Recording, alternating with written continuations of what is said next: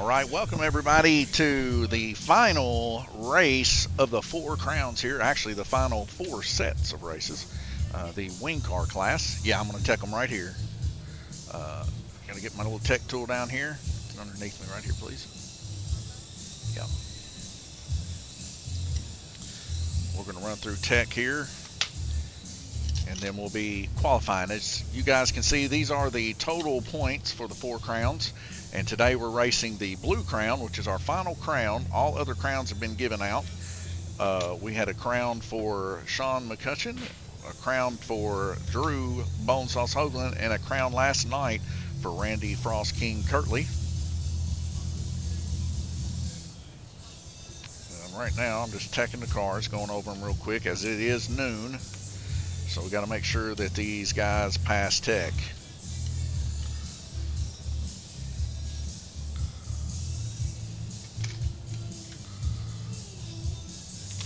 Sure that they got the proper pinion and all that other stuff.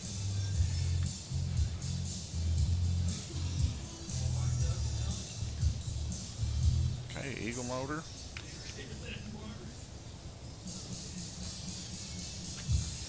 All right, let's move to the next one here. Got 2 passing tech right now.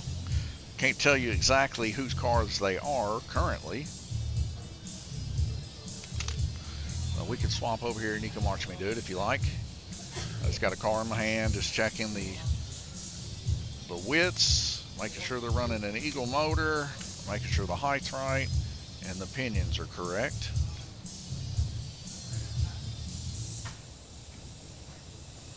Sounds good.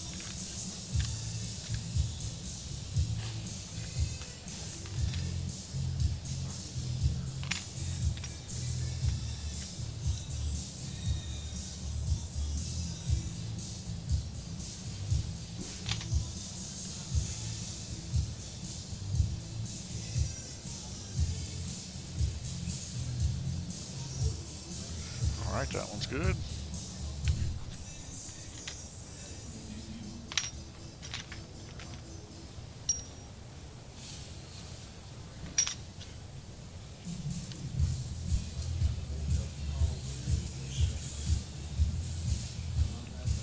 Good. Usually don't have too many problems with guys trying to cheat, so good on that. Now this car here is going to make it through this race, but it's going to need a new set after it. It is barely passing. Brand new motor though.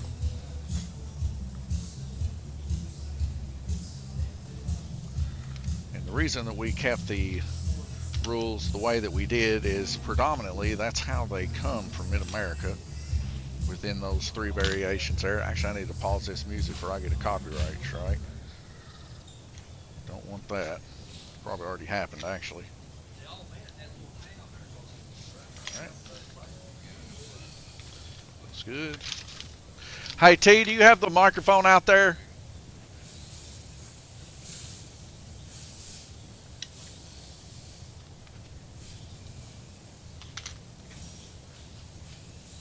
Chat is live, guys. YouTube, Facebook, and Twitch if you want to join in on the conversation. Like I said, we're getting all these cars ready to go.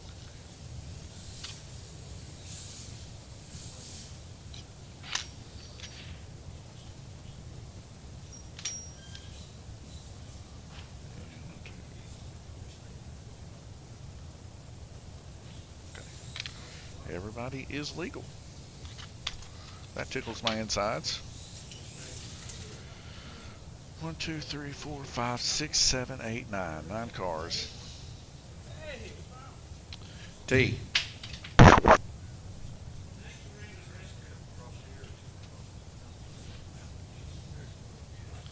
So as soon as she gets back, we'll have the cars lined up on the orange track.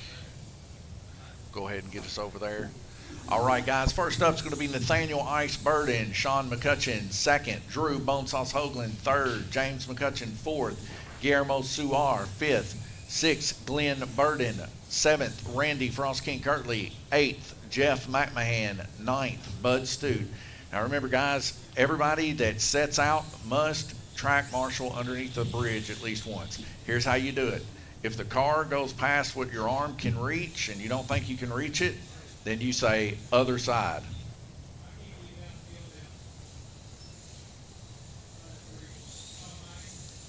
Okay. Unless you're handicapped like Glenn or James. Other than that, help those guys out, okay? Jeff too. So if you're one of those three guys, please help them out.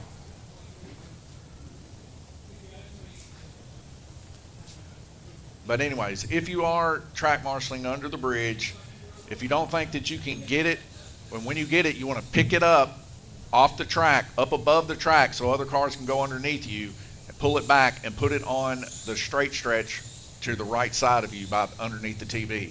Don't try to stick it on underneath the bridge. Other than that, whoever's on the other side of the donut track marshaling, just say on you. That's all you got to do. The buttons will be on for any wrecks or riders on the front stretch, okay? Other than that, let it roll. See. T, whenever you're available, I need you. Huh? Get what? Yeah. Yeah.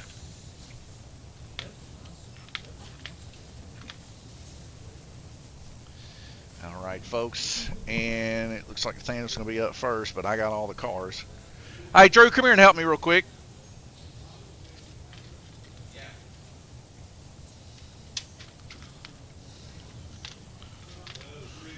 Take these cars.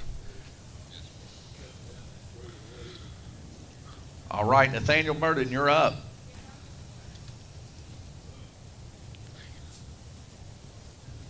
I don't need you now. I got Drew.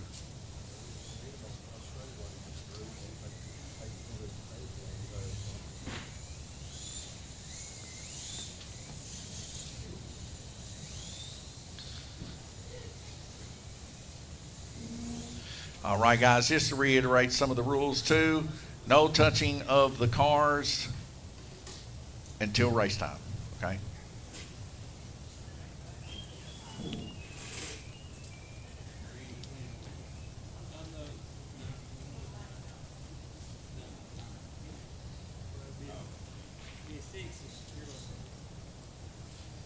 So today we're going to be running 4 races here on the orange track. And all those laps will be added to our total lap counts over here.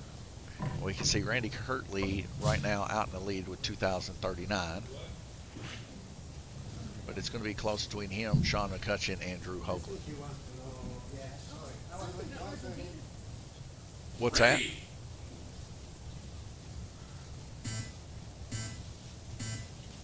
Go. Whatever they are price-wise. I don't know what they are offhand, Sean. So first lap's a 4.129.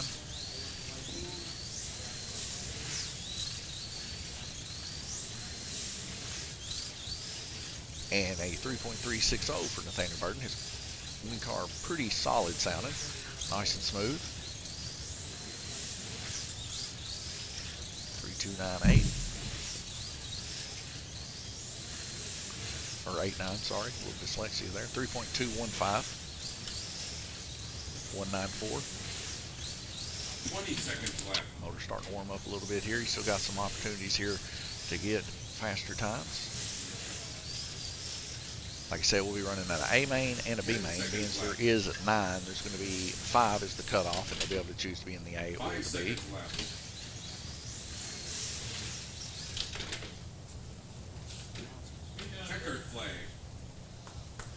3.165, Nathaniel Ice Burden. Next up, Sean Ticka McCutcheon, followed by Drew Bone Sauce Hoagland.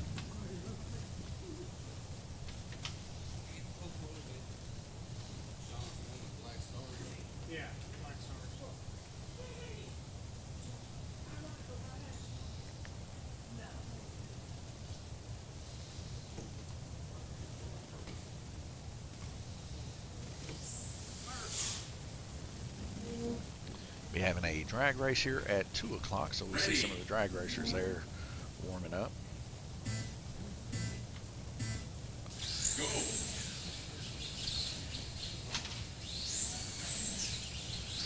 McCutcheon with 3.914, 3.596, 3.401,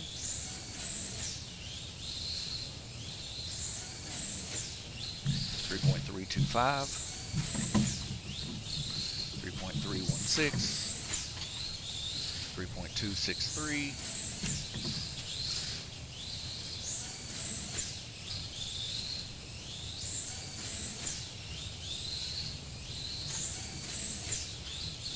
3.254. Ooh, a new time, 3.088. 10 seconds left. 5 seconds left.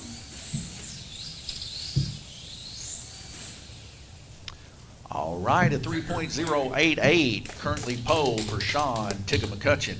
Next up, Drew Bonesauce Hoagland, followed by James McCutcheon. Go, Drew.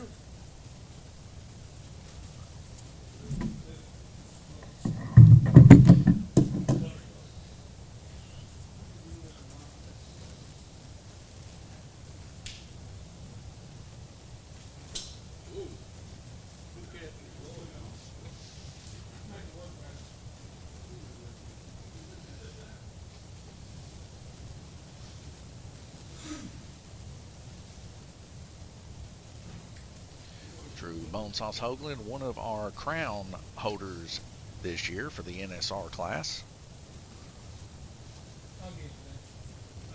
Ready. You want to go here? I'll go. This is our final crown. Guillermo commented last night on Facebook, said he's got to get down here and at least get a crown from Randy. So we'll see if Guillermo will be able to pull it off. 5.705 for Drew. 3.297. 3.241.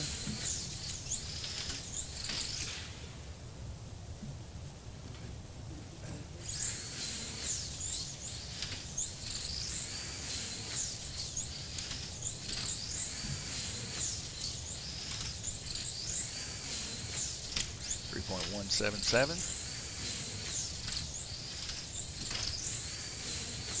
20 seconds left.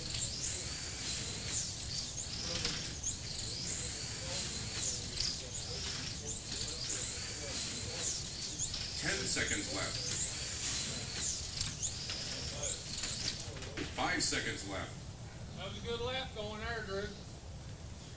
3.177, Drew Bonesauce Hoagland, currently third position. Next up, James McCutcheon, followed by Guillermo Suar. Easy E, what's up, man? Guillermo, how was Hawaii? We're asking Hawaii how it was, and Guillermo's saying, too good.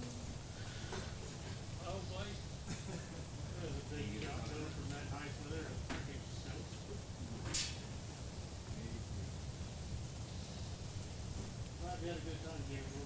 We missed you, but glad you had a good time.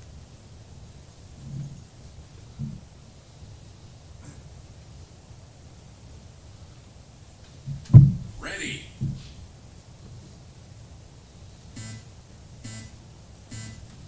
Go.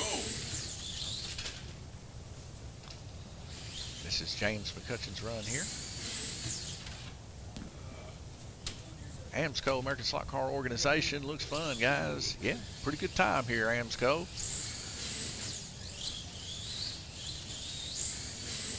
We're pretty excited about starting with some of you guys' rule bases. In our next class, we got quite a bit of NSR racing we're going to be doing on Sunday, so that's going to be pretty fun. And we're going to be going by y'all's rule sets on that, other than our box stock GT3 class. Jeff Adams, Tampa, Florida, checking in. How you doing, Jeff? 20 seconds left. 20 seconds remaining here. 3.470 so far for James McCutcheon. That's currently fourth position for James, unless he can pick it up. 10 seconds left. Ansco says, Donnie, you can call play-by-play so well. Well, I appreciate that. 5 seconds I'll left. do the best I can. Good Lord gave me a very southern drawl for sure, and a very slow talking, but maybe that's for a good thing. All right, 3.470, James McCutcheon. Next up, Guillermo Suar, followed by Glendis Burden. Right now for the runnings, as we go over here and take a quick look here, guys, we can see in the laps, Randy Frost King Kirtley, total laps is 2,039 in the lead. Sean McCutcheon pretty close behind him with 2,003, and then Drew Bonesauce Hoagland with 1967. These are your guys that are going to be running for the King's Crown, and of course here today, our last crown, of course, being the blue crown that we'll be handing out. Getting a picture for these guys. But a 3.088 is the time to beat, and Guillermo Sar very aggressively quick out of the gate with a 2.882. Brad Lynn Hudson, one of our NSR racers here at Lanes Raceway, says, "What's up, and my happy people?" Not much, Brad. Got some new NSR cars in here you're probably going to want to take a look at. But Brad, he is very involved in the NSR racing here. Ended up missing out on the crown, had some issues there where he couldn't make it, but he's here almost every night we run NSR for sure, so that's pretty cool.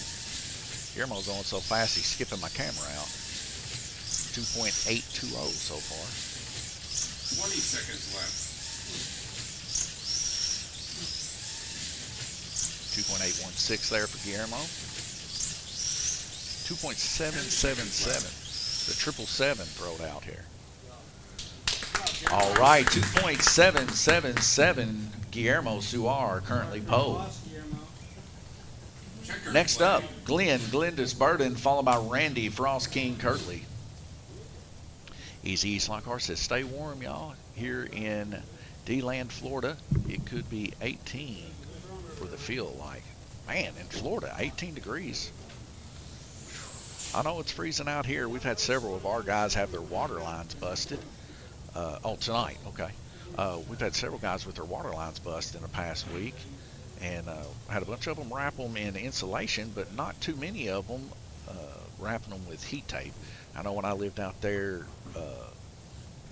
out on the outskirts of Livermore when I was younger, I lived in a trailer, and it was about, I don't know, 16 foot off the dadgum ground. We ended up having to use 2 pieces of underpinning. And all that air going up through there caused mine to freeze one time so bad that it broke the bottom of my shower tub out. And then after that, I put heat tape on it. Never had an issue ever since. And I put the heat tape on it and then wrapped it with house insulation. It worked great. It's only like 5 volts or 5 watts anyway. So Brad Lynn Hudson says, Guillermo's got the secret sauce in that car. You know, Guillermo was very, very strong in this class. This was the one that he ended up winning series-wise and got the big check this previous year. So, yeah, he figured that car out, the Mid-America chassis, and that thing's been screaming ever since. Jeff Adams says, "We're breaking records down here." That's good, you know. 20 seconds left. Right now, Glenn Burden having just a little bit of issues with his car. 3.456 so far with his car. Glenn's been predominantly quick in this class too, and nice and smooth through the S-turns. That's the key on this track, is these S-turns are a lot tighter than a standard orange. As you guys know, this orange here, we call it a tangerine because it's about 16 foot shy of a monarch orange. All right, at 3.342 for Glenn Burden, currently 5th position. Next up, Randy Frost King Kirtley, followed by Jeff McMahon. All right, Randy. And here's another fast racer here. He's been fast all 4 crowns. We've had 2 4 crowns before this one where we crowned a king, and that king has been the same for 2 years in a row. Jay Latham out of Livermore, Kentucky. And this year we're going to see a change in king, and it looks like Randy Frost King Kirtley right now out in the lead lap-wise. He's got a real good opportunity to be king here, and guess what, guys? This is his favorite class, so we'll see how he does. He has been struggling to beat Guillermo, but like I said, Guillermo said he's coming to get in that wing car to see if he can beat Randy Kirtley today. So it'll probably be a battle between these two for sure. So out for the first lap here for the Frost King is a 3.180. Now 3.010. That's going to put him in 2nd position right there. He's going to have a little bit of work he's going to have to do.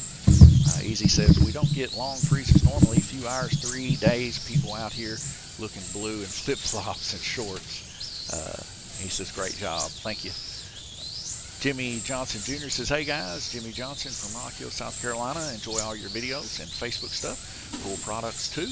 Keep up the great work." Hey, we're going to give it our best. Me and my wife, we 20 seconds left. we work about anywhere from 25 to 30 hours in the shop running races and stuff. And outside of that, you know, it's a 50 to 60-hour work week usually, doing all the shipping and everything between us. But keeps us busy, keeps our hands moving. 5 seconds left. We got a really good opportunity here to get the Blue King done a little bit earlier than we thought. All right, at 2.960 for Randy Frost King Kirtley, currently second position. Next up, Jeff McMahon, followed by Bud Stu.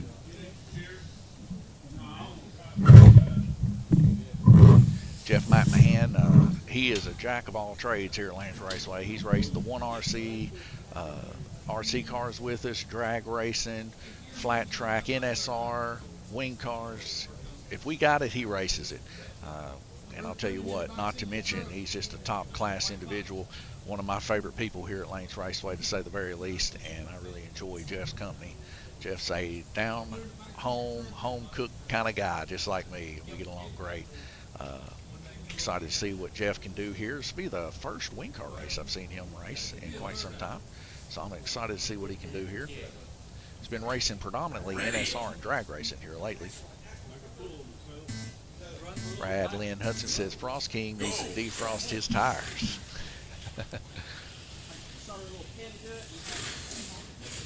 It's like I was telling Guillermo before the race. I said, you know, Frost King's the reason why the weather's so cold right now, because the other week, first week, he made the snowstorm come in. How good he was doing. So, like I said, he's going to be definitely tough to deal with in our final 4 races here for the 4 crowns.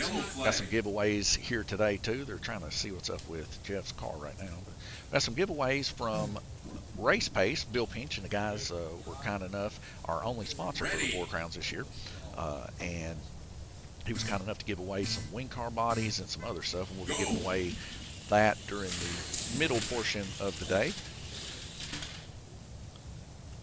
We also got some wire and stuff we're going to give away, some other stuff too. And of course, somebody's going to get that big trophy for being king and wear the crown, which I wish I'd have brought this big old chair I had in. Kind of looks like a king's chair, and set it up on the bleachers for whoever the king's going to be able to sit in. 5 seconds left. Right now, 3.932 for Jeff McMahon. All right, at 3.932 for Jeff McMahon. Next up, Bud Stute. Bud Stute will be our final qualifier here. Now, of course, yesterday I didn't get to do too much commentary as I had to help track marshal the big blue track and the orange track. So I just went ahead and just continued the trend all the way down through the oval race that we had. As we had not as many people for the hard body. So Tim McDonald, awesome. Let's go racing. Thank you, Tim. Racing hard and racing fast. This is our fastest class that we have.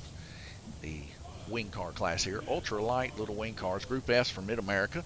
You can check them out on Mid-America Products. I think it's called slotcarproducts.net, if I'm not mistaken. But you can type in Mid-America Products, slot after it in Google, and you'll see it. Just look for the little Scotty dog, and you can get the same cars that are running here. These are right out of the box Mid-America Group F cars with Eagle motors. 3.480 on the track, and I'll tell you what, they're about perfect for this little tiny orange track that we got. About all that you really want for this track, really. We'll get the old Blue King up and running, which I'm super excited about that, as we've been progressing pretty good on it, getting everything grinded down nice and easily. It's a long process because you don't want to gouge the track, and we got about, I'd like to say, 32 more feet worth of getting the glue off, so we're right there at the end, and that's the hard part. Brad Lynn Hudson says, is Paul there? Nope, Paul is not here today. Paul actually pretty good at racing wing cars too.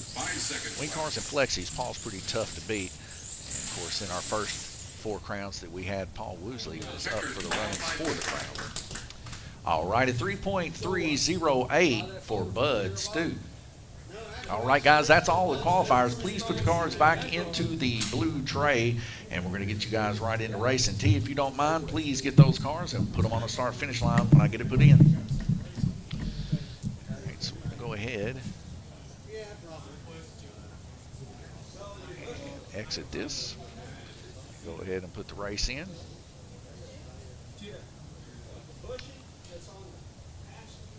Gonna swap this over to Group F wing. That way the times are correct.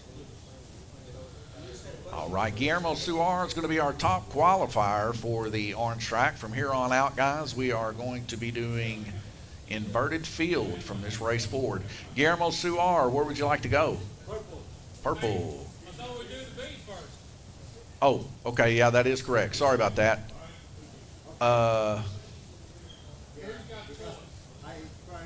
Yeah, Drew, where would you like to go? A? Okay. Bud Stute, where would you like to go? Purple. All right. Glenn Burden, where would you like to go? Black. Yellow. All right. James McCutcheon, where would you like to go? White. All right. And Jeff McMahon, where would you like to go? You're number 3? You got black, blue, orange. Black. Okay.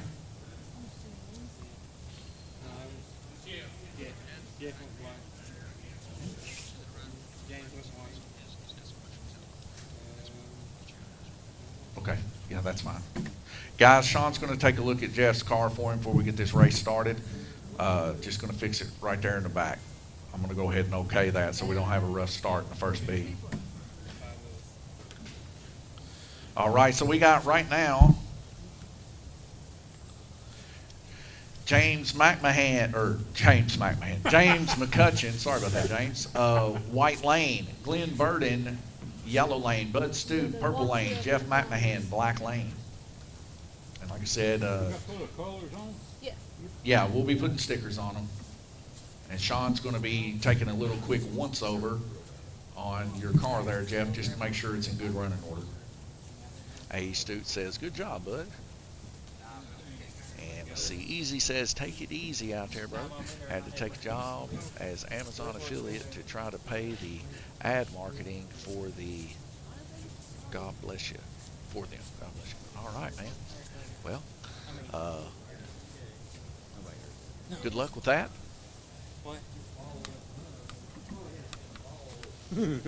Hey, T, if you don't mind, could you bring me a water, please?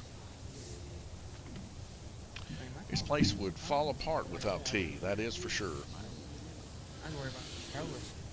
See her, she's running around everywhere. Let's see if we can get a good look at her. Talk to you later, proud of you, dude. Yep. Thank you, Easy. See you later, man. All right, let's see. See T up there, and then by Sean trying to get Jeff's car. She's there hanging out with Sean right now. Anywho, guys, like I said, these are the current laps before we start this race. Now, after this race, everybody that's in this race, even including Jeff, will get points added. Now, we see Jeff here with 138. He's up right now fixing to get his car put out there after qualifying. And he's at 138. He got those 138 laps running the NSR with us. So he's going to have a little bit more here in the wing car to add to his laps. And everybody that was in any of our series this year is eligible to get one of our Lanes Raceway 4 Crown t-shirts, which I will be making those orders up and getting those out after the races and stuff tonight, because we'll know who the king is. So anyways, chat is live, YouTube, Facebook, and Twitch. You want to come in and join the conversation. This chat is always scrolling through with everybody that gets on and joins us. And you don't always have to talk to me. You can talk to pretty much anybody you want to. But I will read every one of the chats that pop up. And don't forget, guys, too, we do have subscriptions for those that want to help Lanes Raceway out and our racers. It's $1 a month, and I think there's a deal going on right now that it actually makes it half off if I'm not mistaken. I don't control everything on Facebook, so descriptions are pretty good. I do make subscriber-only videos, which normal people won't be able to view unless they're a subscriber, and they get discounts and special abilities both in the shop and online. So you'll definitely want to check that out and become a member with us here, as we probably have one of the best member programs of all internet, I have a feeling. And then, like I said, lots of early videos and some videos that other people just don't get. It's a pretty good little deal, and it's a way to just to say thank you to all those that subscribe to us. It helps us out a lot. You guys are looking pretty intently over there on the donut portion of the orange track here. Andrew Dewar says, hello from Australia. Hello, Andrew. In Australia, the slot car scene is very popular, and in European nations, very popular too. Been having somewhat of a downsurgence in the U.S., but you know what? With people like Ron Hirschman and the guys up there at Mid-America, Roger Smith and them, and then Alan Ingram and the guys down south doing Flexi Challenge Series, a bunch of series popping up in the U.S. It's getting guys really excited again for slot car racing. A lot of tracks have called me and asked me information on how to help them with their tracks. I've had at least 3 or 4 people just in the past week saying, hey, I've had this track for years. I'm going to fire this thing back up, and I'm super pumped about it. Because, the more racetracks we have, the more competitions we can have against each other, and then the whole atmosphere itself gets a whole lot better. What's wrong?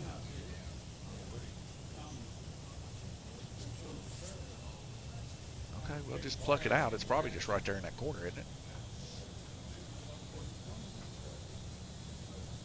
Okay. Well, I didn't clean that. The kiddos did.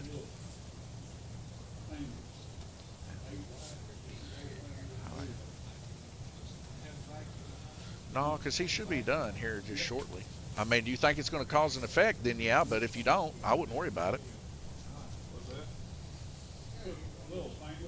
But yeah, that was Randy Frost King Kirtley coming over here saying there's a little bit of cotton from the cleaning process in the track. So we use Eagle 1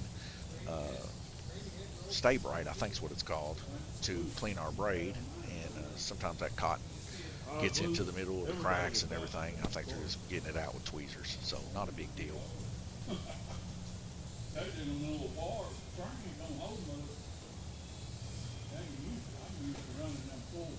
But other than that, I believe the kiddos did an exceptional job cleaning the track. All I did was spray glue it. I'm thankful for those kids to come in here and break their backs versus me cleaning the track. I had seen on the internet that a lot of people use Swiffer pads and the big old Swiffer broom things. I'm going to try that out next time we clean and give that a go for its money to save the old back. And I'm hoping that works really good. Had several people say that it does work good, so I'm super pumped about that. And I'm going to try that next time we clean it. Now, of course, we ain't going to have to clean these things for another 2.5 months, so that's not going to be that big of a deal. But anywho, I'm excited about it whenever it comes. We just got done cleaning the oval literally 2 days ago. We've been pretty backed up with orders and custom stuff and everything that's been getting shipped out of here at Lance Raceway. Kind of put us a little bit behind, but you can only go as much as you can go, and then you just get busted tired. And you're just like, man, I got to call a day. Got to keep the brain sane. Anything to keep from burning out. If you're doing something for a long time, it's not good to keep day in and day out pushing yourself to the limit, because then you get burnt out, and then a lot of places will shut down over stress. Neverdole, yeah, that's it, Jeff. You got it. And the stuff works great. I love the Neverdole. You get it. It doesn't have a whole lot of chemical in it, and it doesn't seep down into the braid and unloosen that glue, because we all know that Wellwood glue is not the same Wellwood glue that when I was a kid. I remember whenever I was a kid, it was yellow as that yellow lane that Glenn's on right now. When you would dump it out, it was opaque. Now you get it, it's like thin and almost like a clear yellow, and it don't hold as good, which is disappointing. I think that's why a lot of the guys have swapped over and started using 3M tape. Now that stuff's good too, but if you get it soaked up with Coleman fuel or naphtha and stuff too, it starts working the braids loose. And it's just best if you just get the dirt off and not soak it with a big bunch of stuff, anything for that matter. That way it's always gripping and biting. Sean, what's the ETA on that car? All right. So about 3 minutes, he's saying, and we'll be green racing. They're trying to fix Jeff McMahon's car. Evidently, the pillows on his wing car were busted out. It's causing vibration. Nobody wants to run a race with somebody having a messed up car. So this race here should go pretty quick on the orange track. We don't usually have a whole lot of issues with the wing car class. So these 4 to 8 races, depending on how many people we got, should go pretty quick. We'll probably be done before 7 o'clock today. Here's Michael Jordan. Hello from South Africa. Hello, South Africa. Beautiful place. Hope everything's going well with you there.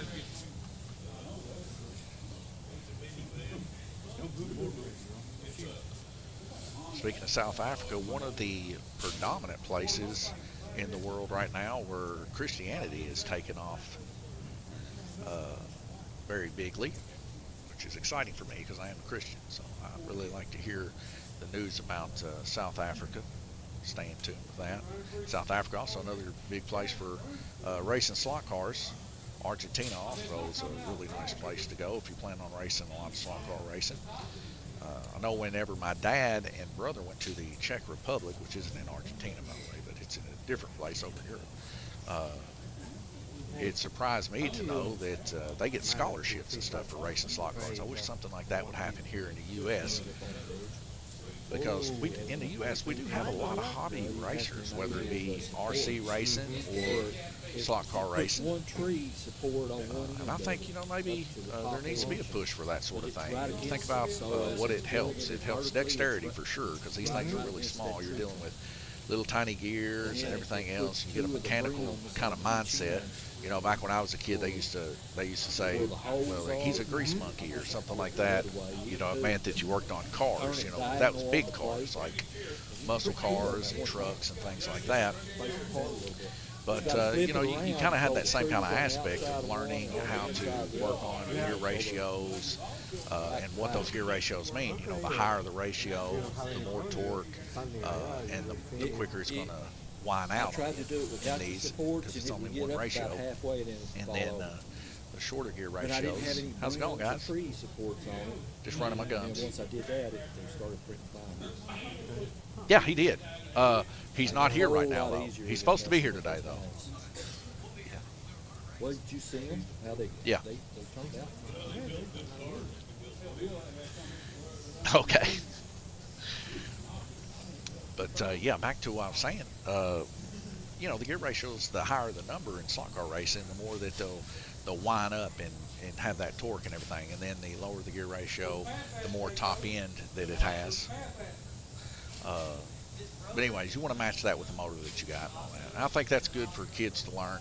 Not to mention, you be in high school, like let's say an ag class, which that's the way it is here in the States. We call it ag class, agricultural class and stuff like that. It's when we got to tinker around and mess with stuff and build stuff. I think it would be perfect for that class. It teaches you how to paint a car if you wanted to go into body work or something like that. You could get the car clear, you could get the hard body, you could build a drag car. That'd be perfect. Build you a drag car for stock car racing, and make you be more precise with the stuff that you do. I don't know how about going about making something like that happen, but I might talk to a few of my friends and stuff that I know that are in the school and field and see if maybe there's something that we could possibly do to get something like that going on, at least in our county. Maybe have a scholarship where it's all said and done. I wouldn't mind putting a little bit of money up for a kid that'd be really interested in learning how to work on their skills both behind the slot car controller and the tinkering side of things, trying to make their car faster and everything. I've talked to James McCutcheon several times about this, and down in Texas when they had their track, they had a kids program where they taught them and everything too, and it's cool to hear James and some of his stories that he would talk about how that those kids ended up growing up and they got influence from racing slot cars to become electrical engineers and civil engineers and all kinds of things just from racing slot cars. So it's really a good hobby to get into, and it's not necessarily easy. I'm not going to sit here and say that it is, but that's part of the drive. That's part of the passion that keeps you going. I've been doing it for 35 years racing myself. Now, just in the past 3 years have I stopped really racing and tinkering with my own cars and trying different things. And the only reason I really done that was just simply because I opened up Lanes Raceway. So I still get to go race. I race down there with Alan Ingram at the Raceway there in Cleveland. When I get a chance to take off here and we shut down Lanes Raceway, go down there and run the Flexi Challenge with those guys. And they got a nice flat track down there. We like hanging out with those guys. Shane White, he's got some checks he needs to cash with Gabriel Livermore, Lightning Kirtley for sure. And Richie Austin and Chris Barnes, all those guys. Really love hanging out with those guys. So, it is a little bit farther of a drive. Wouldn't be bad if there was a track in between us that would link Cleveland, us, and them. That would be pretty cool. Have a little series or something like that possibly go on. But I'm always open for that kind of stuff. I just love running events. It brings families together, brings community together, and have a good time. Okay. What's that? Hey, Sean, we need to get that thing up on that track, man. It doesn't have to be perfect. Just get that baby rolling.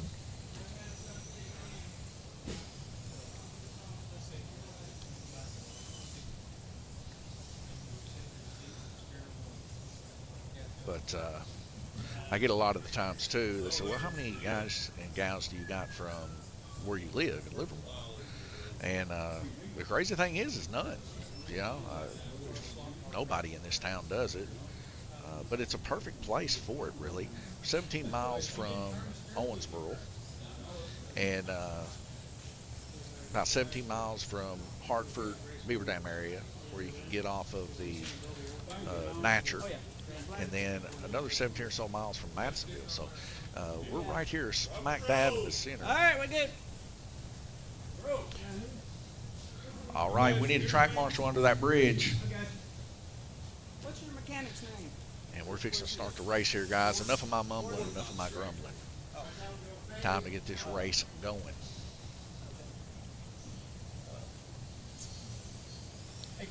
Guillermo, we know that Sean likes to take slot cars to the face. He loves that spot.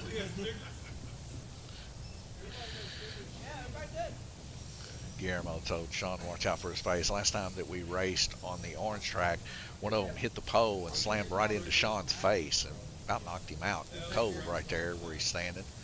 That's why you always see me whenever I track marshal. I keep my jaw below that wood and my head below the top part. Ready. And here we go, guys. The guys are ready. We got cars ready to go. B-Main live.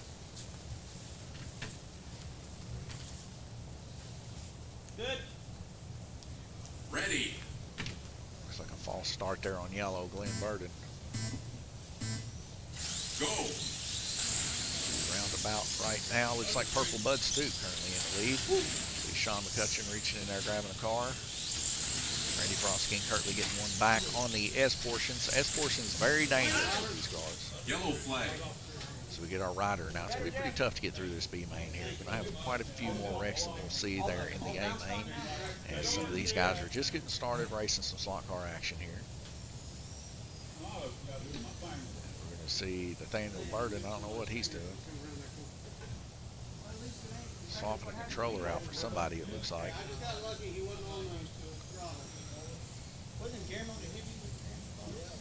Yeah, right side of the head. Right now we got Bud Stute, James McCutcheon, and Jeff McMahon all on the lead lap. And it looks like the best lap time so far is a 3.714. Currently in our first heat, first race of the day.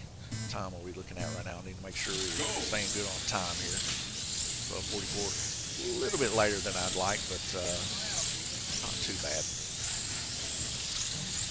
Let's do that 3.714. Very impressive so far there on Purple Lane.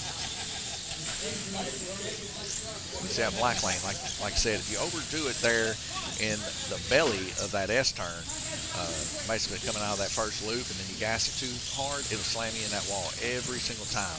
You almost got to kind of just like featherly milk that controller to get through that S turn.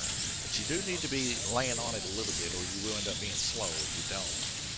But it's definitely a rhythm thing that you just, sometimes it takes months to learn that rhythm. But once you learn it, you'll be extremely fast. I know the one person I know that learned it the quickest was actually Tom Payton when we first opened. It took him about 2.5, 3 weeks to learn the rhythm of it. And then, of course, he got progressively better and better in this class. Milton Gamble actually helped him build a couple cars and get up there running with the guys. And it came down to our first Group F wing car challenge that we had. And it was between him and Randy Kirtley. They had a face-off because they were tied in points. Both of them technically undefeated if you get right down to it. The first 4 races, we seen Tom took it, and then the last 4 races, Randy took it, and we just had a race-off. Now, under normal racing circumstances and from here on out at Raceway, what we end up doing is I hit it, my man. the way that it is on the last race is who the winner is going to be. Whoever's in front of who.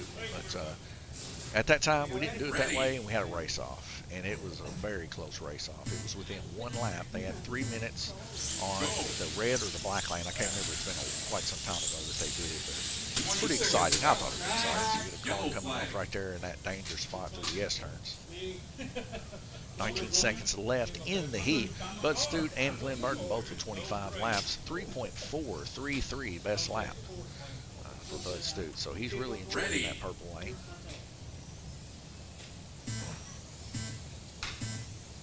Go. Yellow flag.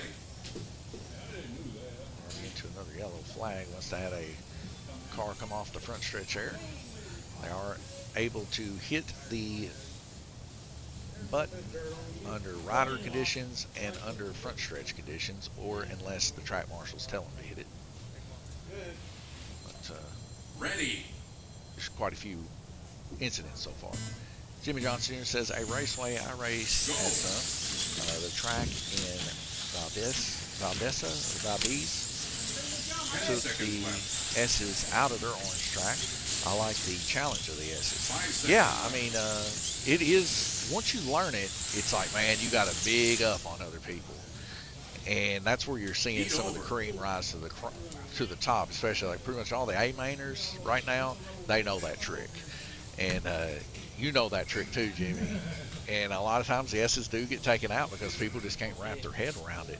It's just like that, you know. That's the rhythm. But I mean, explaining that in practice is a whole lot harder, you know. It's all about how you start the S's, and I believe you actually start the S's on the top side of the donut. You got to actually kind of, instead of being in the trigger coming around the donut, you got to kind of just back off just a hair to let the chassis lay back down a little bit and set it up for the S's. And if you do that, you can be really quick through the S's. But if you just stay in the power, which the majority of people do, then that's what ends up causing a lot of that slapping back and forth in the rear end, and it's tough to control. So, like I said, it's a rhythm thing. You know that, Jimmy.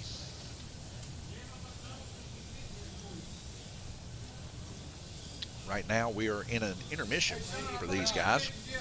We'll go over here real quick and take a look at the laps. We can see Glenn Burton right now going to add 30 laps to his. So Glenn Burton right now with 1585 will be able to get 30 more laps there, and he's currently in the lead. So we take a look over here at the right display. Glenn Burton with 30 laps, 29 for Bud Stute, 27 for James McCutcheon, and 22 for Jeff McMahon. That fishtail is no good, Jimmy. That is true. The fishtail and the vibration in the car. So that's the biggest issue that some of the better racers have, is that donut is so tight, being that, like I said, they're 16 foot out of this track. So a lot of the corners are a whole lot tighter because of that, unlike a regular orange. And that also makes our bank a whole lot steeper. So just to make it work. Now, Randy Frostking Kirtley built this track in 2001. We helped him, of course, as a family, but he was the main mastermind behind it. And we had to end up cutting slits in the inside of that donut because you couldn't bend wood around that tight. And that right there causes some of the better racers to have a big issue with this track. And what that issue is the wing cars like to chatter going around that donut because it's so tight. And very few people can figure it out with these Mid-America chassis, how to keep their tires from chattering. And it's such a loss of time doing that. Bob Carby or Serby says hello. Hello, Bob.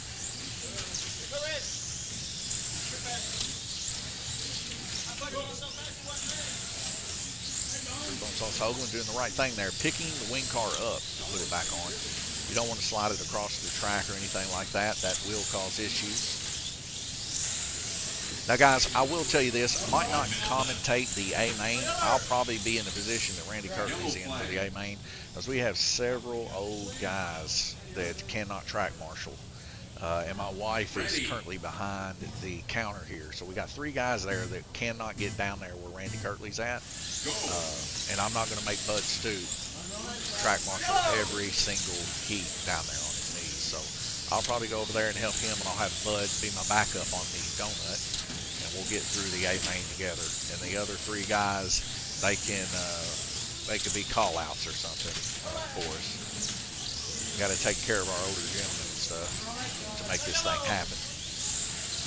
But it looks like they're getting somewhat of a good rhythm going on here. Now the time's 3.552 for Bud Stu, still running those faster lap times than everybody else. His total last 53, so over push it just a hair there with the yellow flag of the car coming off on the front stretch. Ready. See them back up and going. Jeff McMahon and James McCutcheon tied for 21 laps right now. Jeff just coming across the line there, so pretty good little battle between those two. So you see another car slapped right there off of yellow lane. That'd be Jeff McMahon going through the S's. 2 of them caught up there. A little tag team action between Sean McCutcheon and Drew Bonesauce Hoagland there. Get those cars back on. 5 seconds. Hitting the 60 lap mark now, Glenn Burden. Glenn Burden suffering an injury earlier on this year. He's been repairing the old body for the past about 3 or 4 months now. And since then, we've seen a little bit of slack down on Glenn's racing skill, but that's to be expected when you can't be here practicing. So we're seeing him drop here to the B main. We usually see Glenn in the A main. It's different seeing him in the B all the time. But anyways, fastest lap that time was a 3.373 for Bud Stu. Bud Stu really increasing on his skill level here. And like I said, inverted field's what's going to take place for the next race. We'll have that one qualifier. That qualifier, Guillermo Suar, is going to take top qualifier for this crown. And a very, very big, outstanding lead when it comes to those times in his qualifier. So if all things go well for Guillermo Suar, he's probably going to end up getting the blue crown. Speaking of the blue crown, now that we're in intermission here, that is what they're racing today. The blue crown, also known as the Group F wing car this year. And that was selected during our spring series.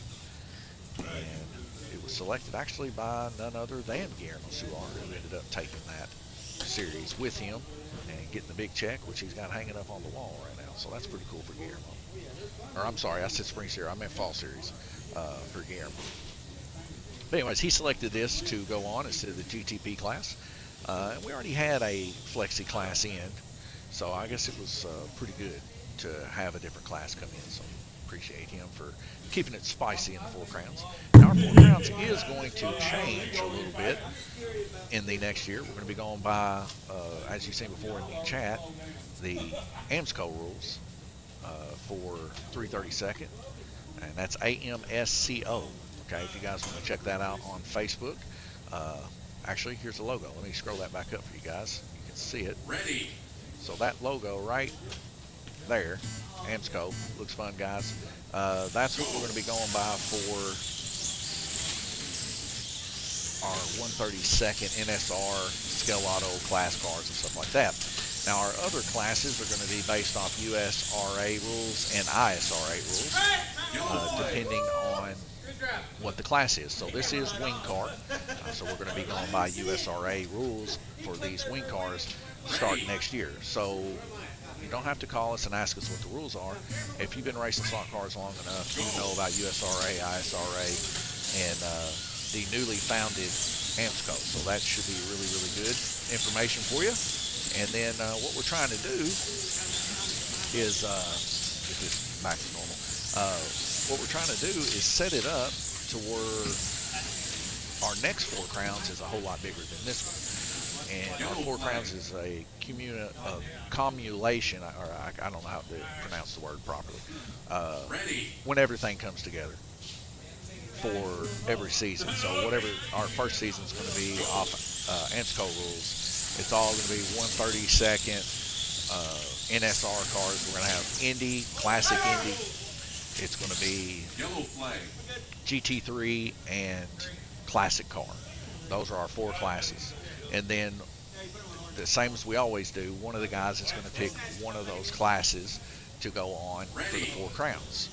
So our winter series is going to be an AMSCO type class. Okay. So let's say that Bone Sauce Hogan, who's probably predominantly the best NSR racer there is right now here at Lance Raceway, he's probably going to select GT3 because that's his fastest car if he wins it. So he'll say, I want GT3 stock class to be in the rules. So then we'll go to AMSCO rules and we'll see what that is, and those will be the rules we go by. So that'll go on to the Four Crowns, and that will be our Purple Crowns for next year. And then after spring series is over, which we Yellow flag.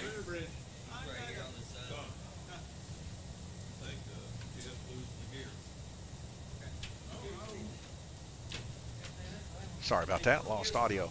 But after we do 2.5 months of that series, and the guys get a shirt, somebody gets a check for the winter series, then we move on into the spring series. And we have got it for the spring series. I'm trying to think. To match it up. Oh, the spring series is going to be DTM, LMP, and GTP. And that is because the Flexi Challenge Series, Alan Ingram and the guys from the Raceway are going to be coming up. And we're going to stick to those rule sets, I believe. Now, don't hold me to it just yet. There's still talks to be had about that. But if they do change, it'll be changed to USRA Flexi rules, okay? So either way, you can get those rules readily available at any time. And then, of course, our fall series is going to be our wing car class, which is what you're seeing now. And we're probably going to run Group 12, Group 20, and Group F, okay? And then, of course, Group F will be ran on the orange track like you're seeing now. Group 20 and Group 12 will be ran on our Blue King when we get it finished. And that will be USRA rules. And then our final class is going to be some ISRA brushless class rule. And we'll probably be running multiple classes of brushless, whether it be 4,300, 6,500, and or above, unlimited. And that is to get ready for the Worlds in Finland. So we're going to have the NSR motors and stuff like that for that, because I think Randy and Gabriel and possibly myself right now are all planning on heading to Finland to get in the production class. So we're going to get that all set up, and that'll be ISRA rules, of course. So if any of that stuff interests you, that's the upcoming year here at Lanes Raceway. And hopefully with that being the case, it won't be as hard to get sponsorship for the guys, because I like to pay them in cash. This year was the first year that we was unable to pay any of the guys cash. I paid them $1,000 in track buds, and that's it. You know, it's or not even that, 500, because it was 100 per crown and 100 for the King's Crown.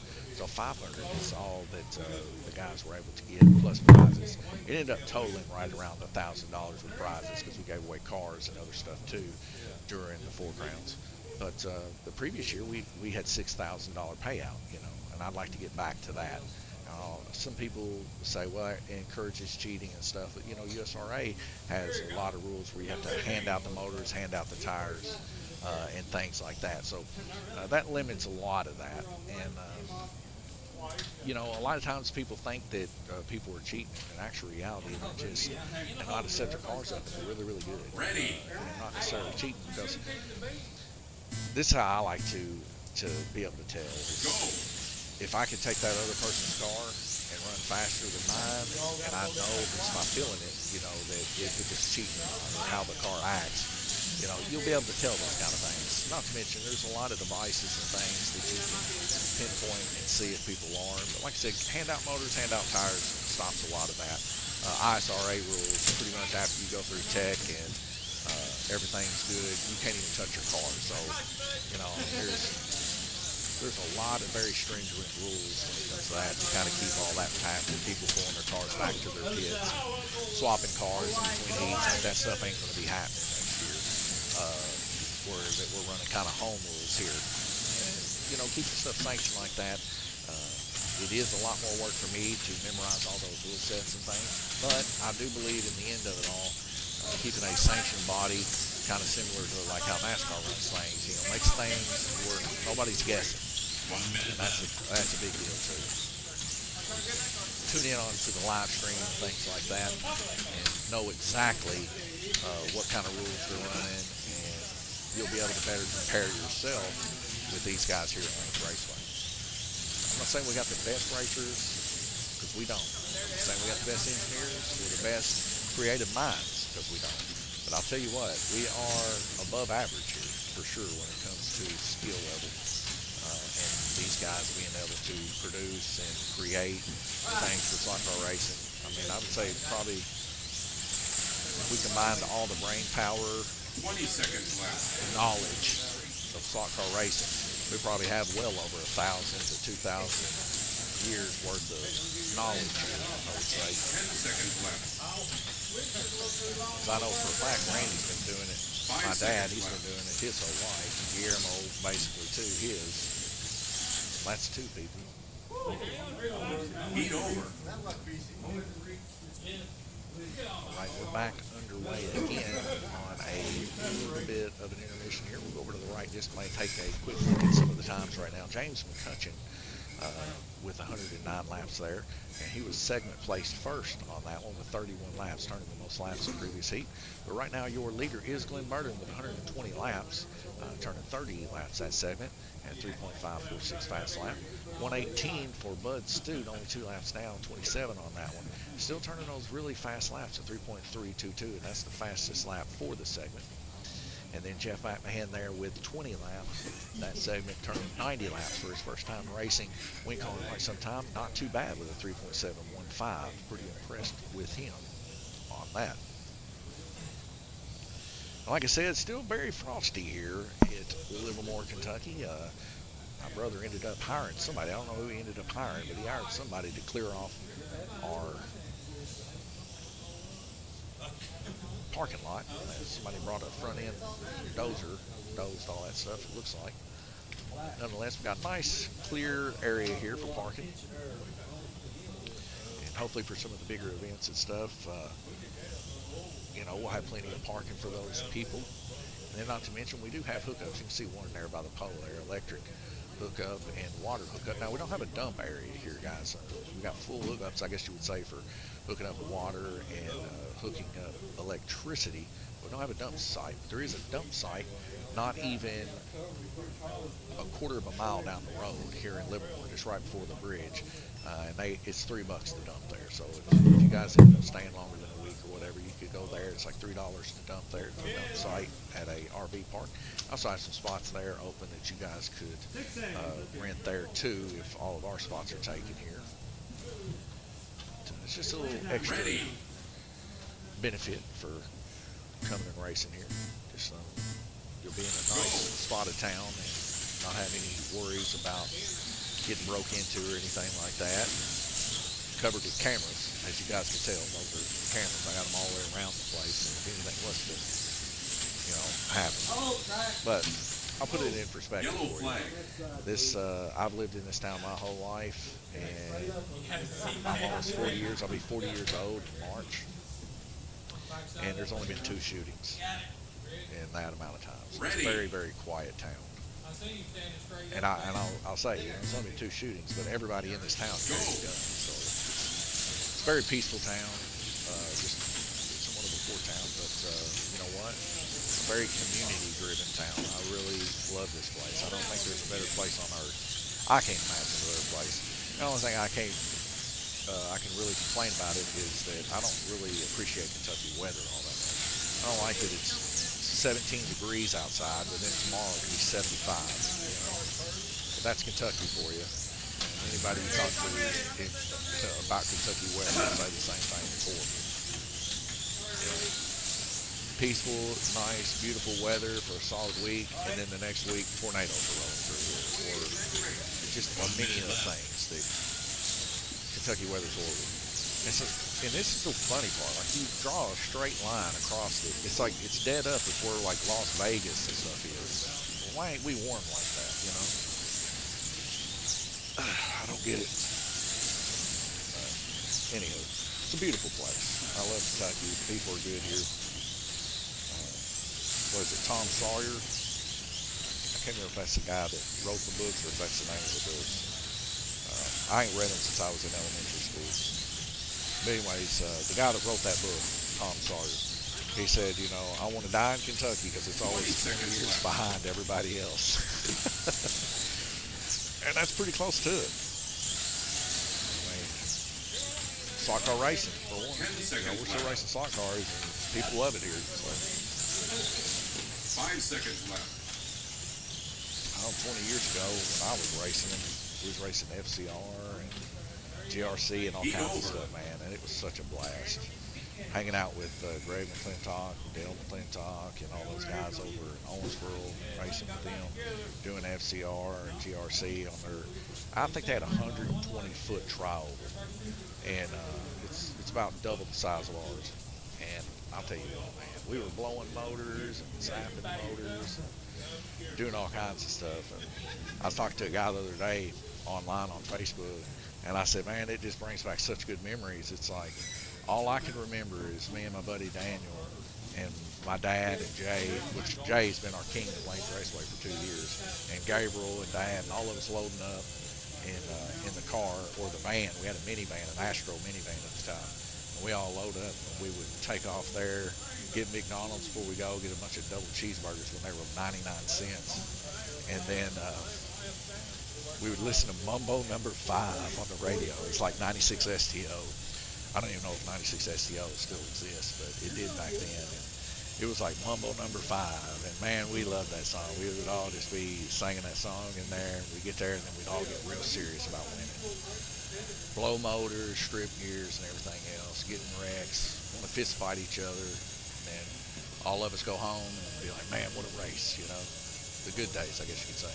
Danny Saunders says, is there a specific controller everyone uses, like better for this group? So, I think this is pretty much everywhere. The Falco 280 is probably the go-to, most reliable controller, easy to get parts in the U.S. That we go to. And, you know, if I need a 280, 281, I ain't got to wait long. I'm not saying they don't sell out, because they do, because they're very popular controllers. But I would say the Falco is probably the go-to for most people. We do have a few people that run car steam controllers. Now, they're a little bit tougher to fix when you're blowing up. Ready. And it's not an easy or a hard thing to do. Your eyes get confused, and you hook black to white or white to black or red or whatever, and you just hook them up wrong and you blow them. The pots get blowed in them. But like car steams and stuff, you got to send them off. I think it's like Sweden or something to get them fixed. Whereas like the Falcos, you can send them off to the U.S. Third Eyes, you can send them off to the U.S.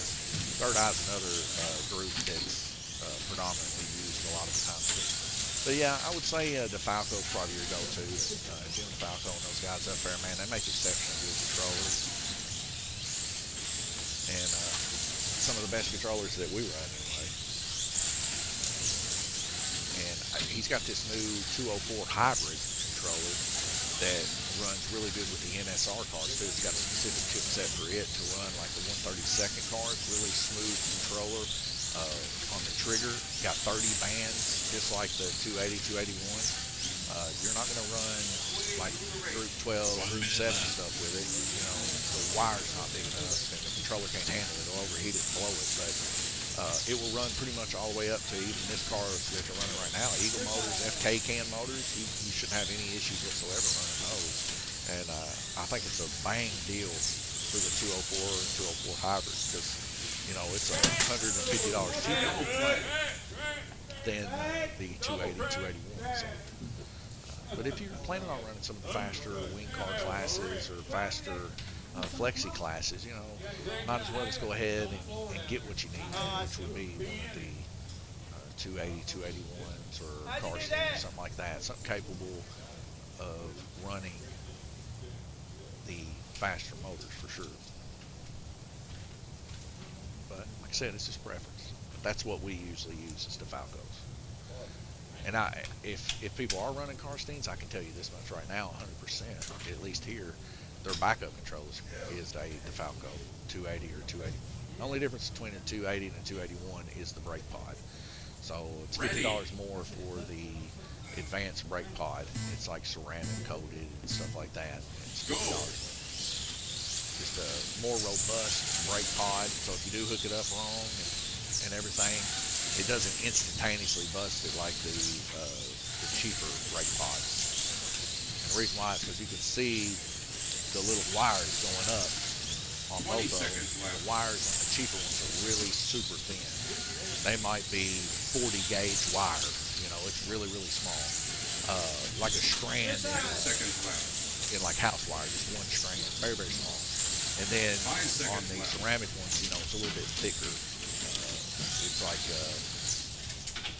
I don't know, like 24 gauge or something. Cat 6 cable thickness, you know. And it's able to take a little bit more heat before it pops. So we do have breakers on the tracks. But like I said, it's one of the things. It's going to go to the least path of resistance, and it's going to pop it. So here we are, next segment, 7 of 8. Right now, Glenn Burton's still in the lead, 185 total laps, 173 for Bud Stute, 166 for James McCutcheon, and 134 for Jeff McMahon. And over to the right display, we can see the best lap time turn was a 3.355 fast lap time yet again. It's been a battle between Glenn and Bud Stute for those fast lap times, and Glenn was able to pull it off there with a 3.355. Best median time, 3.494. Glenn out in front of the crew on that one, as he is about 3/10 faster than everybody else. And that's big. 3/10 on the orange track is pretty big. Like I said, we usually see Glenn in the A main. Not necessarily up front in the A main, but we usually always see Glenn in the A main. Don't forget, guys, chat is live, YouTube, Facebook, and Twitch. If you guys want to get in and join in on the conversation, we'll be here racing all day long, probably 5 or 6 hours worth of racing. So if you guys want to check in and then, you know, eat you some chips and snacks and drinks and foods and all that stuff, and then check out a little bit during noon and take a nap, I understand. It happens every week. We also have our total laps here, our 4 crown totals. Randy Kirtley currently in the lead with 2,039. And he is, 36 laps up on Sean McCutcheon going into our final 4 races here. We're excited about that. NSR Blue Crown is what they're racing for today, and that is our final crown. So we'll be giving away 2 crowns tonight. I'm pretty excited about that. We're going to be having the Blue Crown for the wing car and also the King Crown. And we're going to get his glamour shots, I guess you would say, to get ready to post him up on the wall for a year. And we'll be taking our old king down, which is Jay Latham, and rolling his poster up, sending it to him. Last year he got his. He said he's going to put it above his bed. I don't know if he ever did or not, but that is quite hilarious in my book. But he'll get a new and improved 1-year-old photo from last year to do that. So we'll see.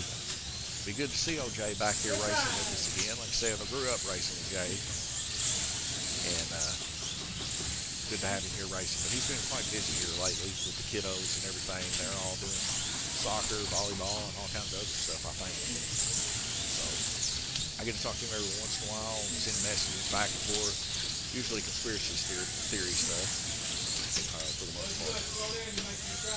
But I got things in common with a lot of people. That's just some of it. With Jay, we get along quite well when it comes to that kind of stuff. Whether it's true or not, at the very least, it's very interesting to think about. I wouldn't put it past many things. We'll have those. It's like the memes are always talking about Thanksgiving and Christmas. It's like, I will not talk about conspiracy theories. Everybody does.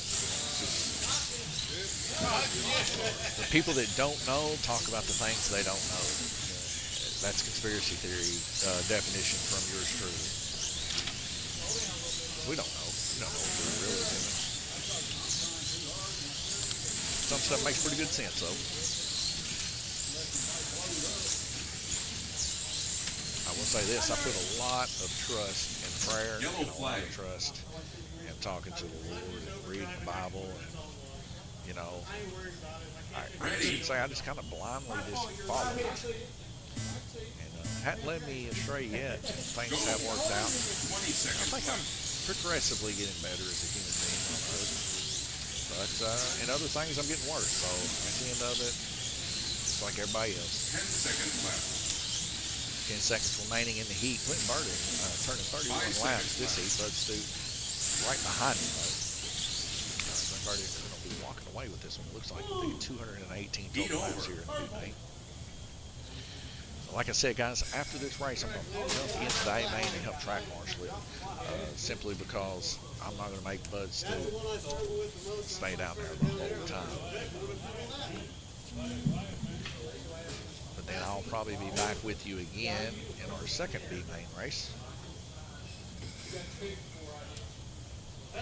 Unless we get some people wanting to volunteer to track marshal that are a little bitty kids and very limber and they can get under there and do that. But then I wouldn't really trust them about getting cars put back on in a timely fashion. You know, that's one of my pet peeves. Like, I don't like it when people don't get cars put back on in a good, timely fashion. Because I don't want the reason for somebody to lose to be because something that was out of their control. So, well, they should have never wrecked. You know, I hear that a lot. But, you know, none of us are perfect. Everybody wrecks. Hello, T. All right, segment 8-8. So what I'm going to do is I'm going to track marshal the A main next one because I'm not going to make Bud be the only person to have to crouch down the whole race because the rest of those guys can't even track marshal. You know, you'll help me and Bud. We'll put Bud on the horseshoe and then you stay on the donut. That way I can yell to you on you. Okay, because me and you work well together. We'll get it done. But I don't want these guys in the A main to lose the race because the older guys can't get to it. So we'll put the older guys to, if somebody comes off on the front stretch, well, I can have Jeff right past the horseshoe just sitting there waiting to put a car on if he has to, which most of the time the racer will do it, so he won't have to. And then we'll put, let's say, Glenn in the high banks where he can sit there and then get the tires up for him if they need to. Ready. And then James, he can do the same thing with Glenn. And we'll have it set up where there are no issues. Go. All right, guys. Yellow flag. Final heat here. I'll get you, Glenn. And it looks like Glenn Burden, like I said, several laps up on Bud Stute. Is it impossible for him to win? Probably will be when it hits that 60-second marker. But not impossible right now. But if Glenn Burden loses his car, Ready.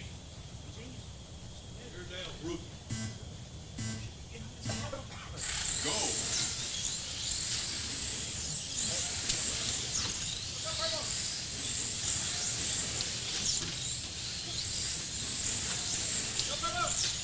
Discussion, put cars on coming out of the bridge there. But really not too bad of a B main here. I was expecting a Yellow lot flag. worse, but with a yellow flag there. Now that was a car past the horseshoe there. Technically, that's legal to do. Ready. So that's considered the front stretch. Go.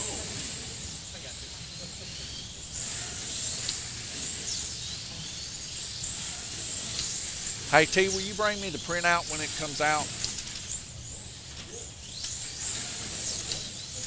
So before we start the A main, I want to make sure I got the printout up here for the B main.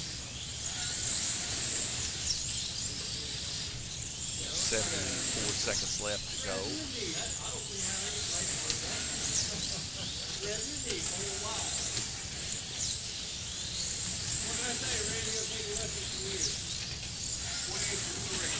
One minute left. A little bit of that too. But Stu's still turning those very fast times. 10 laps down from Glenn Burton right now. I don't think he's going to be able to make it though. He's just not going to have enough time, folks.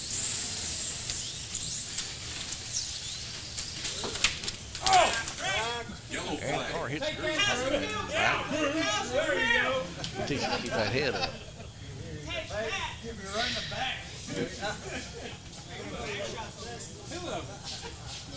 Ready. I'm going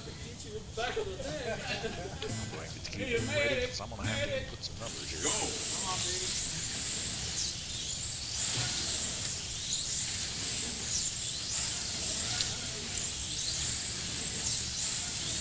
20 seconds left.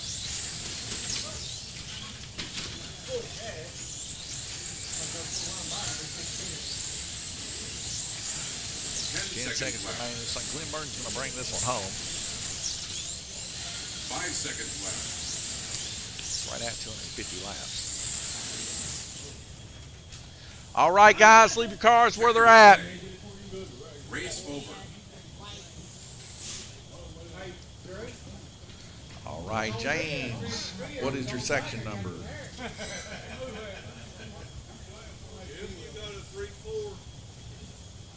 Hey, how many laps did Jeff turn? 26.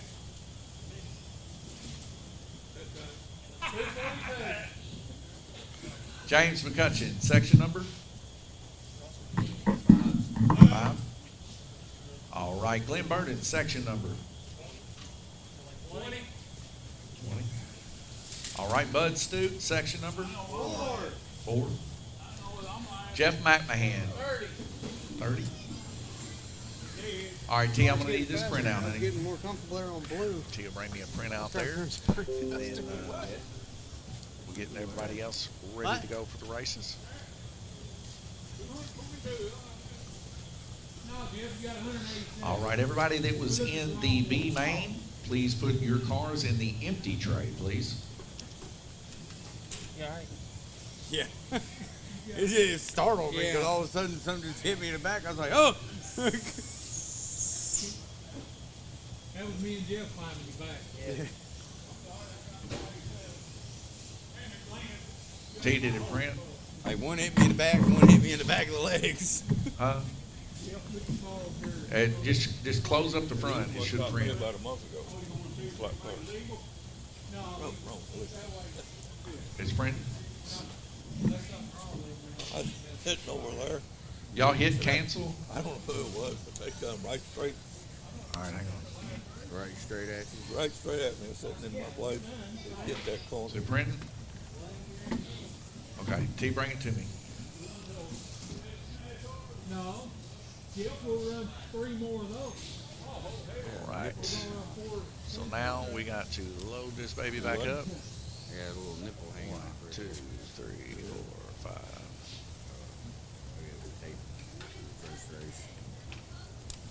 Glenn, Bud, James, please get your pictures with T. All right, Guillermo Suar, where would you like to go? Purple. Purple. I used to have a stapler. Put a little bitty stapler in. Randy Frost King Turtley, where would you like to go? Wouldn't have to tape.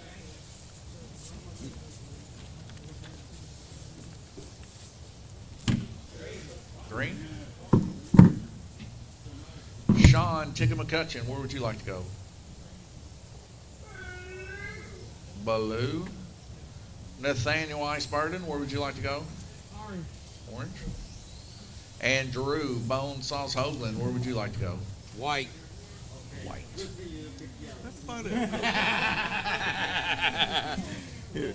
Guillermo got nervous. All right, guys, I'm going to be track Come over here marshaling by under the me. bridge for this, and I think T's going to help me on the other. Glenn, if you and James don't mind getting the high banks in case they come off there and getting them straightened up, that'd be great. Jeff, if you wouldn't mind standing over by the red lane and putting the cars on the front stretch when they come off on a button press. All right, and Bud, you'll just take the horseshoe, okay? Oh. Yeah, you get pictures taken right in there. All right, I'll be down there in just a sec. All right, guys. So that's it for the B main. I'm going to get down there and get ready with these other guys here. Got our final results here. 248 for Glenn, 238 for Bud Stu, 222 for James McCutcheon, and 187 for Jeff McMahon for our first race B main. And I'm going to set this to the side. I'm going to shut my mic off. You guys got the mic out there, I believe. Let me just make 100% sure. Y'all can still hear the track. Yep, it's good. And I'll be back with you guys probably after the race. So I'll see you guys soon.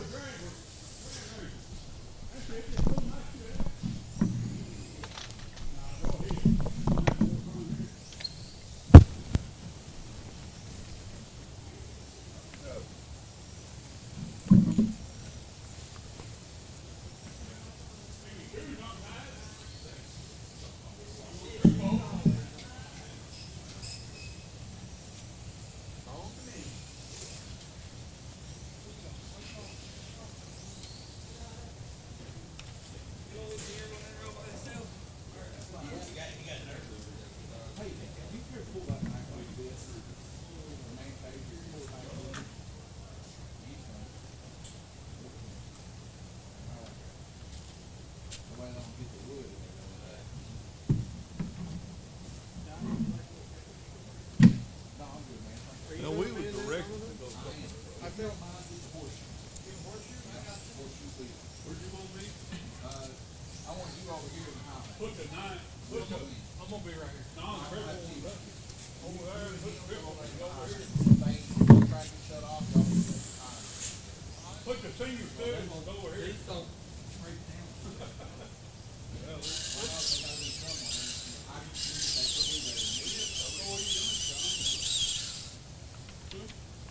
We're just trying to help see this happen. Pulling that motor down. Guillermo's all by himself. For now. Not for real. I think people might win him. Unintentionally. Thank you guys. Y'all be careful on the way home. Come back.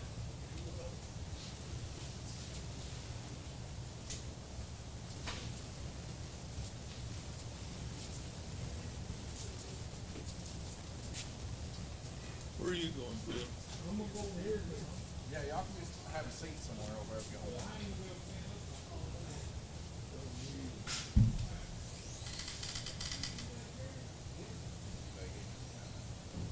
CD. Grab the little pen. You got a little pen. So it's be ran like we did last night. As I say track, don't get it. Unless it's on the front, go right. I will do my very best for all of you. Y'all don't have to move. Move us over. I talked about this. They moved all my stuff over the page. Where do you start? Red? White? Okay. You guys didn't hear that, right? Make sure full start. Don't hit the track button unless it's a rider on the front stretch, okay? Or you hear me say right or track. You want to start it on? No, you got the lead. Get down to your position. Ready. Don't hit him in the back, Kurt. I'll keep my head up. Go.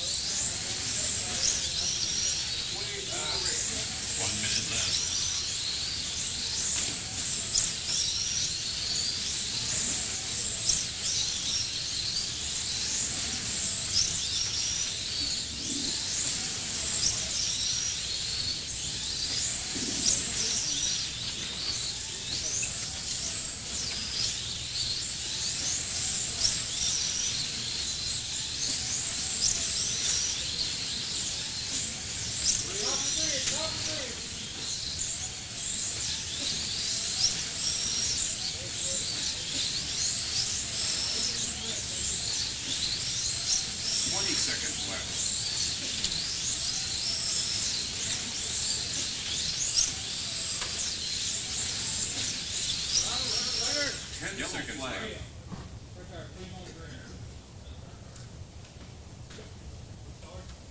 Ready.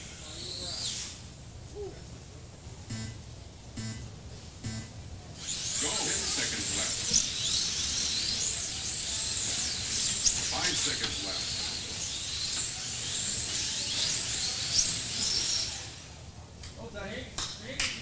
Heat over.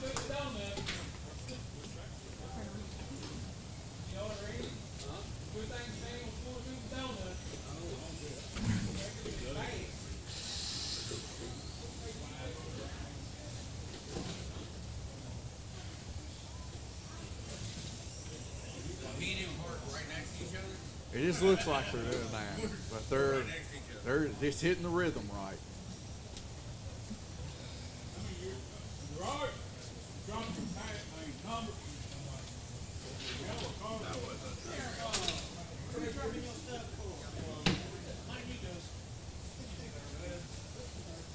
I'm gonna get down there and do it. No. I'm running great. I did it for 35 years. Say what?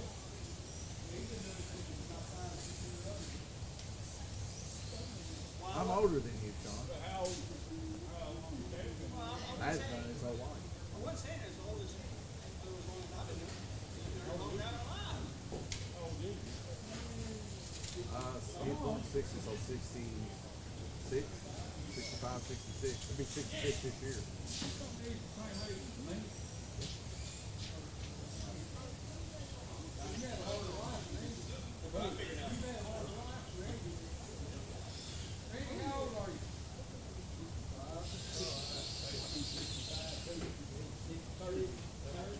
Thursday, I'll be 65. 20 seconds. There's a lot of people.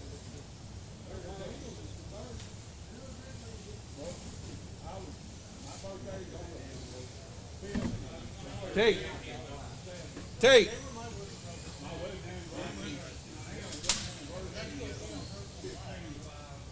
Are you running the drag race right now? Ready.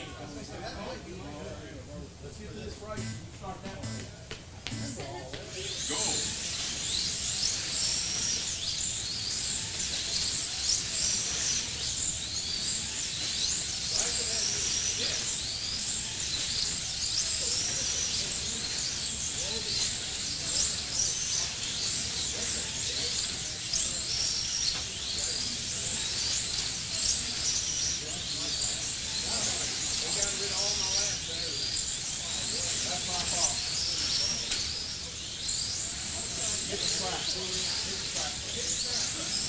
Yellow flag.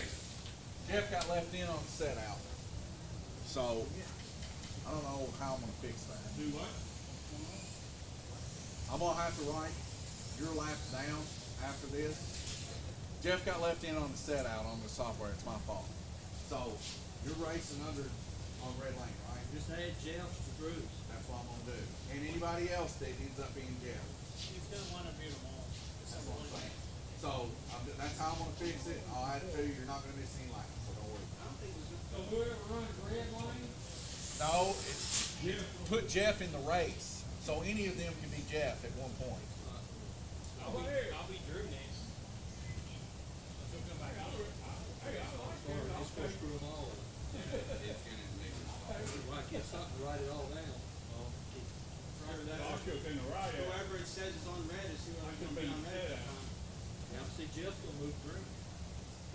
Well, So he's gonna be Drew, I'll be but Drew. then Nathaniel's gonna try and be Drew next round. tell you what we'll do. Let me restart the software. We'll start on this heat. I'll write down the first heat's laps. Or swap Jeff in right now, and then whatever name is up next, is who we put on. Because I think it was behind on one. Well, Unless it's sitting out on the other end, if it's sitting Well, out from purple. so Drew's on something. He's on red. Right there. So Drew's but in the set. Drew's a set out, right?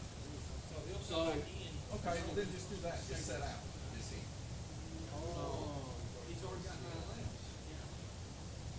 Yeah, but it's fine. it He's is, the first one. but it's gonna be a set out every time. I know. That's what I'm saying. Whoever Jeff is, Yeah, whoever's setting out is going to have to set out. who was on white last? Or who was on red last? Nathaniel set out. Nobody was on red at the beginning. I got your card. You started here, this is where you're ending. We've already started this evening. Well, it'll end up throwing everybody off if I come back in. No. But when he gets back in, he'll still get to finish his 8. It'll be 9 Yeah. seconds, correct? Yeah, Yeah, there's 9 I'll get seconds. back in. So if you set out, you're setting out. Jeff's gonna He's have setting out 9 right now. laps. Yeah, I'll just set out. I got his card, know where he's at. I'll just set out. So you come off right here after the first heat. So Jeff's pull on your red control. then. That's how we do it. Because there's 9 seconds to do the softball. I'll come back in at red, so I'll just leave my stroke. So whoever's on red right now is fixing to set out next No, time. he's, Wait, Nathaniel set out. Nathaniel set out. We'll get an extra track for Jeff. But- 5 times. Yeah, there we go. Jeff's on red. I get an extra track on. Jeff's is gonna count, who comes back in on red, start goes back on and gets the flag. Jeff, get the car and run. Ready. Listen, DJ, right here. I'm gonna come here. Go.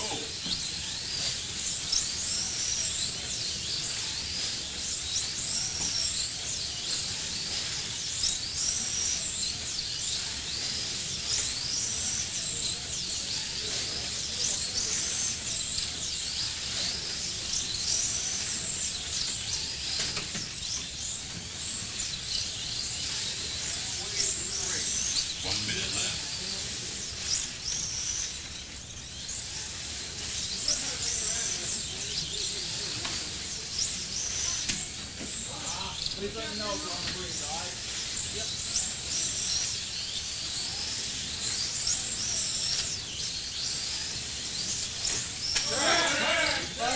Hit the button. Yellow flag. Crawl under there, Sean. He could get it.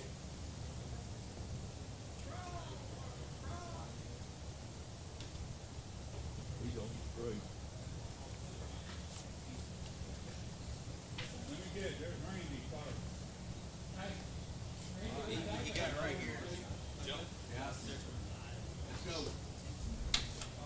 Ready.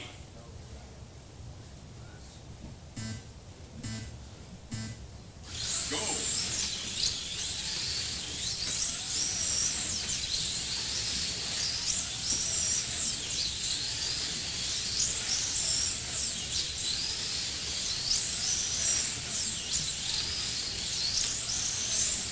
Seconds left.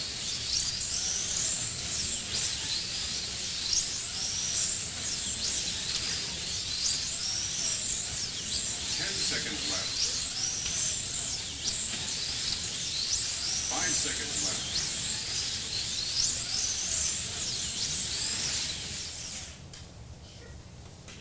Heat over.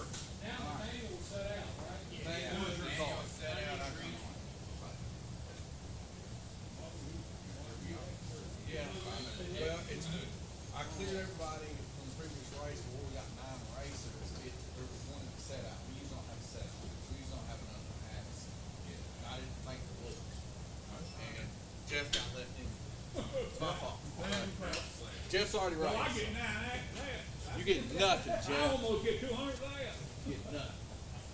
He'll get an extra 9 left. Yeah. Not even running. He gets I'm a imaginary I'm a 9 ghost. laps. Ghost never loses. Yeah, I run. Hey, your name's out there, I run. No, he can't do that. Yeah.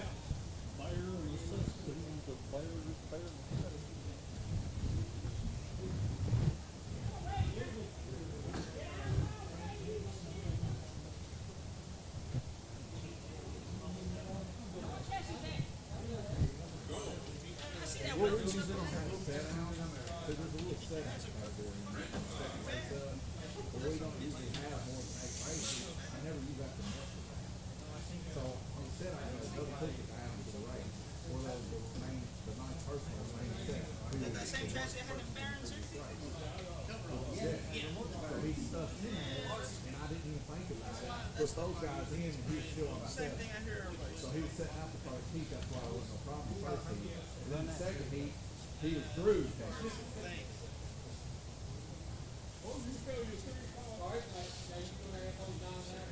No, Drew's gonna have to race his race now on red. See, he was on red a while ago, but that was Jeff, the setup. He just made it known to me, or I would have never knew. Ready.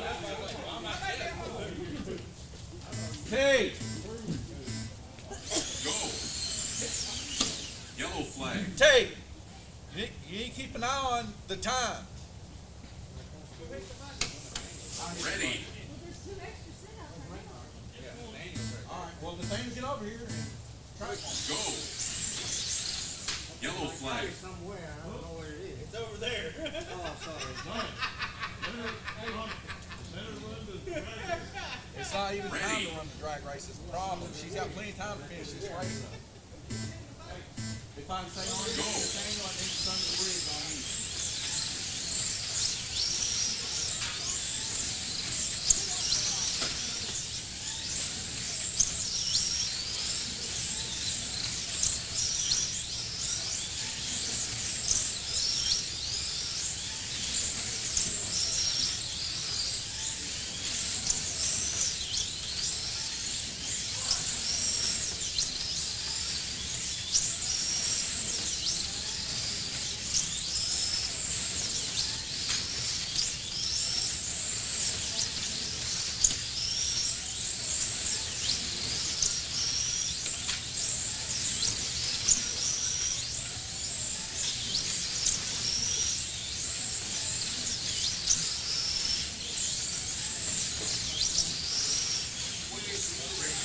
1 minute left.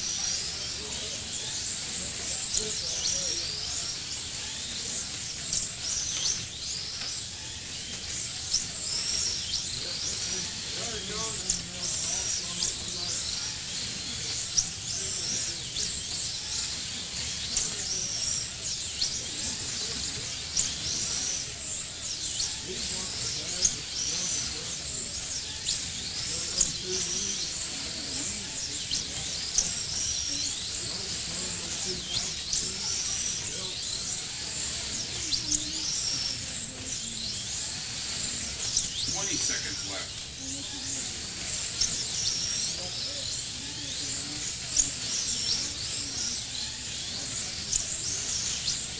Seconds left. 5 seconds left.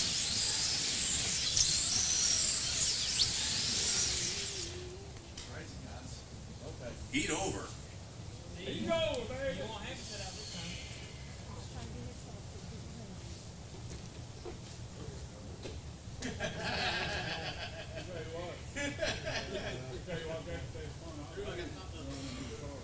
Them guys are good, I think, yeah.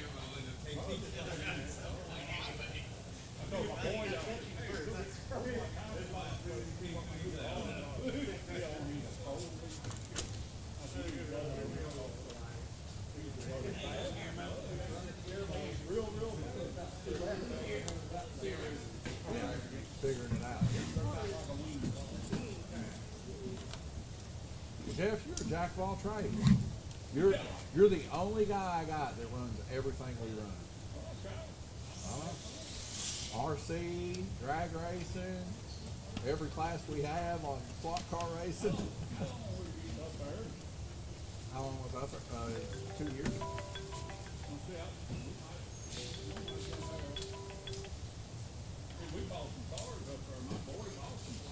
How much time we got? Yeah, you was up there once or twice. We just called it, have to play around with it. I'm getting ready to take this volume.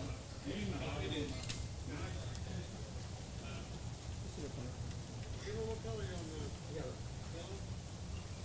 No. Orange. That's why I was asking. I was like, wait a minute, he just put it back on closer to the edge. That's the wrong color. He's trying to get away from me.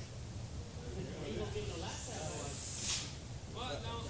Yeah, I'm sure, I would better tractor even go too close. Just try to run with us. His car's pulled away from his, so.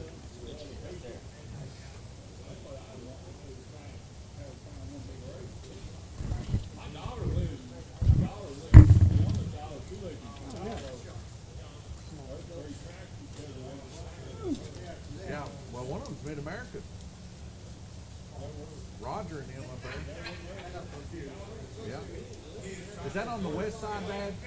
Roger?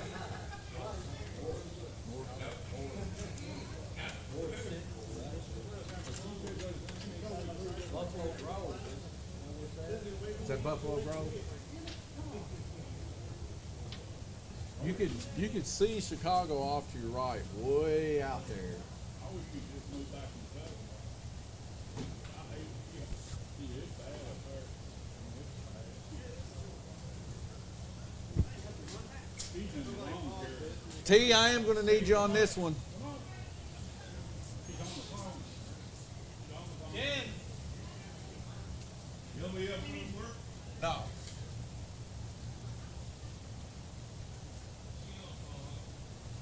Ready.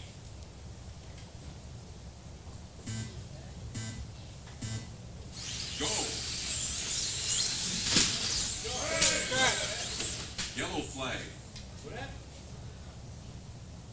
One went to somehow we jumped lanes. You're supposed to be on second. You got an orange sticker. Yeah.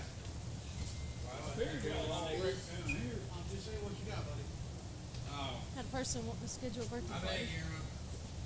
Is this on orange? Yeah. Yeah. Somehow we have to make it. So, generally you run your brakes flat? Just pull that. A little bit. A little? Do you run your actions like that? No, they were straight. I was wondering. You raise the All right. You raise the back end of. Not yeah, kid. Ready. Was the sound not so straight? Go.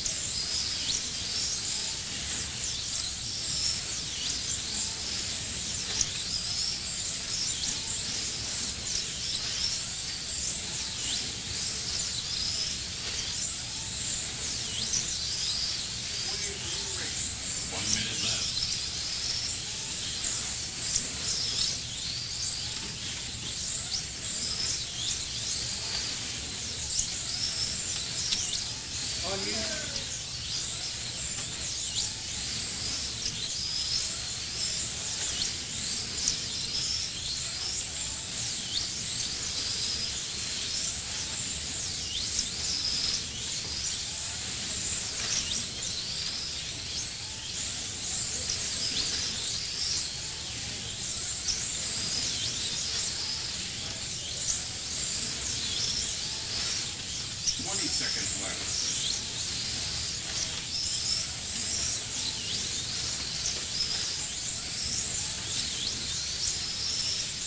Seconds left. 5 seconds left.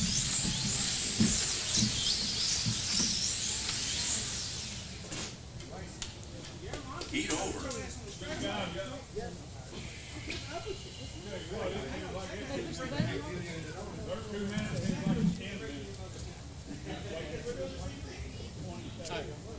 Good question. Or if somebody out of the B main gets more like they'll go into the A main. So when I go print out, I'm worried this is birthday. But yeah, but at the end of it all, I don't know. But yeah, it could change the way that you go into the A and B main. If you're on the cup. Like where you won that, you could be in the attic. If you wanted. I smell somebody smoking. Who's hot? That thing smells hotter than a cat freezer. Smell like it's bored.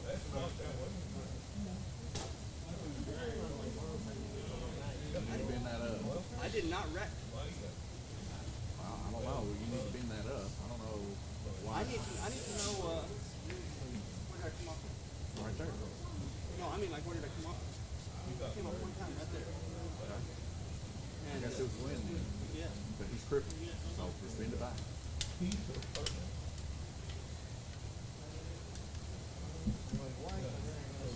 Because I never hit nothing hard. Guillermo, make sure you put the right sticker on there. No, he had the right one on it. I have the right one, that's Drew one. Wow, that's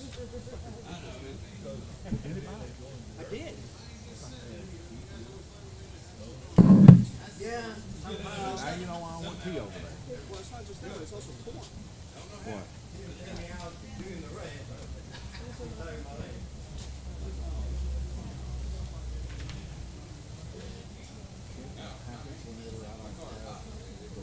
Ready. God damn it. Move!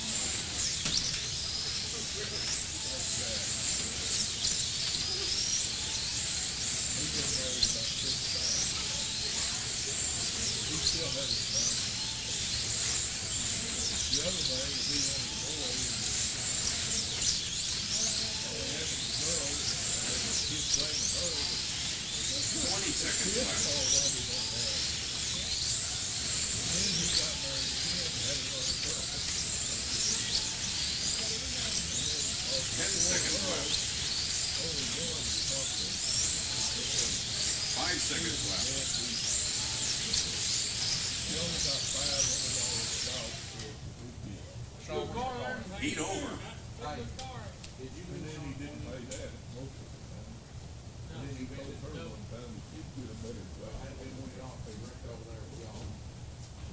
Guys, be careful putting these cars on.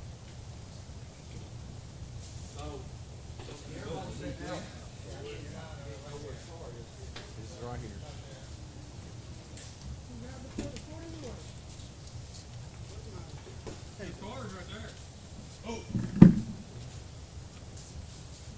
Get out of the walkway, Dad.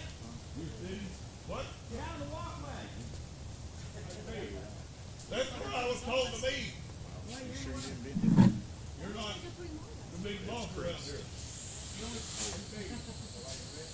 Hey, Steve, last weekend, we finished up on that table, a little bit. I'll watch the live stream. I'll find who bent it. So I don't like that call, that plant. Nitro, cannibal.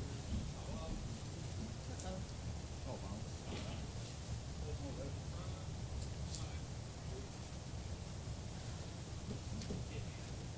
T, you go ahead and do what you got to do. So, you know what? Gerard, Yeah. Hit the button. when Hit he the button. comes back, Hit the button. he'll be Hit the back. button. You got glue all over your track. Hit the 41 button. seconds. Why do I have glue on my track? 40 seconds. Hit the button. I need it. It's spinning. What? We stopped the countdown. Where is he? Right here. I'll take care of it. Where is it? You do you. Hey, you let me do my track, you do you. There ain't no glue out here. Well, this one right here. Well, Sorry. that wasn't a button press. Well, it feels all over the track. Well, who spilt it? Me. Hey, Well, that ain't a button press. See, there's me problems and there's you problems. And that goes for everybody. Guys, like I said, don't be pinning each other's wings. I'm gonna find out who's in his wing. You got him in an uproar. Everybody's here in an uproar. Let's just chill out a little bit. Take the time, put the cars on right, lift them up off the track, put them on right.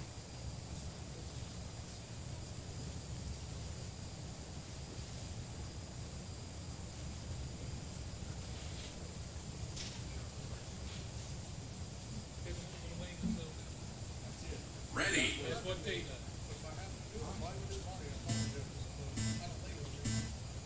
Go.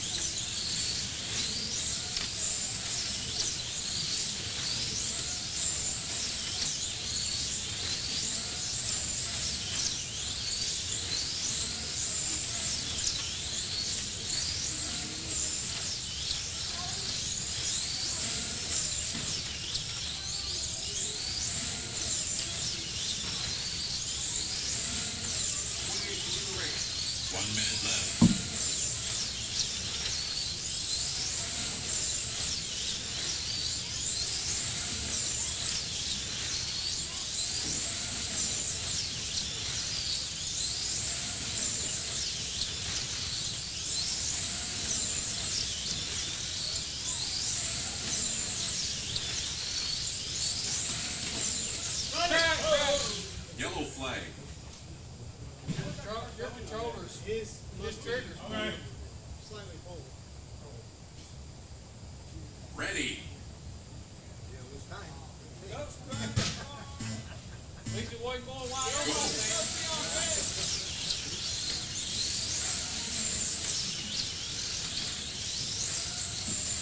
How's that doing, guys? 20 seconds left. 10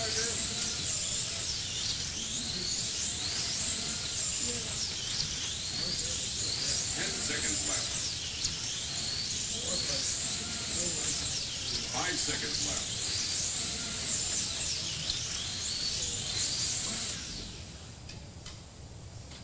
Heat over. Are you sure? Yeah, we'll get it.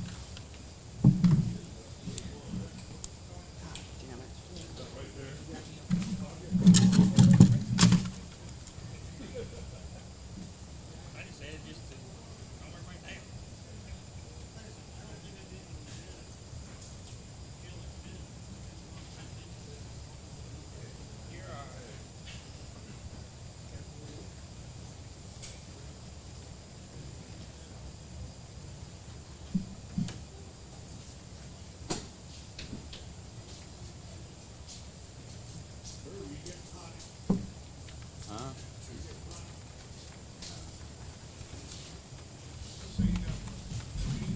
30 seconds.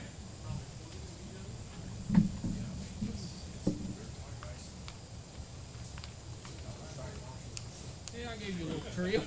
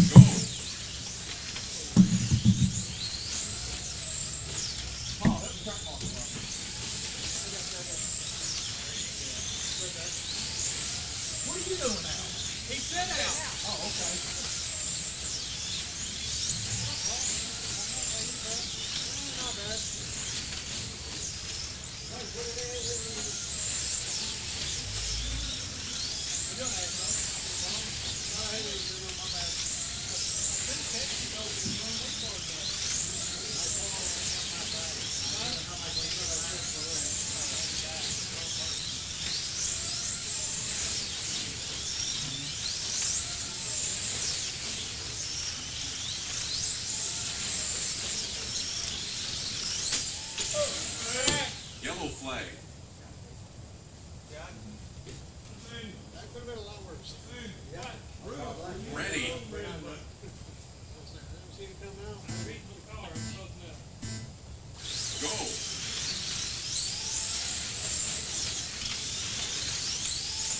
Halfway through the race.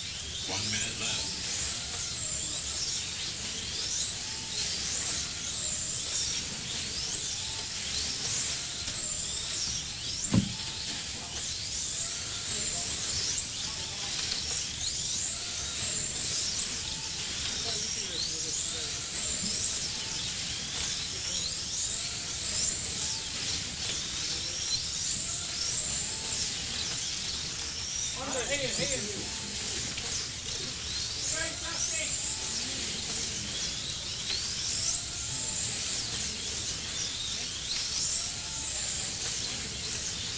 Seconds left.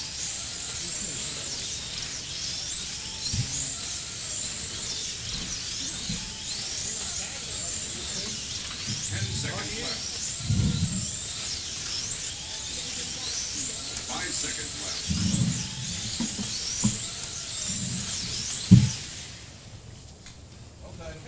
Heat over.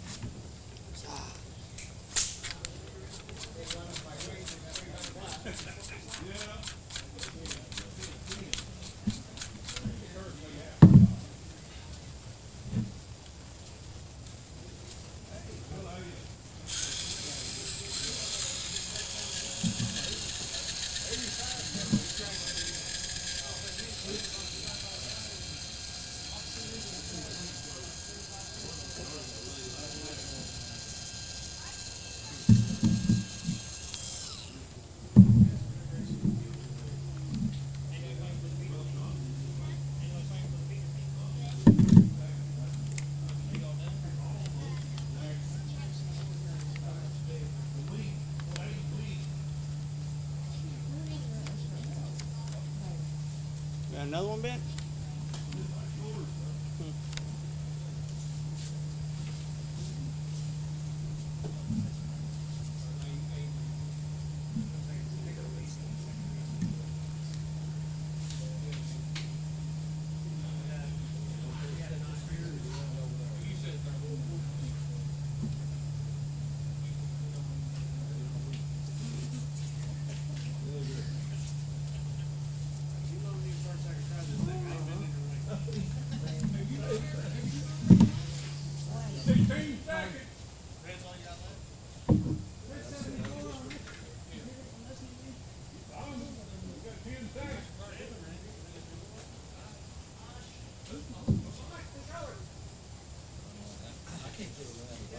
Ready.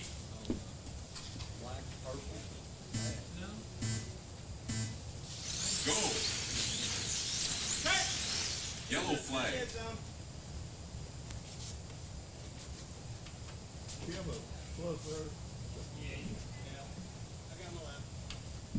Ready.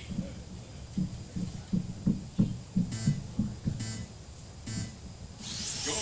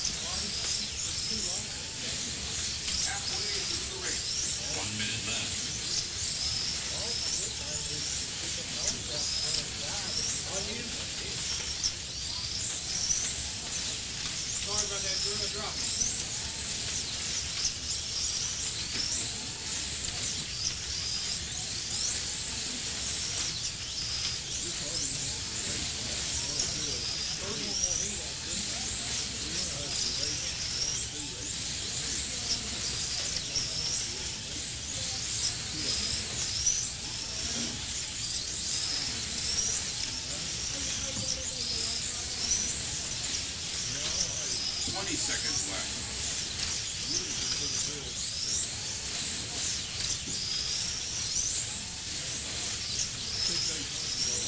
10 seconds left. 5 seconds left. All right, here. Heat over.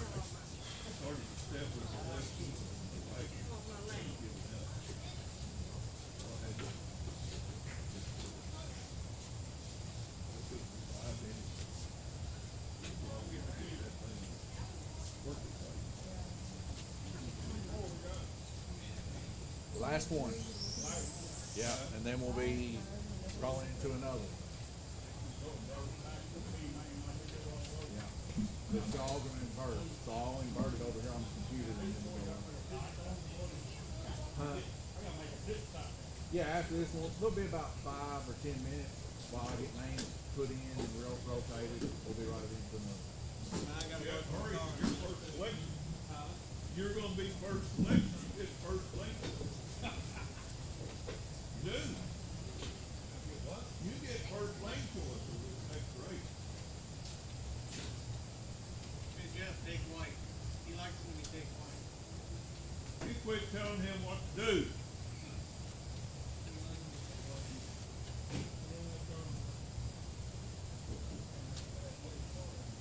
What, like? 45 seconds. No, I got tired of it. I like a running start. Okay. That way, if I hit that wall right there, I'm at full throttle. Where do you feel? Dirt track down in Barron County. Used to be back like that. You talking about Glasgow? I'll tell you what, down in Paducah, I think it's Paducah. Paducah's got high back. Every track, if you wasn't on 30 feet, you're taking that.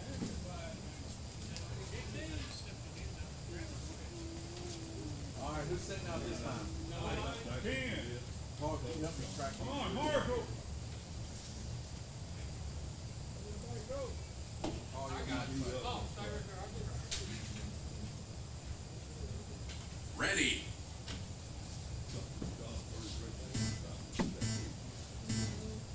Go.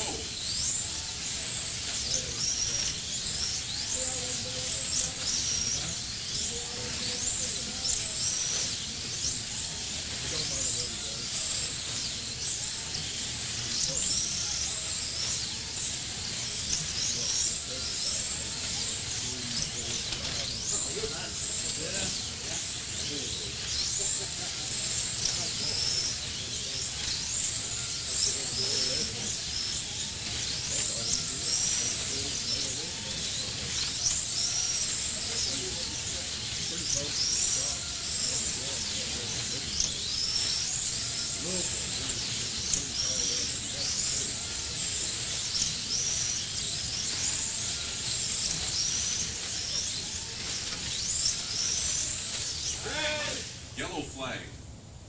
Red. Red goes to orange. But, Ready. one of my racing buddies were racing with me. Go. Halfway into the race. 1 minute left.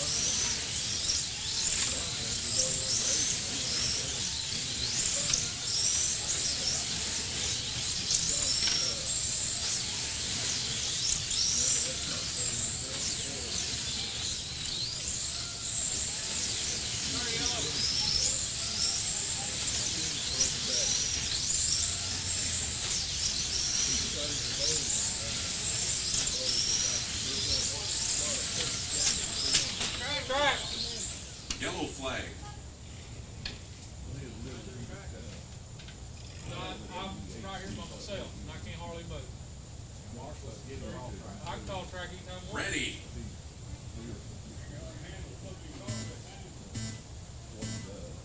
Go.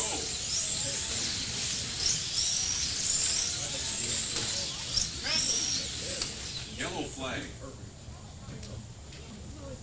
Good.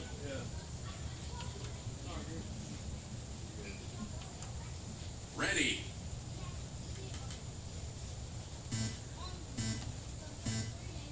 Go.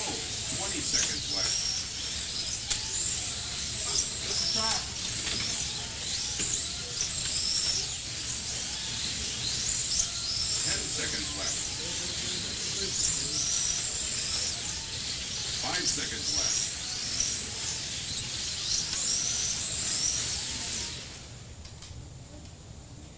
Checkered flag. Race over. All right, Let me keep get going it. where We're we're at. all. We're right. Four left.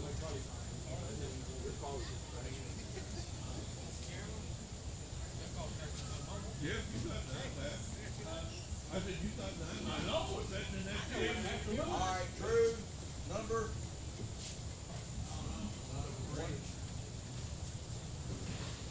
Frosty. Frosty right here. 7. He was right here. So Nathaniel. 12. John. Same as Frosty. Guillermo. 21. 4.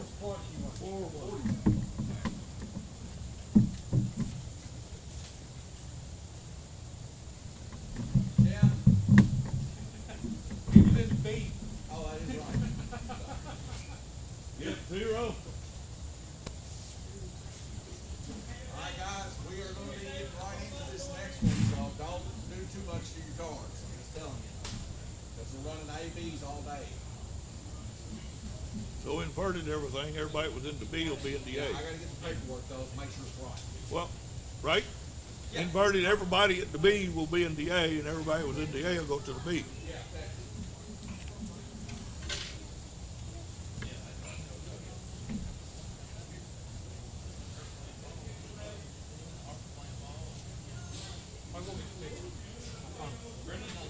First, second, third from that race. Guillermo, Randy, Sean, go get the pictures made.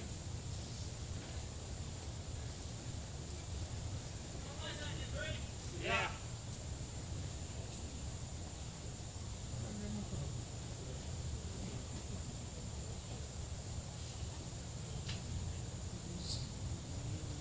I said it right there. Well, hey, we're not supposed to. They're supposed to be sitting right there.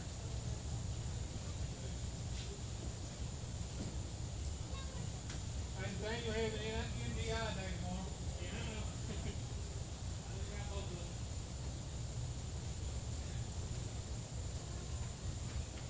NDI gold day. I mean, I gotta go in.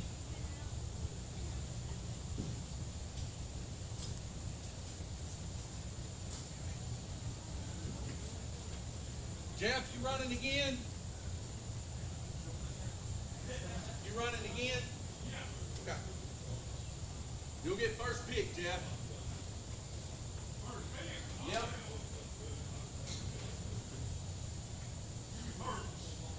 One second, Jeff.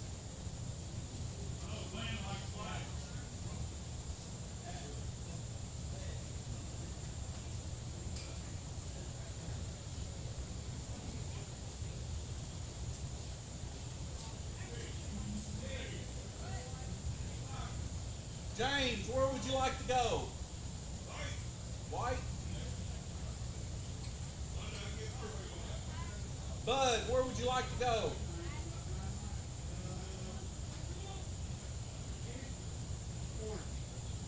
Orange?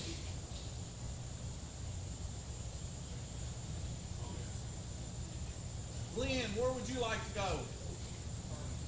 Purple? Purple safety. Black.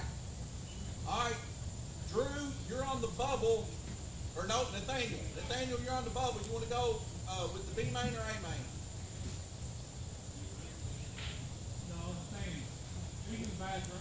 He's in the bathroom. Okay.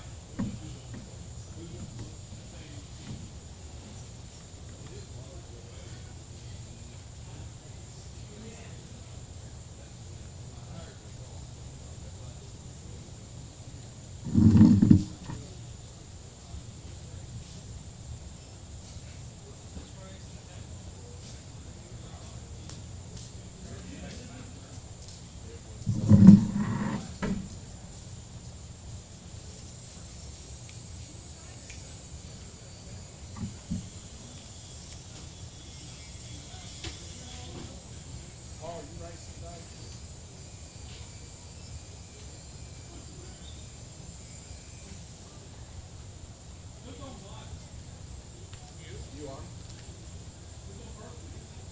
Jeff? They're trying to see if Nathaniel wants to go B or A.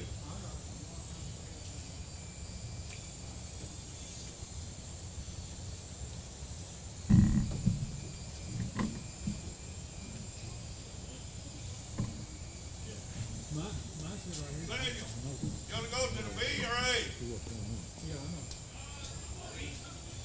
Where do you want to go? Yellow, blue, green, or red? What's the purple on mine already? All right. Couple cars you need to retake. I know. I'm fixing to check these cars right here too. Well, ours, all 4 of ours sit right there. I know, it doesn't matter. I know. All 5 of them sit right there. Okay. Good on this. I'll be Sure. and keep my eye off. Yeah.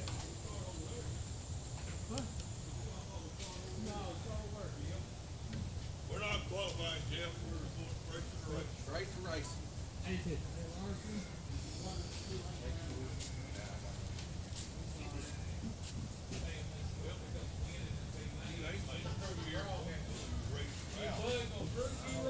What?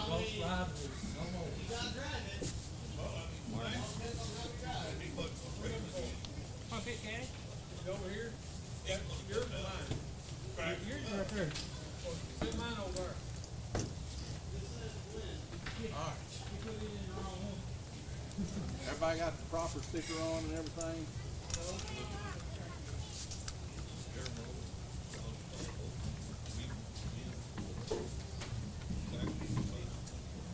More off any, take the last start. Let's get Lynn to hit those cars.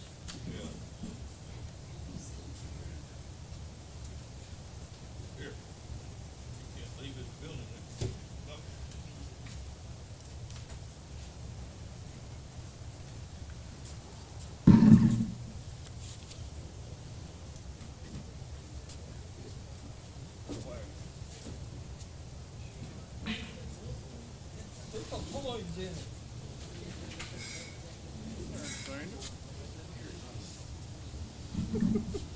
Be alright, man.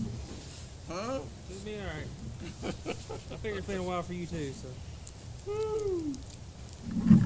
Figure I'll give you a cheap thrill.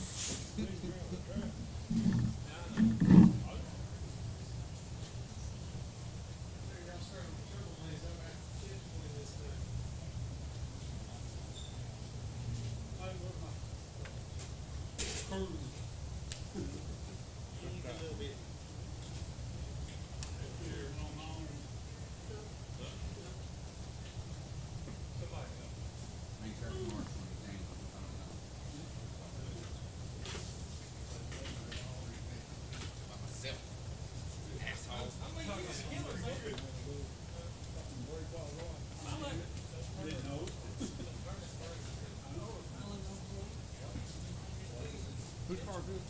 Yours? You're on the ragged edge. Just about heard. I don't know if I'll make it through the day.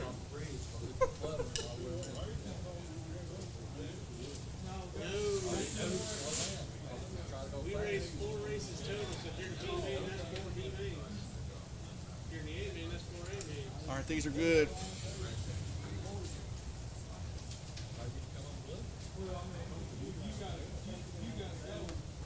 We understand. We're not gonna sit there and nitpicky about it either.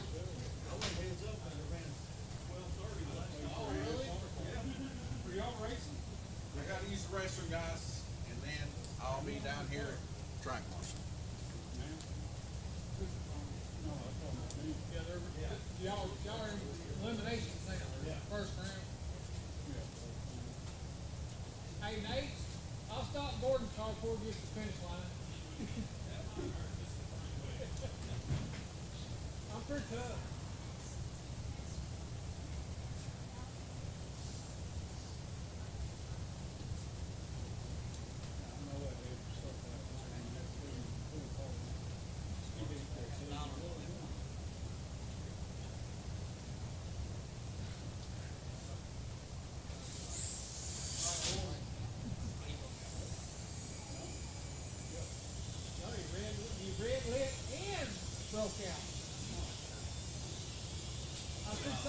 was asleep at the wheel.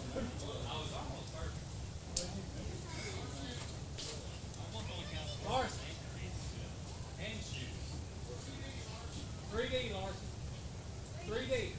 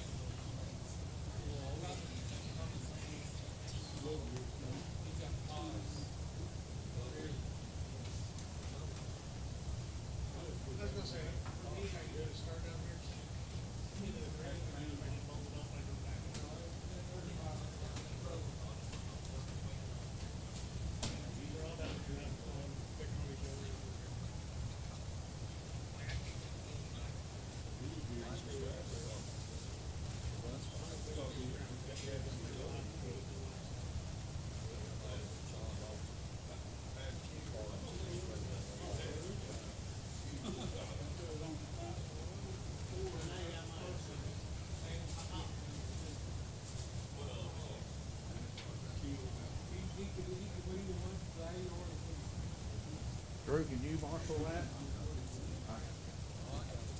Well, you go over and do your live stream for it. We got to do it.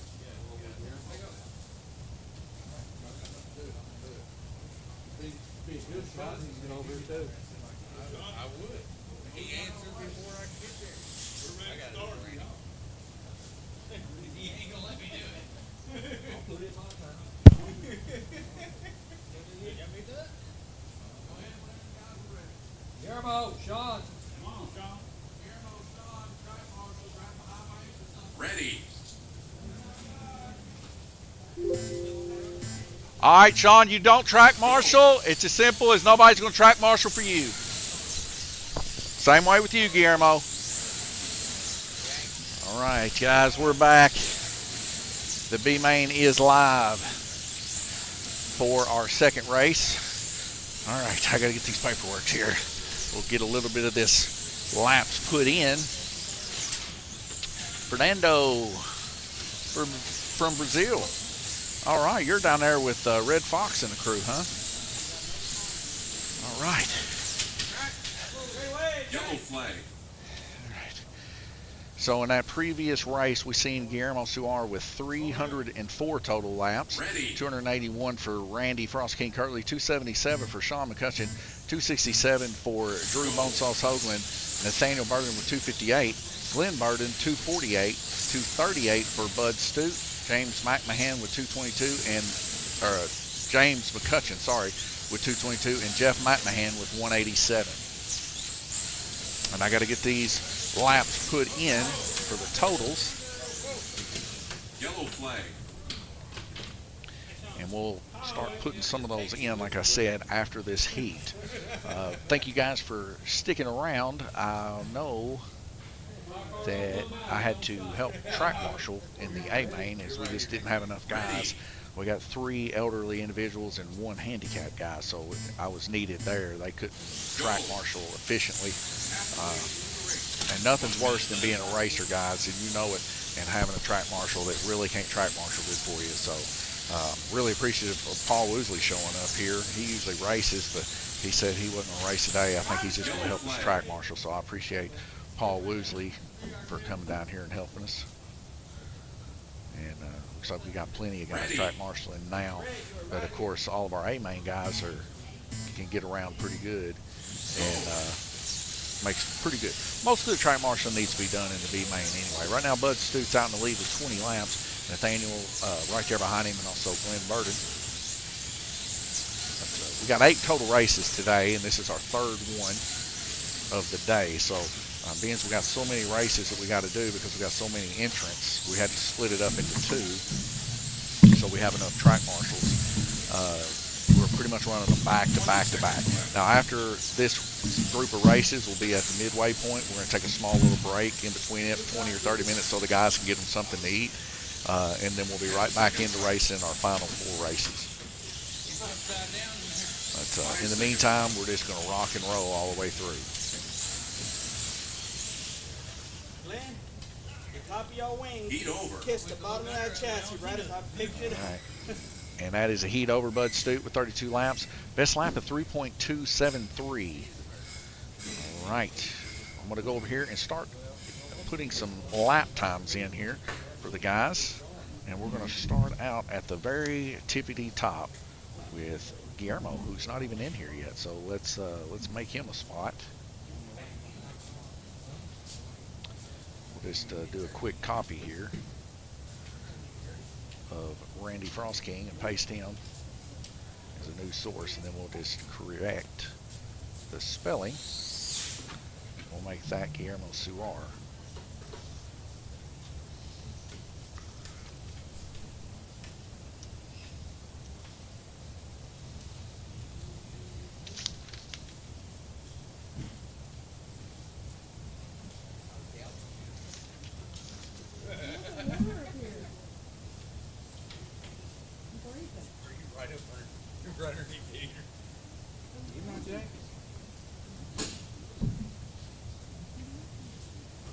What'd you have, Guillermo? 2776 for Guillermo, fastest time on blue. Total laps there for Guillermo was 304. That's a lot. So now he's on there. Our next racer will be Randy Carter. We got 30 seconds before we go back racing. I should be able to get him in real quick. Settings at 2039.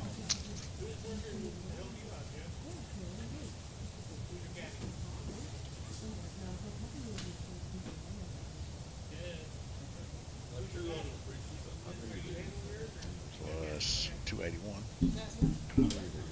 It's 2320.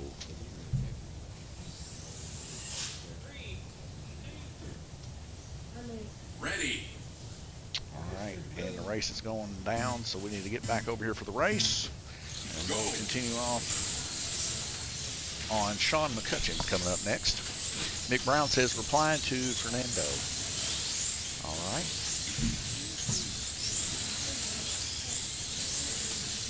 Oh, I need to fix this screen over here. There we go. Now you guys can see a little bit better. Yellow flag.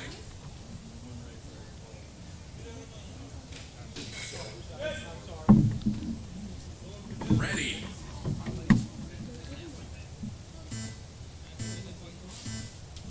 Go.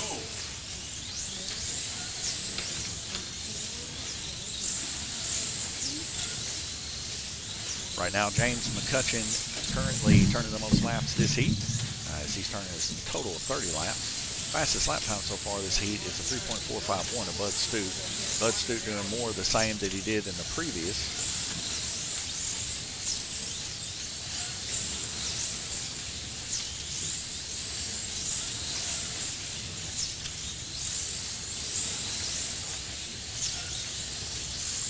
Keeping those fast times up, that's for sure. Glenn Burden with a 3.328. Now fastest time. 46 laps. Now 47. Him and his son both battling it out. 51 seconds left to go. We get a yellow flag on the front stretch coming off. We're going to see Nathaniel Burden put that car on. Ready.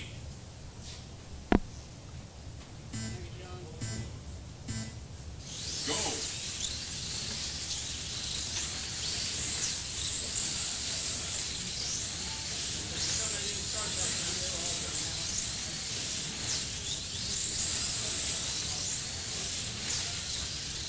Paul Woods to get the car put on there on the horseshoe. That was Jeff McMahon coming off.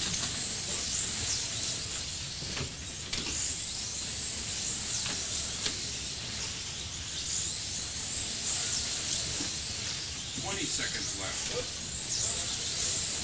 All right, a little bit of a lucky putback there. As two cars knocked the car back into black there for Jeff. Or red, sorry, for 10 James. seconds left. I've been confusing James and Jeff all day long. 5 seconds. I guess it's the M in their name. They're calling James McMahon and Jeff McCutcheon.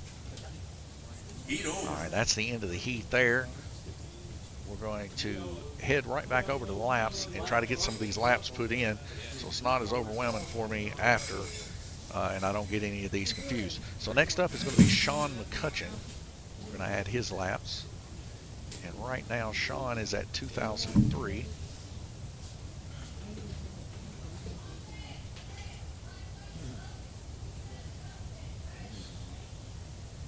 And he's going to get 277. And that's going to be 2,280.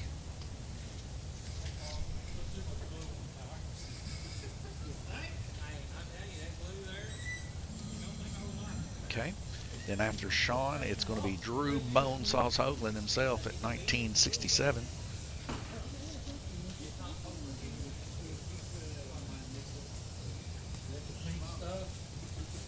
And he's going to get 267 for 2234.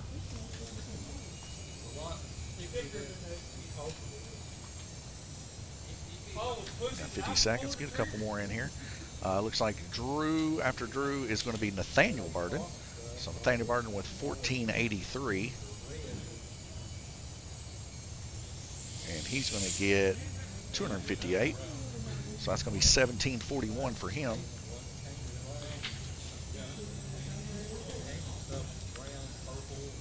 All right, so I can get one more here. And that's going to be on our next page, which is going to be Glenn Burden at 1585.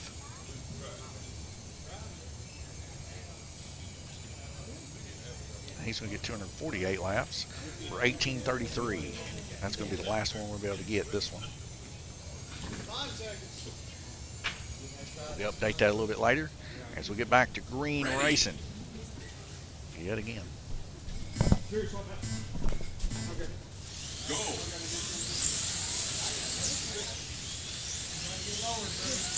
Okay, Brown replying to Dennis Hurd. Dennis, are you excited about the new raceway coming to Pigeon Forge? I've seen some of that. Yellow flag. We see Bud Stoop there, getting a little vocal there as his car gets put on the wrong lane. This is the extra added benefit of allowing and trusting the racers to have a button press for riders only. They end up keeping their cars from getting destroyed. Go. But really, really good. Track marshals are really, really quick on the button. But you don't always have that everywhere you go. I always like to think of it kind of like this. If you ain't got a dog in the fight, a lot of the times that keeps you from caring. So it's very, I don't want to say it's rare, but it's uncommon to have track marshals that care just as much about getting your car put on as them getting you getting their car put on. So we're lucky to have pretty good track marshals here. They all, for the most part, try the best that they possibly can. They still need a little help every once in a while, too.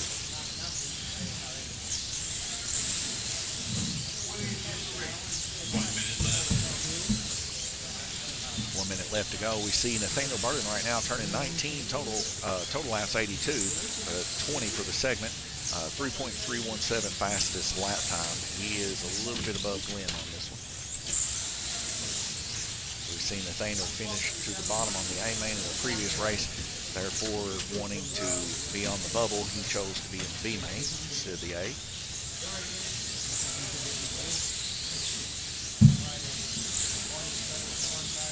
And I don't know if you guys caught it in the previous race, but I had a little bit of a flub up. Just now starting to use this software. We've only been using it for about 6 months now, and I forget sometimes. I know it's not a real good excuse. I should pay more close attention and try to do better, and I will. But anyways, I left Jeff McMahon on from the previous B-main race in the set out. I didn't even think to look there. Just overlooked it. He got put in, and Drew Hoagland made it known for me. He said, hey, I'm Jeff right now for some reason. And then I knew I left him in for a set out. So we had one extra heat that wasn't really needed in the previous race.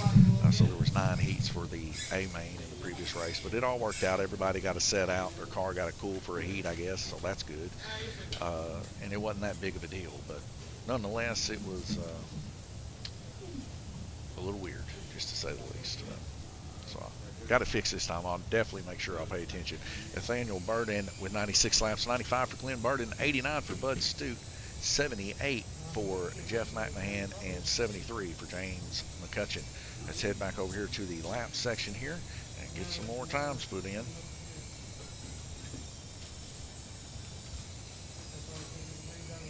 Let's see here. Bud Stute is next with 1585. Or no, we did Bud. We already did Bud. He's got 1833. Oh, we just didn't put him in, it looks like. 1585 plus 248. So he was tied with Glenn. That's crazy. That's something. So Bud Stute's going to get, that was Glenn that we did 1585 plus 248. So now we're doing Bud Stute at 1585 plus 238. It's going to be 1823. So a little bit of a change there. But a good race between Bud and Glenn's developing there. All right, and the next one we'll start on will be James McCutcheon. So we'll go back over here real quick. Man, that's probably the closest I've seen the racer so far is between Bud and Glenn battling it out.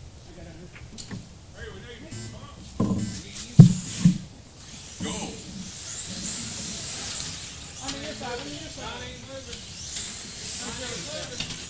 Yellow flag. On the track somewhere?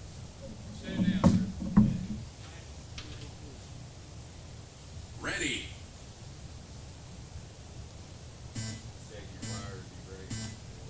Go.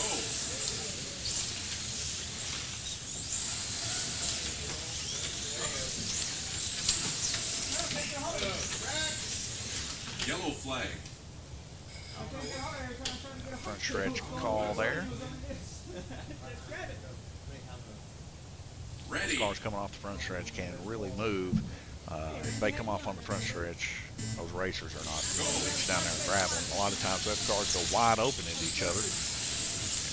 Takes them all the way to the green track back there sometimes when they get hit. So,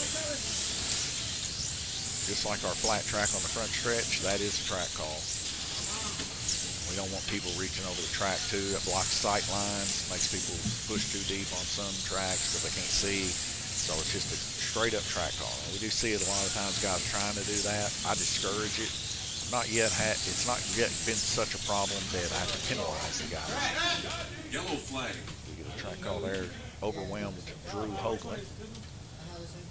Another thing too, we allow our marshals to have track calls. So if they call track, we hit the button or have the racers hit it. Pretty much, if you're involved in that wreck, you got some time there. So if they call track, you're going to be on that button as quick as possible. You definitely don't want to lose any laps if you can help it. But I will say this, I've had people be a little too frequent on the buttons and using them when they shouldn't. We've had to deduct laps from them. But that's also why we don't have that big of an issue out of our racers hitting buttons. Because they're only allowed to hit them in certain circumstances. When they hit them in other circumstances, unless it's some kind of special type thing, they get penalized 5 laps. So they definitely don't want to be touching that button unless they hear from the marshal or 20 seconds left. extenuant circumstance, like the track's catching on fire, and I don't want to catch on fire, so I'm hitting this button to walk away. 10 seconds left.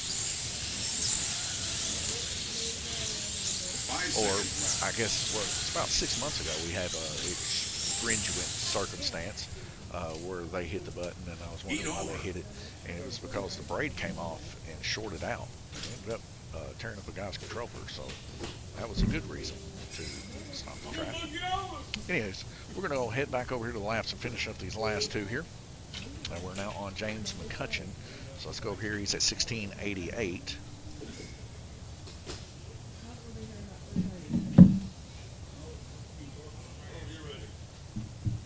And it's going to be 222 for 1910 total. I need to wipe my thumb off. You have a towel. So he's about to break 2,000. And then our last one is going to be Jeff McMahon at 138. And he's going to get 187. So he's definitely improved at 325.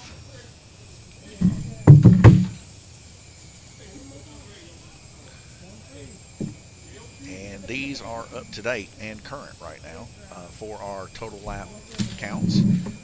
And our total lap counts just goes to show you whoever's on top. It looks like Randy Kirtley right now is our projected winner right now for the 4 crowns, unless something drastic happens. But it's still very close between Sean McCutcheon and Drew Hoagland to be able to take that spot if something catastrophic happens.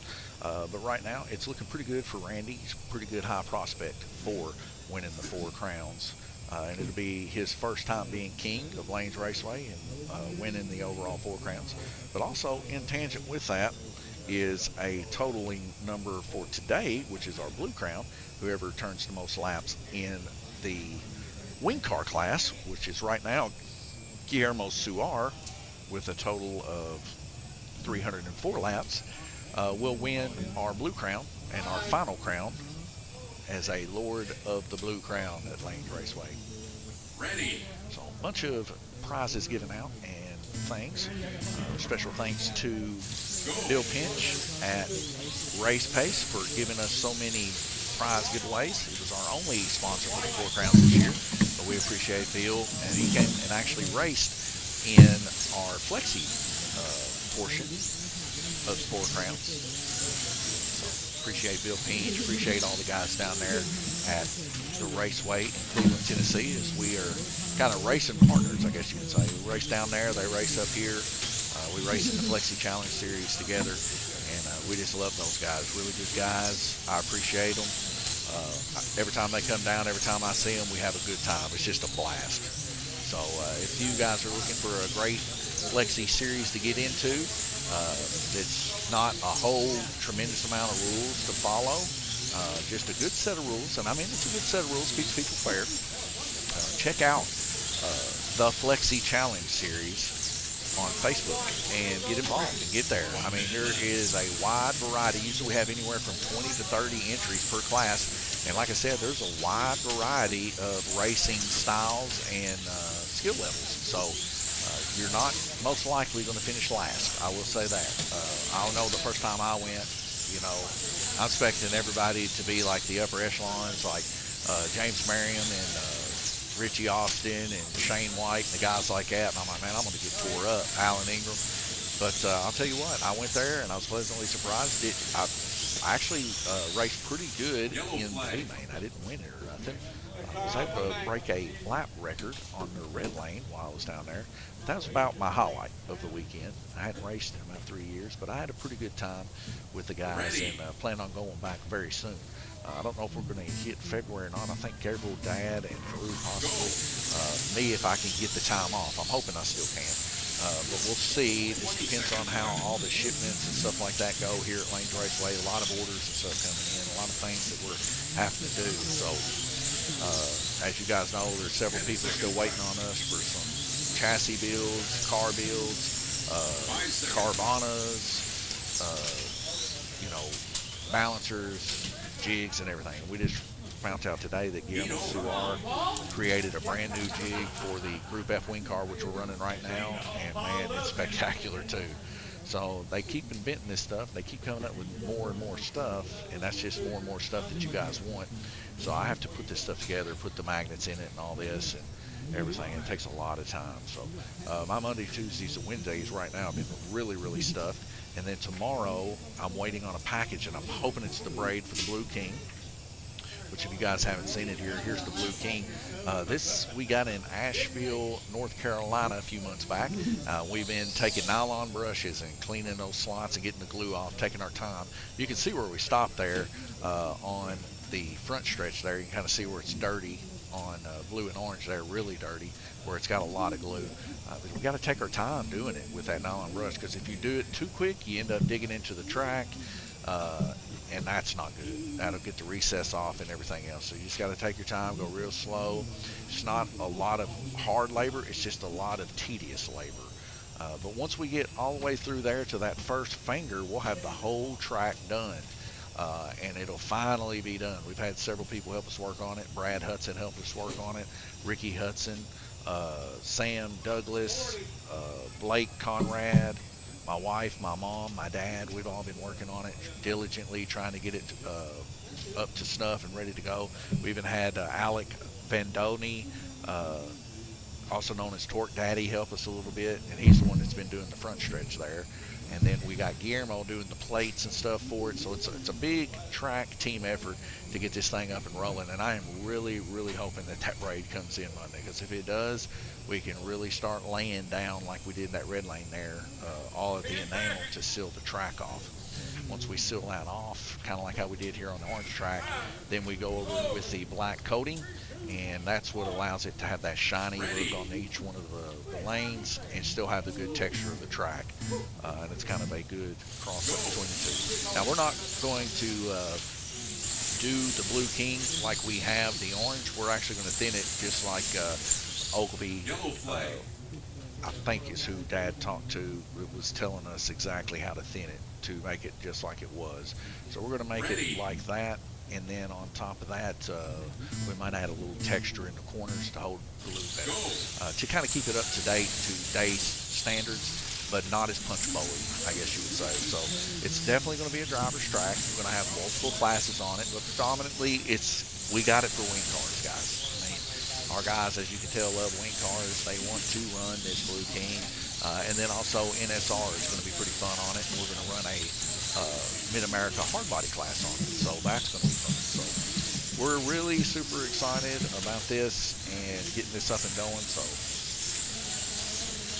hopefully that will be sooner than later. Now, if I did get scammed on the braid, which we're still up in the air about it right now, whether or not it is a scam, because I feel like I'm getting scammed, because I've never seen braid this cheap. And but if we did, then I'm just going to have to put in an order with Michael at ERI or Roger at Mid-America and just wait to 16 weeks, 10 to 16 weeks. Whoever wants to deal with me first, I don't care. But, that should be fine. I'll know more as we progress. It's just, you got to take it a day at a time, guys. Everything's like a day at a time. This phone just seems to never stop ringing now. So I've already got a few more messages here, it looks like. And, just going to check them real quick, guys. Trying to stay on the up and up here.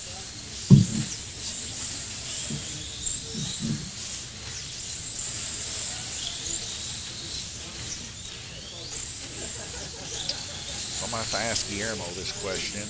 Will it adjust to 3 1/8 wide bodies? Are pinholes adjustable?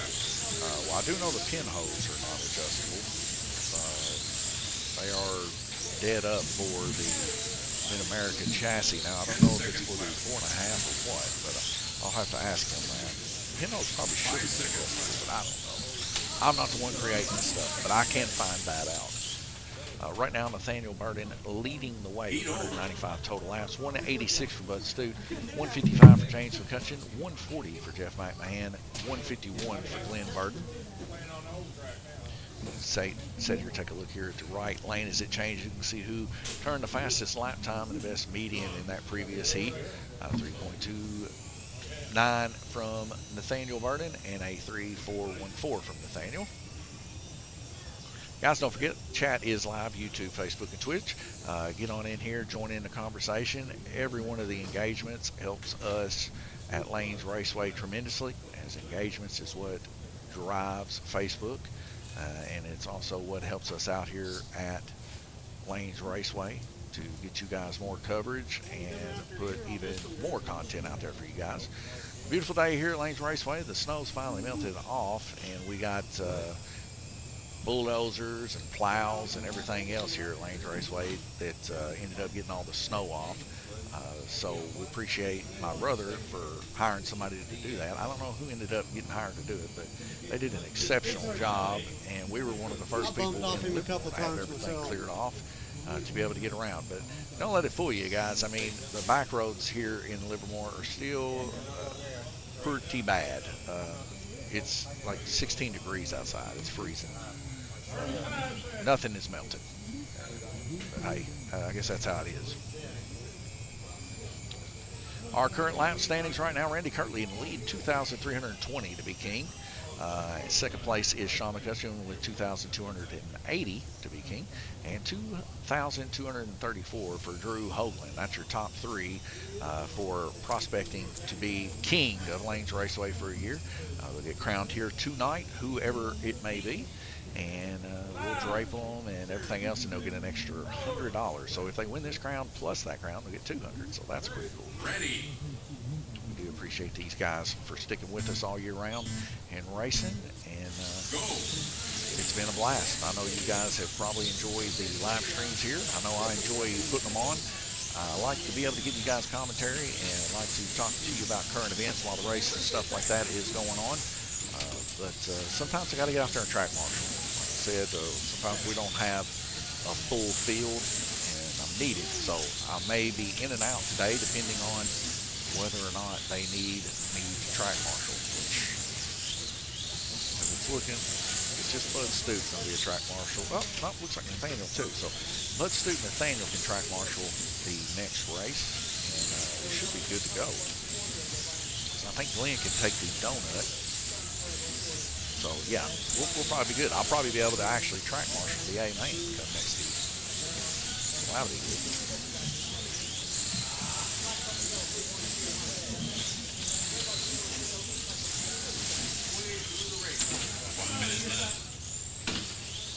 Yellow flag. Got a yellow flag here. This is segment 7 of 8 for our second B main. Ready. And it'll be another printout, so we'll be halfway through our B mains here. Go.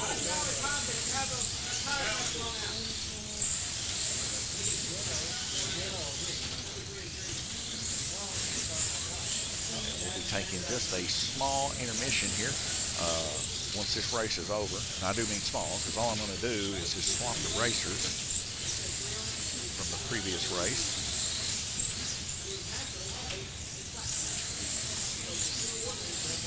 And then we'll get the A main rolling. So I do have to tech the cars again. As soon as this race is over with, we'll be right into the A. And then after that, we'll take us a small intermission, about 20 or so minutes. And everybody's going to get some lunch. And I'll post it under the comment section when we'll be back racing. Usually go anywhere from 20 to 40 minutes total. Just depends on if the guys are ready or not. And that gives my wife enough time, too, to finish up the drag race for the evening. Heat over. And that is a heat over. And yet again, Nathaniel Burton with 33 laps, totaling 228. He's out there out front pretty good. In his best lap, a 2:3:04. But he was bested by Bud Stoot with a 3.284. Just by a couple hundredths of a second there. Oh, I got lightheaded.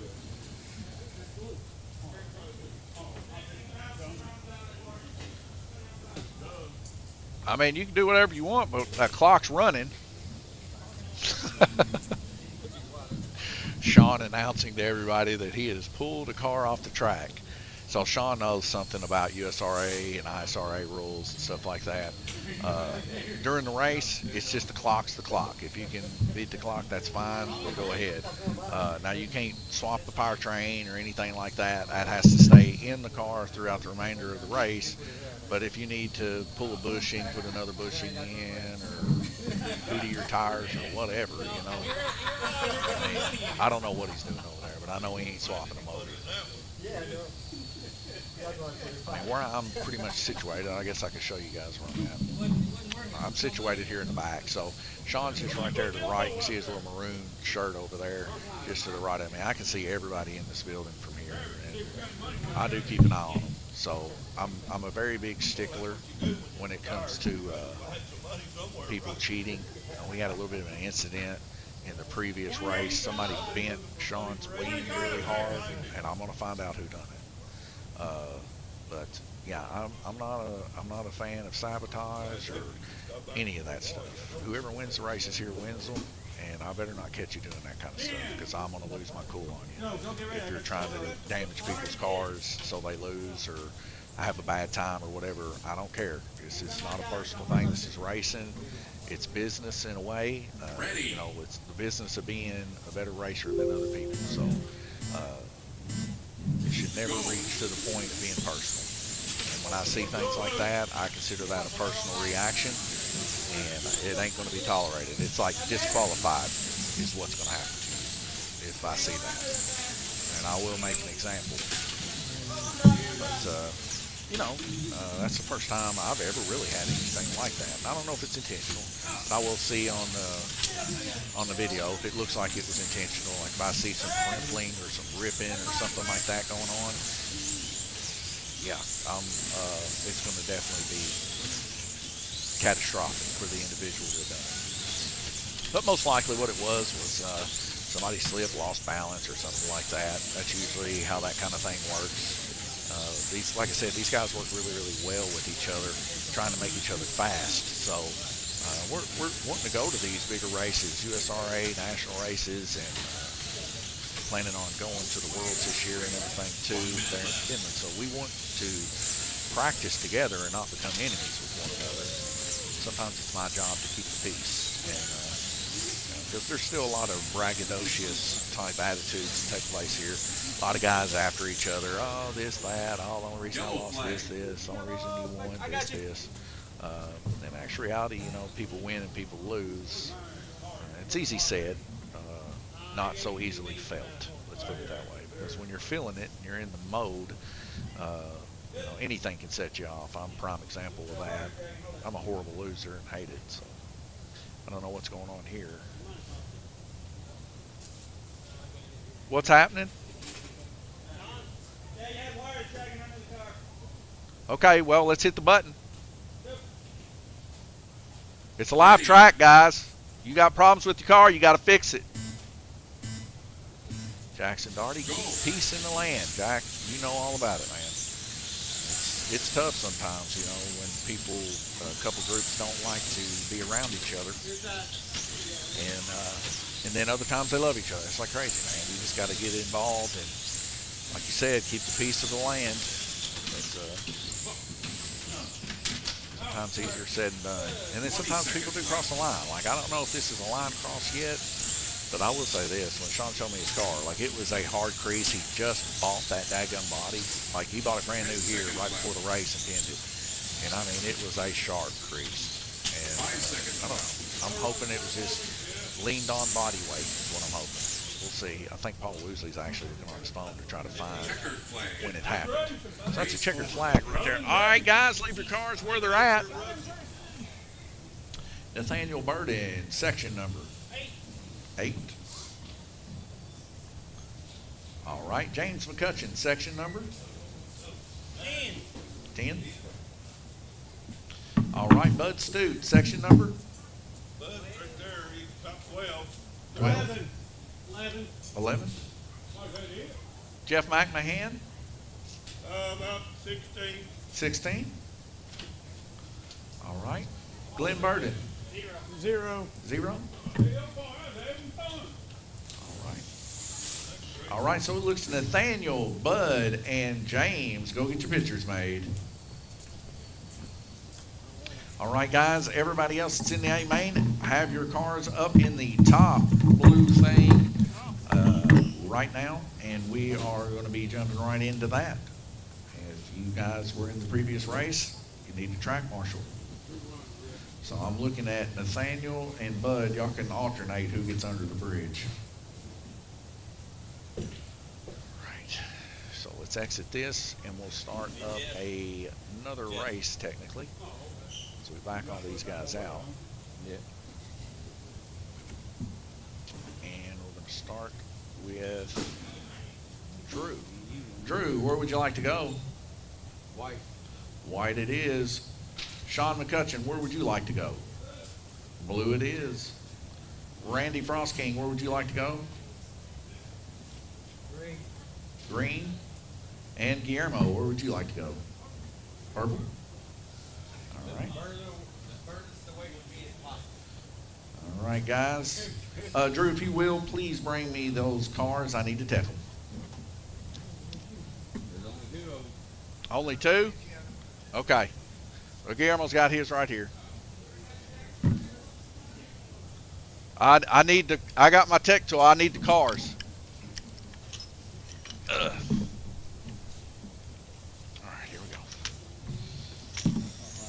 Drew, stay right there, because I'm going to have you just take these back and put them on the track for qualifying. Or not qualifying, but racing, sorry. You know how my head's getting.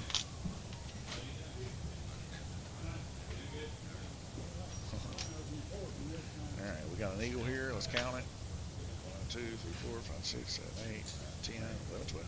12. Alright, white gear. That's good. But I'll take the first gear. Do-do-do-do.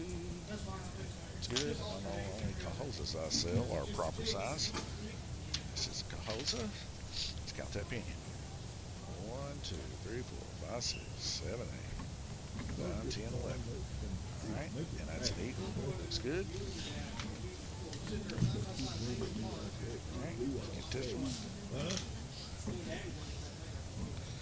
This one's stock as they come right here with the Parma gears on it. That's Drew Hoagland. I know. Alright, frost king here. Eagle motor. Let's count the pinion. 6, 7, 8, 9, 10, 11. Alright, they're good, Drew. Guillermo, keep an eye on Drew while he goes over there. All right.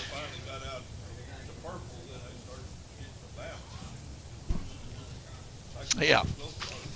Just got to keep a solid eye on them, you know. Guillermo's the green one.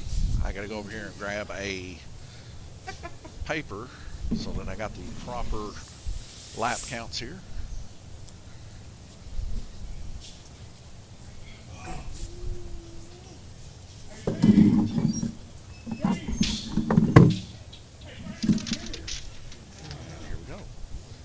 Nathaniel 261, 248 for Bud Stute, 212 James McCutcheon, 189 Jeff McMahon, Glenn Burden 151. I think Glenn ended up moving his car. I don't know if it was an incident or something, but nonetheless it took place. So there we are.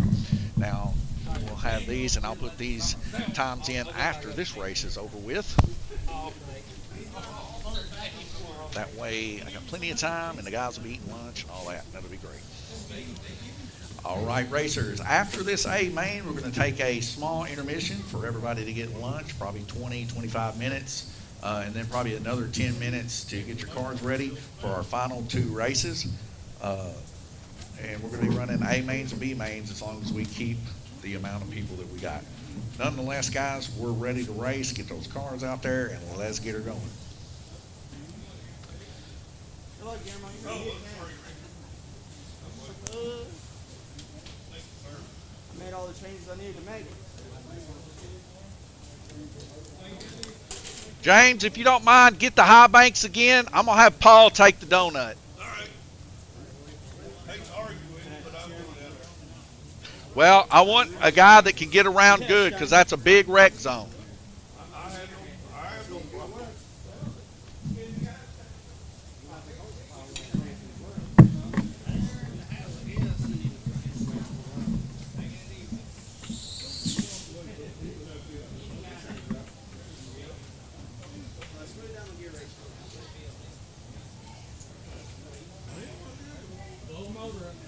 Jackson already says, I raced dirty before. Yeah, I remember those days, Jackie.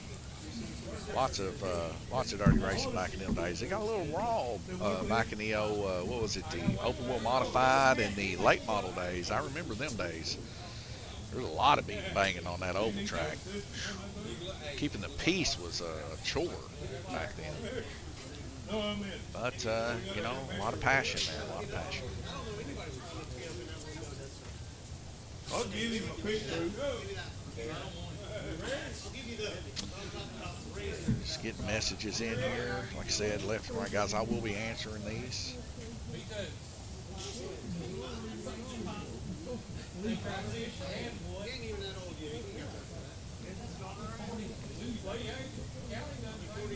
All right, guys, we ready? Let's hit that button. Let's roll. Ready. Here we go. Gabriel K7 on YouTube says now Jackson is too chicken to race. See, here comes that drama from back in the old days already rearing back up. So everybody, if y'all were wondering, a little bit of a stiff rivalry on the old oval track between those two. They are cousins too, so that even makes it even deeper cut. And Jackson, he loved to run the mouth, and Gabe would come in and have to shut that mouth for him a few times racing. And you know how it is. Pride's a big thing. And we go back and forth. But yeah, he's right. Jack ain't been here in a while. He needs to get back in and get back to racing. Get down here and get to practicing. Get ready for that Blue King. Looks like we're fixing to have a timeout here, guys, on one of the piece of the software. Oh, looks like he's refreshing. That's good enough. Right now, Guillermo Suar, 19 laps. Drew Hogan, 17. Randy, 17. Sean, 19.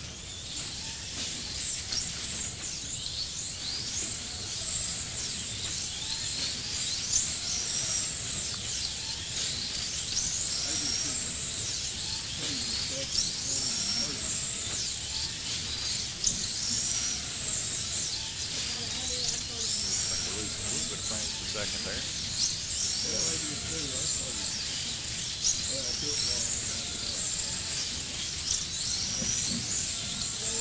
seconds left. Stop the three. Rider. Yellow flag.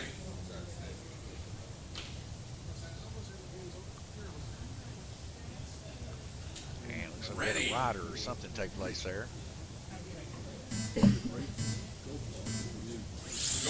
Sarah Raymond Humphrey says, glad to see Drew in there all the time. Yeah, he's back to his old antics. I think he might actually be going with us to Finland this year to race in Worlds.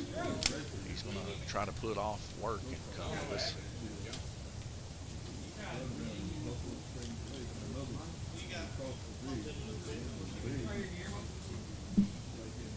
All right, what are we waiting for, folks? There we go. Right now, Sean McCutcheon, 36 laps. Guillermo Suar, 35, 32 for Randy Bronsky and Kirtley, and 31 for Drew. 5 seconds left.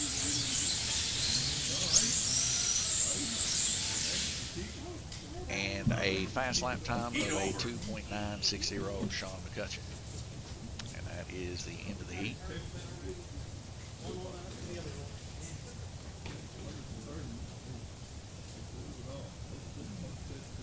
So we're going to go over here to the right display here, and you can see that Sean, with a 3.044, had the best median that previous heat also there on Purple Lane.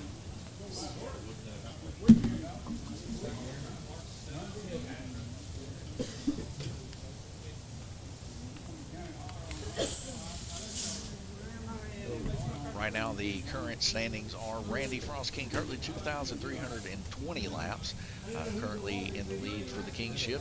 Sean McCutcheon with 2,280. We got Drew Bonesauce Hoagland with 2,234. That's your top three for running for the king. Everybody else is quite a bit behind, probably not going to end up catching the other guys. NSR Blue Crown is what they're racing for today, and right now Guillermo Suar is out in the lead by a pretty good margin to take the Blue Crown. So Randy Frost King Kirtley took his crown last night in the hard body class, and we had Drew Hoagland last week with the NSR, and the GTP class went to Sean McCutcheon. So this is our last crown. It'd be kind of good to see Guillermo be able to take the crown. We'll have 4 individual different people with Lord's crowns. And it would also be good to see old Frost King, especially as cold as it's been in Kentucky, to be able to take the Frost King crown. Because there's been a lot of snow on the ground, as you guys know, here in Livermore and in the region. And it just will not go away. All right, and we're back racing yet again. This is our segment 2 of 8. Like I said, guys, after this race, we'll do a brief intermission, and I will get some laps totaled up. Looks like we might be timing out here again, possibly. If we do, I'll get it restarted here real quick. But we'll take a brief intermission, let you guys get some lunch, And then we'll come back anywhere from 20 to 40 minutes and finish up our final two race segments of the evening.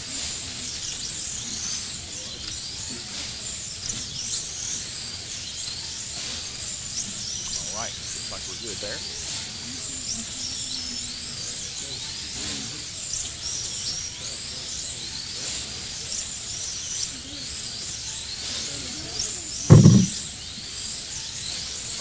Guillermo Suar with 18 total laps, and Randy with 17, Sean with 17, and now Drew with 17. So that's your order for this segment. 2.957 fast lap for Guillermo Suar. Sorry, Drew, I wasn't paying attention, buddy. Track. Yellow flag. Got a car crash there on the front stretch there. To get him put back in. Ready.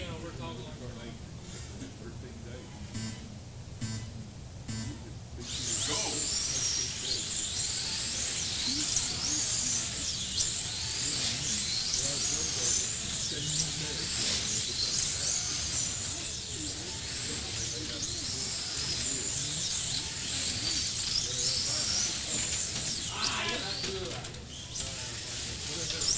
Cars coming off there. 20 seconds left. Hey, track. Yellow flag. And a lot of cars wrecking there on the S turns. Gunner, get it. Ready. Ow. Ready.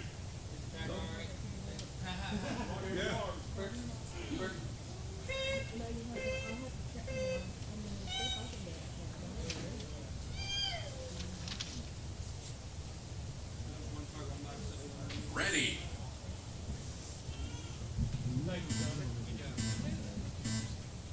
Go. 10 seconds left. 10 seconds remaining in the heat. 5 seconds left.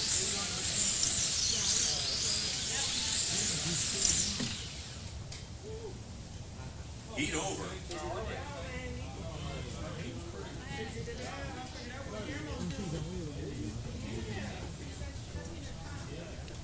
All right, that is the end of the heat, guys. Sorry, answering some text messages there.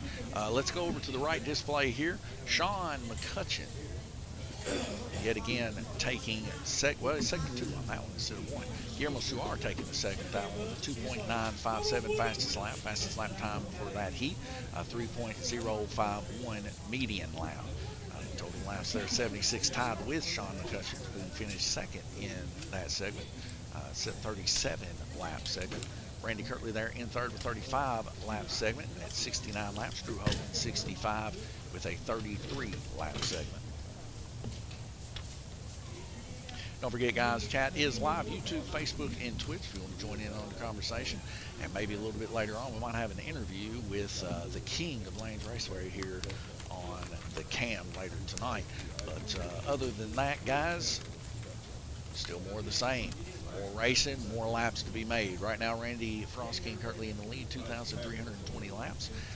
Next to him is Sean McCutcheon with 2,280. Drew Hoagland there in third with 2,234. Those are your top three prospects for winning the King's crown here at Lanes Raceway. In the meantime, I'm here in the booth just hanging out. As you can see, several of the slot car racers' boxes there now. The reason there's nobody there working on their cars right now is here at Lanes Raceway, if you're not racing, you're track marshalling. So we'll see these guys over there track marshalling. They're not actually allowed to mess with their cars once they enter tech for the race, except for right when they put their car on to race. Anything other than that, they have to do under track time. So that is the way that we keep people from sorting in new motors and doing stuff that they ought not be doing. So Ready. they pass tech, they're good to go. Here we go. Randy Frost King Kirtley running around there to get in. Go. We're racing. This is segment 3 of 8. Been a pretty good race so far. See, I believe it's Nathaniel Burden underneath the track marshal currently on Dead Man's Corner. Liam Burden and Paul Woosley helping out in the donut portion of the track.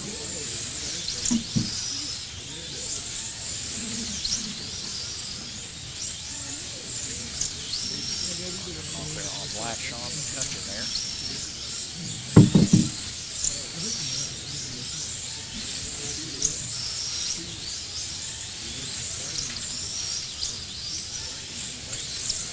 Hogan coming off there on green, and Bud giving a sentiment to Drew, telling him sorry he couldn't get his car in there good enough. Bud Stute, a really kind-hearted racer here at Lanes Raceway, and a good NSR racer. Battling it out last week with Paul Woosley for the B-main in our NSR. And he led pretty much, I would like to say, at least over half of that race. And then ended up, Paul Woosley coming, got him there towards the end. Just one bad thing kind of got into his head. He even let me know, he's like, hey, I'm just in my own head, Don. I was like, well, you know, just got to fight those urges to think you can't catch up and just run the race. Yellow flag. So we got two cars involved in an incident here. That's Sean McCutcheon and Randy Kirtley. Neither one of these guys giving each other even a small amount of an inch of room. Ready. Very tight racing between these two for sure. Go.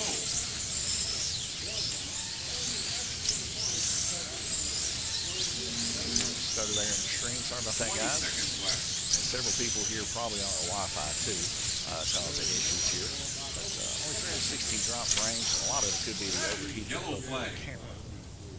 Let me get the track call here for you. Ready. Go. 10 seconds left.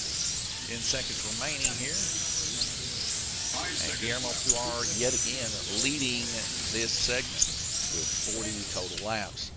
Guillermo Suar also turning a Heat over. scorching 2.846 lap. He might actually beat his previous time from the previous heat. Let's go over here to the right display real quick and just take a look at that. 2.846 best lap time.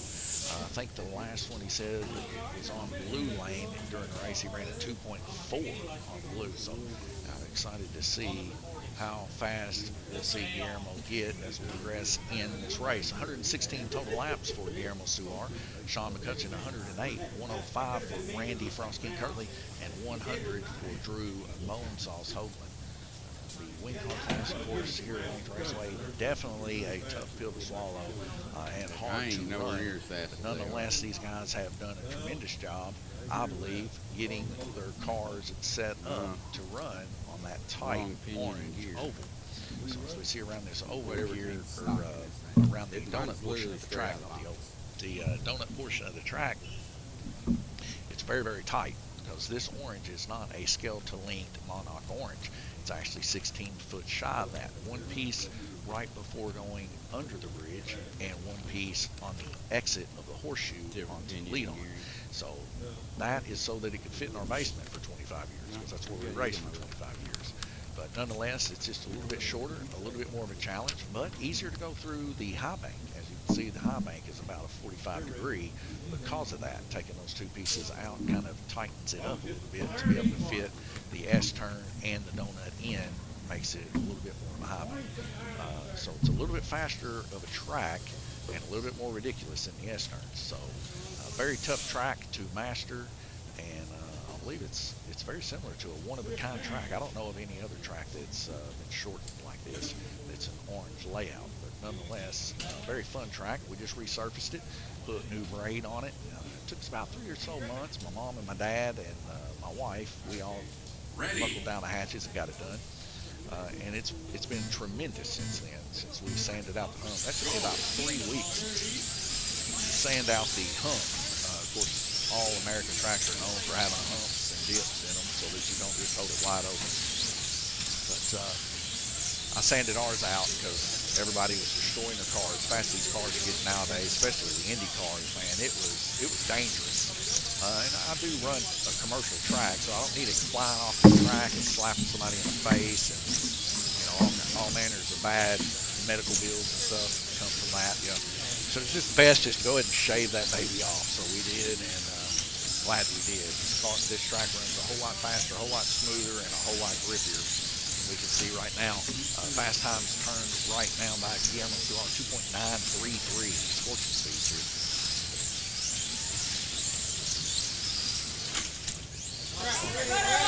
Yellow flag. Rider. Several cars off. Who's off? Who's on? Who's on?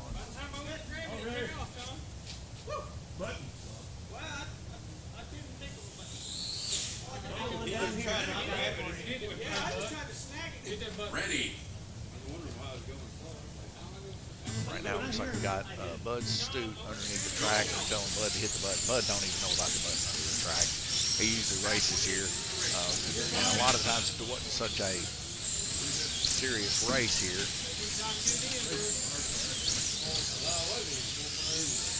he wouldn't even be underneath that track. But we try to keep the race going, live track, nice and fluid. People keep their rhythm about them and stuff like that. So definitely something that we got to keep an eye on. Got Paul Wizard up above the bridge put on there.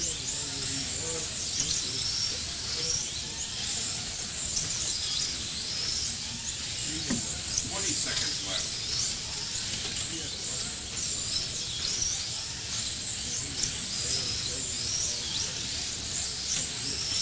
10 seconds left. 10 seconds remaining in the heat. 5 seconds left.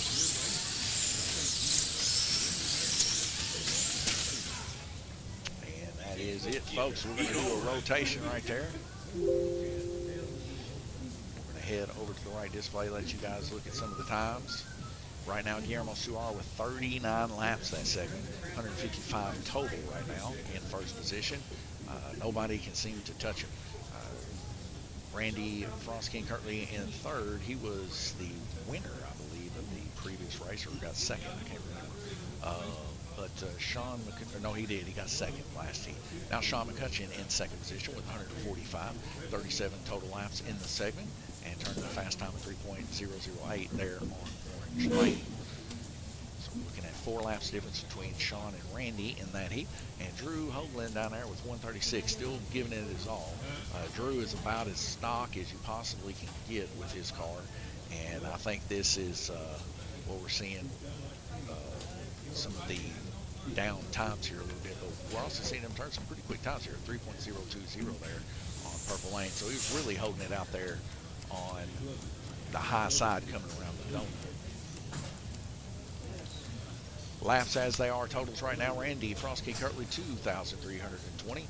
Currently in the lead for the Kingship. Second position to that, just a few laps behind him, 2,280, Sean McCutcheon. And third, just a little bit behind Sean, 2,234, Drew Bone Sauce Hoagland himself. Don't forget, guys, chat is live, YouTube, Facebook, and Twitch. Don't forget to like, share, subscribe. And if you subscribe on Facebook, we got a lot of good deals for you. It's only $1 a month. And definitely get on that board. As for good news, Monday, extremely good news. I'm super excited. Tomorrow, our braid's supposed to be here. If it's real. If it isn't, we got scammed. But nonetheless, we got scammed. We'll just have to throw some more money at it and wait 10 to 16 weeks to get our braid. But it should be here tomorrow, and I'm hoping to get it within, I think it said anywhere from 10 to 2 o'clock. So we get that, we'll be able to put the enamel down on the track, do a final sanding on the front top, and start getting that Blue King put together and have some real fast wing car races on that Blue King. So I'm super pumped about that. Randy Kirtley out of the gate right now, turning the first lap there, 142. He's turning 3.142 on this car. Doing the best he can do. Keeping it up there right now. One thing can be said about Randy Frost King Kirtley is that he does keep it consistent. He is the consistency key here. Nothing seems to rattle him, and he just keeps bringing it home. So we'll just see what he can do, given that he could have a faster car similar to Guillermo Suar or one of the faster.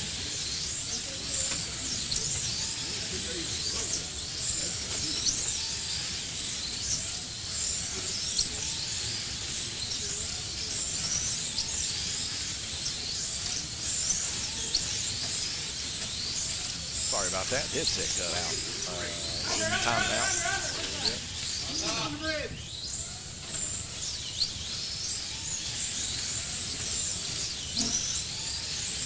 Good job, Drew. You don't want them to come off. Hoagland after that toboggan was the only one not to come off.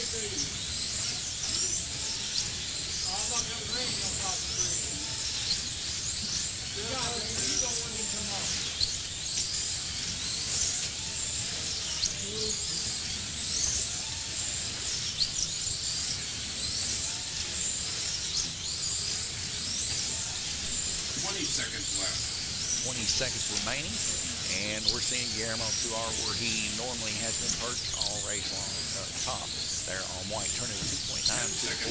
And now Randy Kirtley moving in front of him right there as a track call gets called. We see Drew Hogan popping off there on the front stretch on purple. Ready. Randy Kirtley now currently in the lead for this segment as he passes Guillermo Tuar. Go. Guillermo Tuar has mastered the swing car class, and he was definitely a force to be reckoned with in the fall series when this class was ran, and nothing has changed. As we can see, he is putting up some very impressive numbers. We're going to see, like I said, Randy Kirtley's going to win that segment there. Guillermo just now turned his 38th lap. Randy Kirtley's segment 1, currently in third position. But if he keeps this up, I see a change there into second position. Is there a chance for Randy to catch Sean McCutcheon? Highly unlikely this race, simply because the first few heats he had some pretty bad wrecks. Him and Drew both had some pretty bad wrecks, keeping him from catching up with the guys. But that just goes to show you how tight of a race it is between these four A-main racers. It's very, very tight, to say the very least. 2.924 fastest lap, Guillermo Tuar. He's got a screamer, guys. How long will that motor hold out? I don't know. It may hold out for the next two races. It may not. But nonetheless, that is the full crowd. So 2/3 of the way through on this full race segment. Like I said, after this, we're going to be taking a brief intermission and taking a lunch. We see a few of Lane's Raceway racers taking the lunch right now, and maybe going out to have some smoke. Who knows? See a few more people coming in, rolling in some stuff here. So there's like a little kid coming with them. Speaking of kids, we do host birthday parties here at Lane's Raceway. Our packages are on our website, www.lanesraceway.com. Check that out for package details. We even have packages that you can have unlimited pinball play here alongside of being able to race up to 8 cars and controllers on all of our tracks. So very good little deal there if you want to check that out. We'll be having some more of that in the future. Also in the upcoming future, I know a lot of people's been asking, when is the shop going live? Well, T's been getting about 20 products in a day, but here recently we've just now been getting some of our new orders in. So those 20 products have been all brand new products for NSR and you know, our slot car stuff. So it's just going to take some time, guys. Nonetheless, I'm hoping to get it done in a week or so that should be good.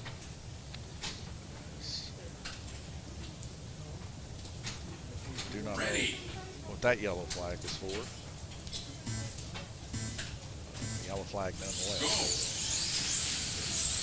Anyway, back to racing. Drew Hogan going to turn the first lap on this one. We're going to see Randy take control of that pretty good there.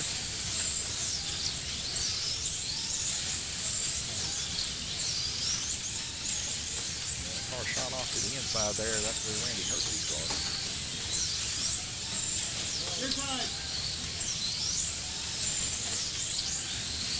Hogan coming off there on black. Seeing Sean McCutcheon move up to the front position here now.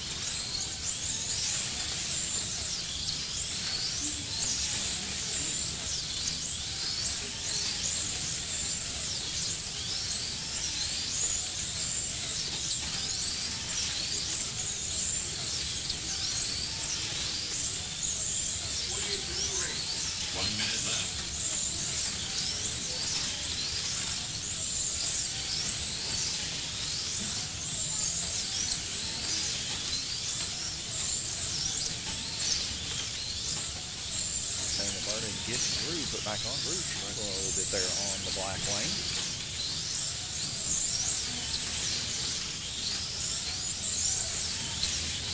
Fastest lap time right now, 3.020 for Sean McCutcheon. Randy Kirtley and Guillermo Tuar pretty close behind him. Now Guillermo Tuar with the fastest lap time of 3:007. 20 seconds left.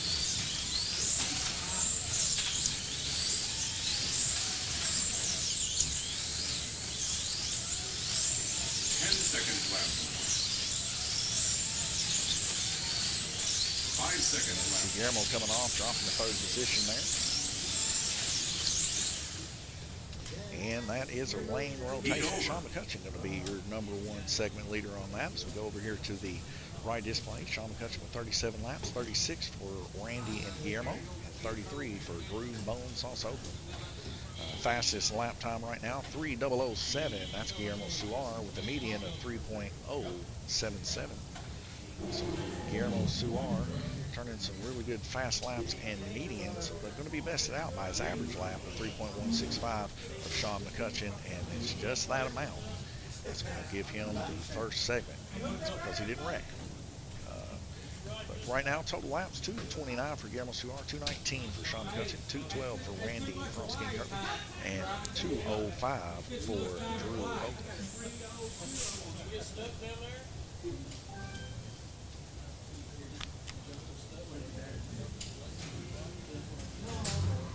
Current points, current laps right now, before we go on our intermission, are this 2,320 for Randy Froskin-Kirtley for the crown, currently in the lead, 2,280 for Sean McCutcheon in second, Drew Hogan 2,234 currently in third place. This is for the blue crown today, and today right now Guillermo Suar is winning it in spades.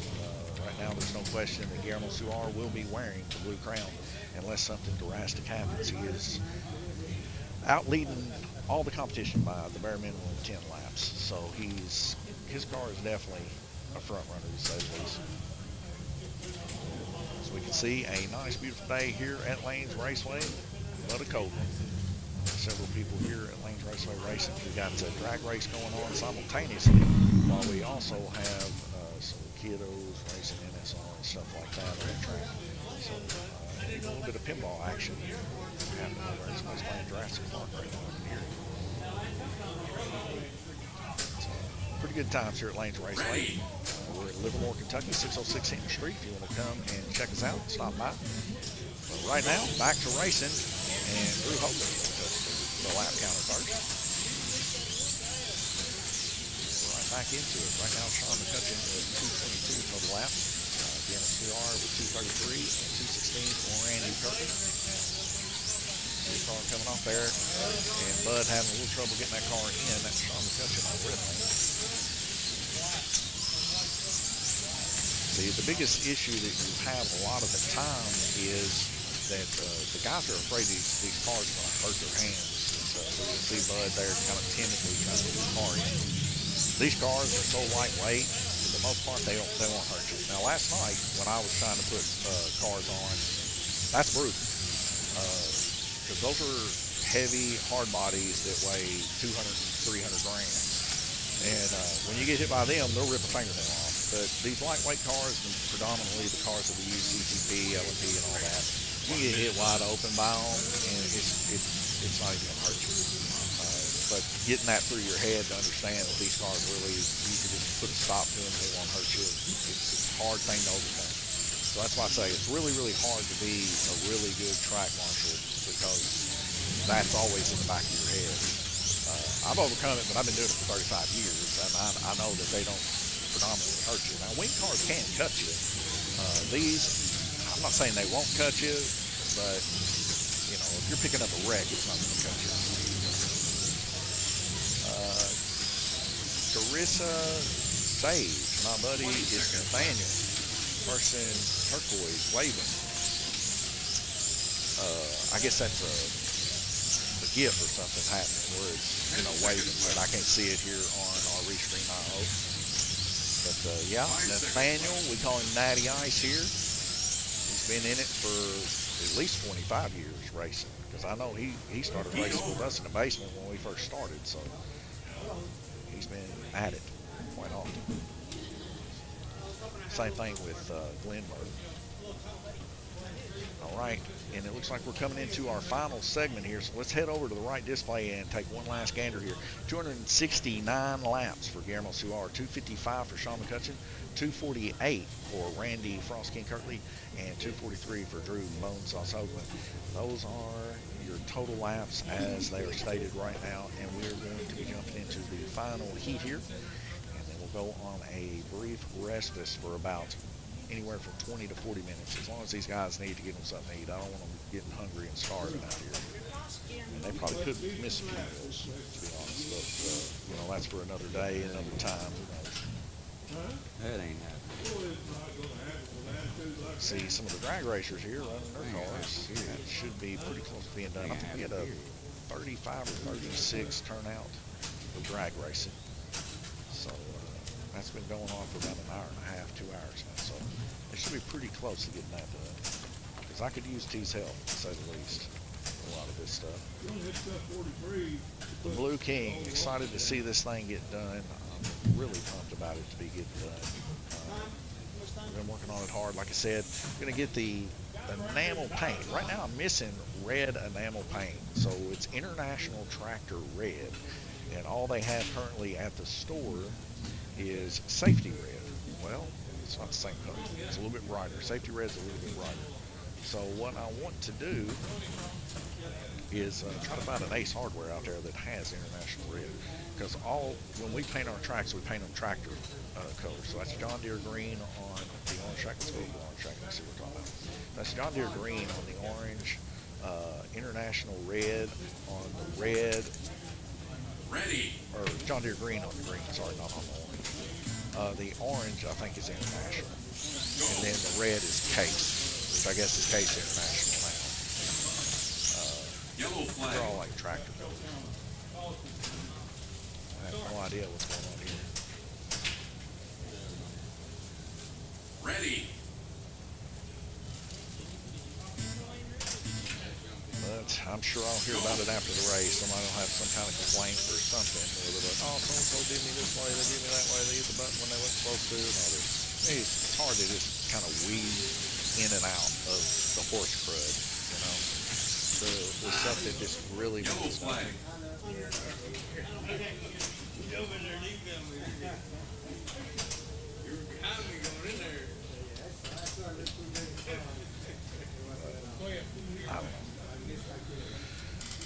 Ready. Like it's supposed to be a live race, and we're getting track calls every 2 seconds because none of these guys want to do it the right way. Like I said, I'm going to hear about it. I know I am. And then they're going to want me to deduct laps, and I'm not going to because they didn't say anything when it was happening. So, anyways, they know the rules. And I mean, we don't really have a whole lot of track calls, especially in the A main, but still it's frustrating that you're trying to go by the rules and people don't want to go by it. So, that's what it is.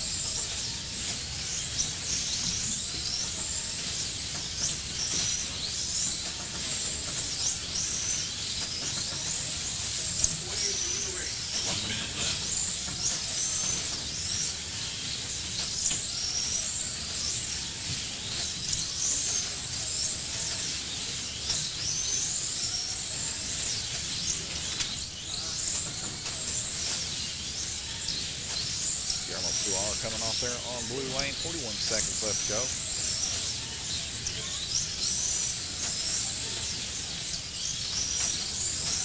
Get those final segments. We'll get the laps updated for you guys during the intermission, and we'll leave it on that so that you guys can see the totals if you keep the track at home. 20 seconds left.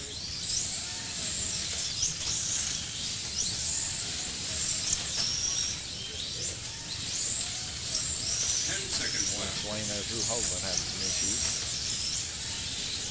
5 seconds left.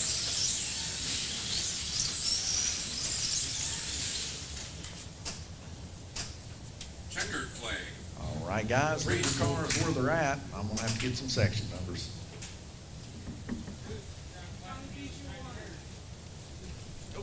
Don't leave me.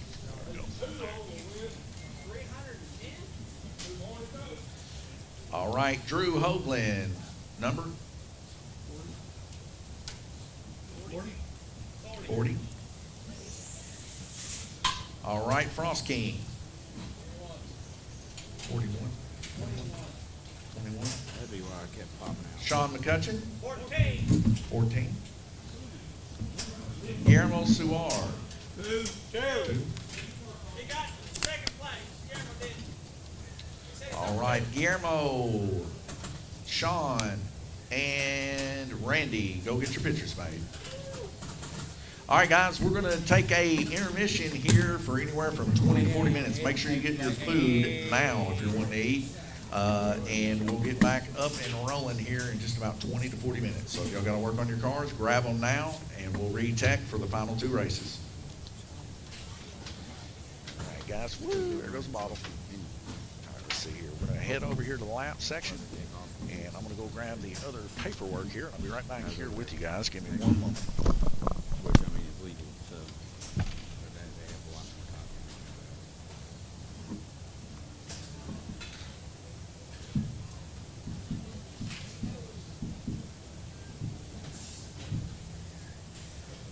Go out.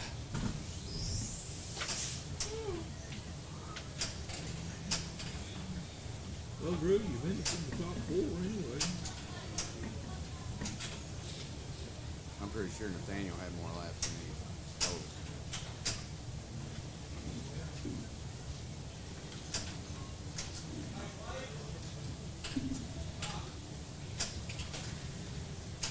He got in a lot more trouble. We had 5 or 4.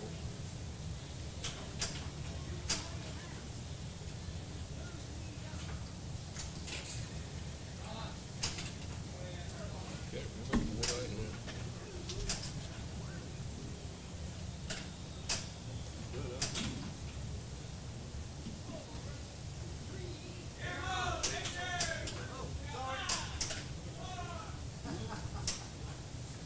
Don't get back there, Tyler. Don't take it away from you.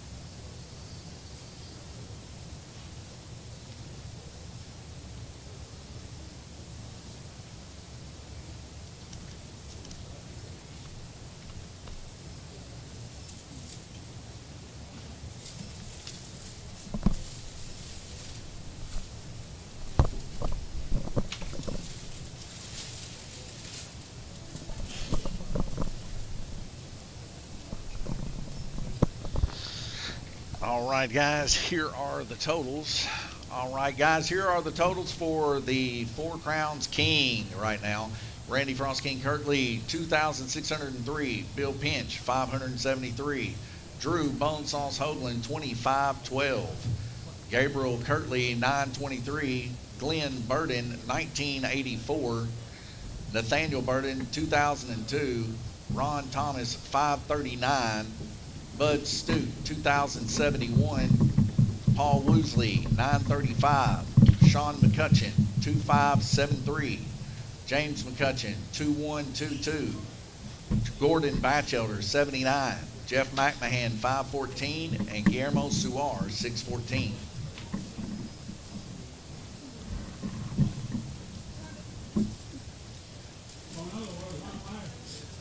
All right, at 4:20, we're going to get back to racing, guys, so make sure you get you some food and something to drink. At 4:20, we'll be back racing.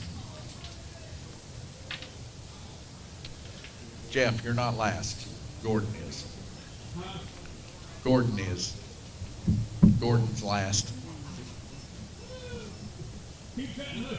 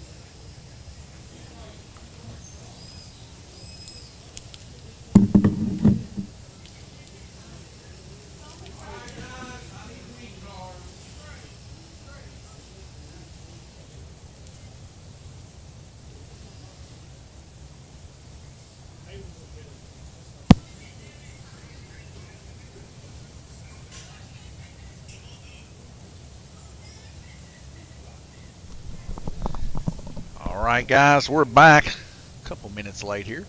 Nonetheless, we're going to be heading back over here to the orange track here. I got to get some stuff refreshed here.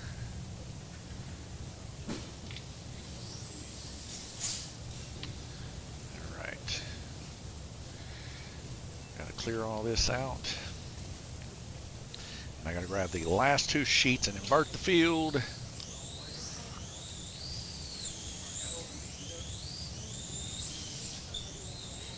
All right, let me see where my paperwork's at. I think this is it here.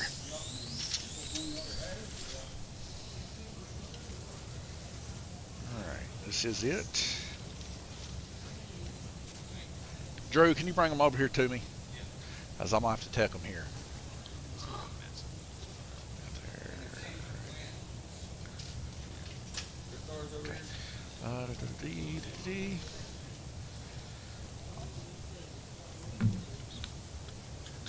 All right, Glenn, where would you like to go?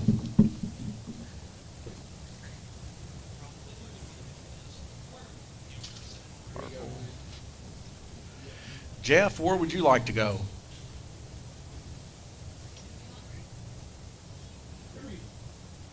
Blue.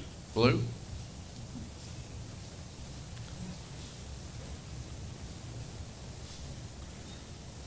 James, where would you like to go?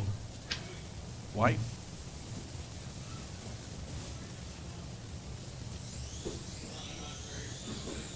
Bud, where would you like to go? Orange.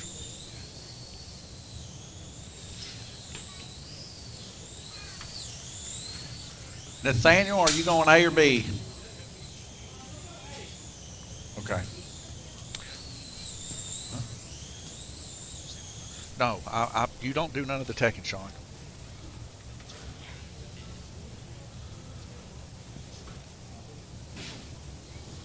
Okay. All right, James, Bud, Jeff, Glenn, everybody else find a place on the track for track marshaling. There is no qualifying, guys. We're going right into racing. All right. I have the cars over here. I'm going to run tech. Once I get them done, I'll have Drew bring them over.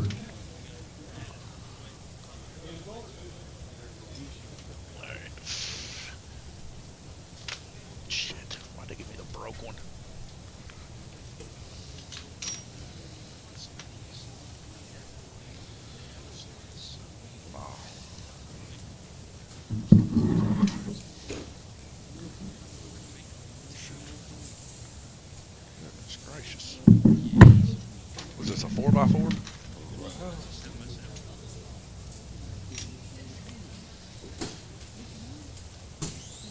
Shit, I can't see.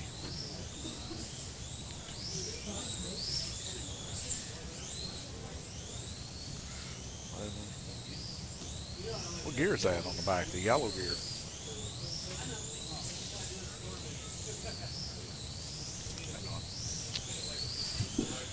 T, I need a spur gear count tool. Please bring it to me. A Vanguard spur gear count tool. Yeah, thank you. Don't have anything in it.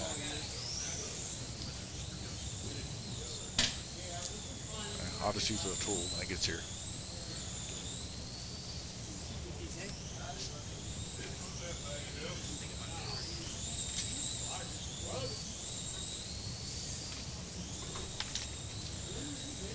Thank you, sir.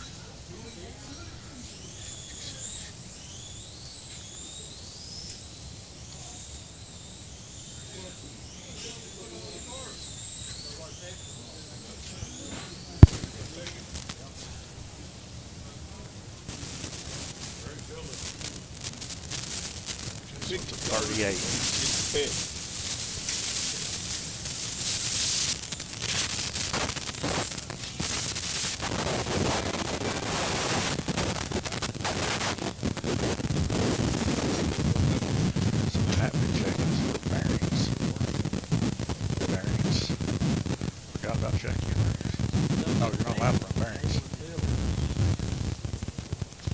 Late for that. Okay.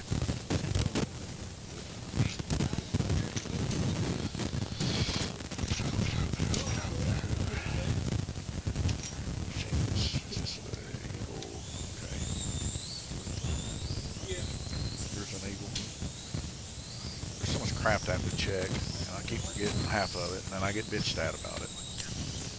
Huh?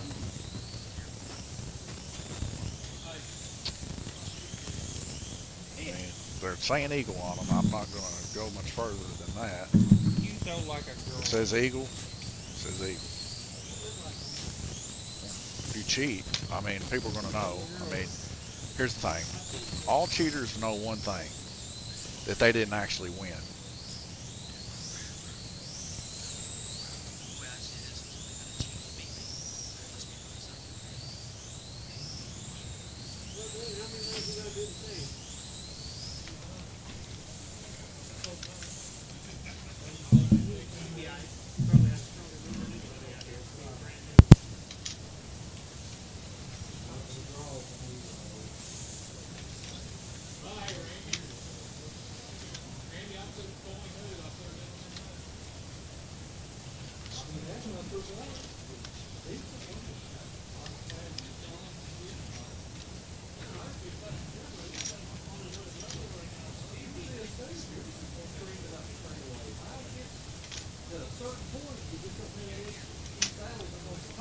One, two, three, four, five, six, seven, 8. I got 8. That's the only way I actually catch up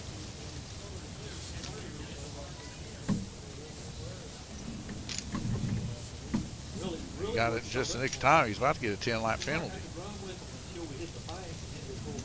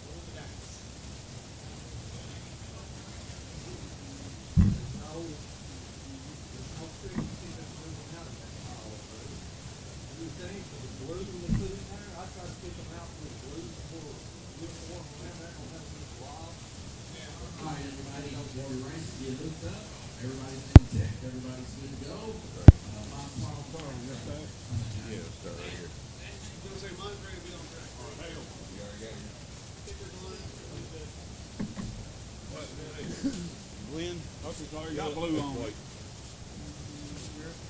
It's got blue already on it. All right, sorry about that, guys. Lost a little bit of headset sound there. Communication error. Got her back up and running now. Fixing to start our third B main.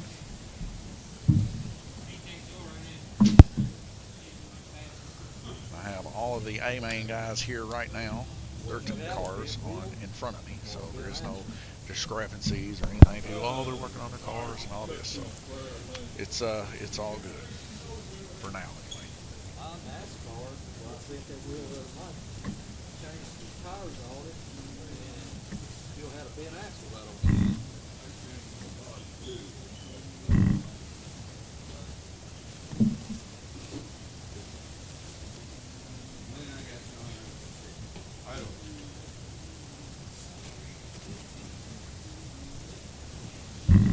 All right, everybody got their stickers. Everybody got their controllers.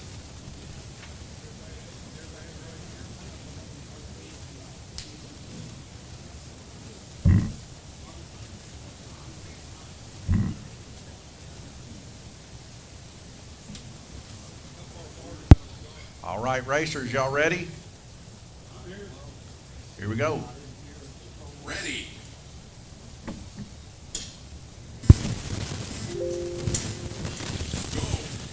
And our third B main is underway here.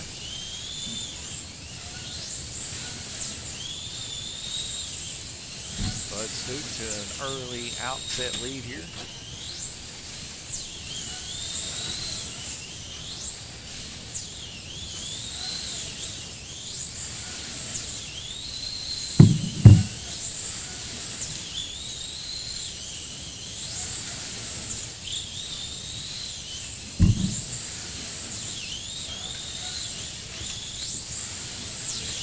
Ice Burden there, putting the car back here.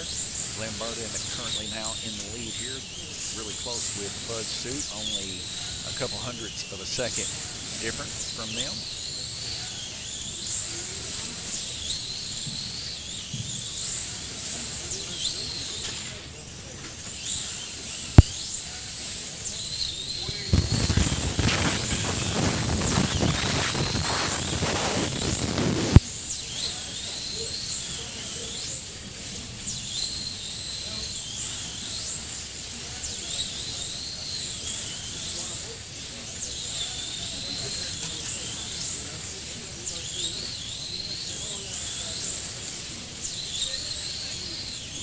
Right away.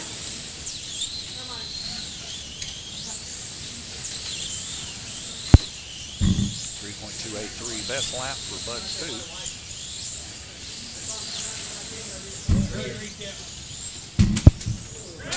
Flag.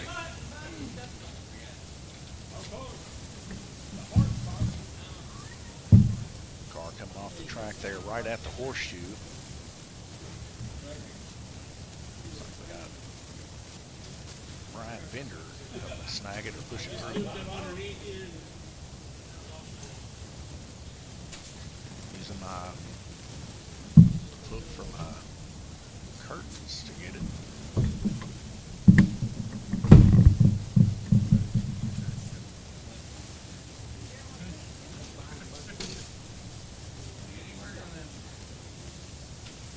Ready.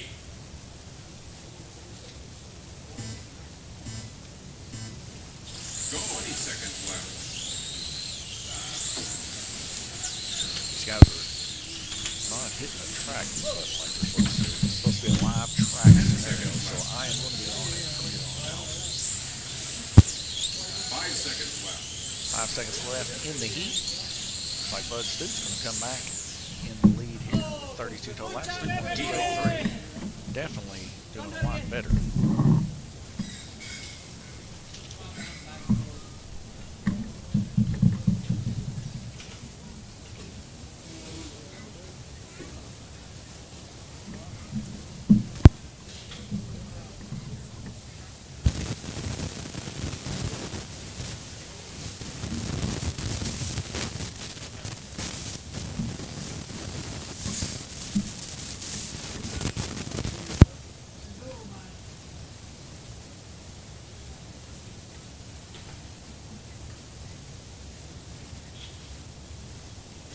I got you, Cliff. It's yours. Shane White in the building. What's up, y'all? Looking forward to seeing y'all in a couple weeks. Yeah, going to be a few guys coming down. I think Gabe has talked about it, Dad, and might even get Drew to come down with us. If things free up here at the shop and I'm not completely covered up, I'm going to be coming. Just depends, though. Depends on how things go. Right now, I'm pretty covered up. I'd love to come down there and cash a few checks with you there, Shane. I think you still got to cash a check or two with Gabe, don't you?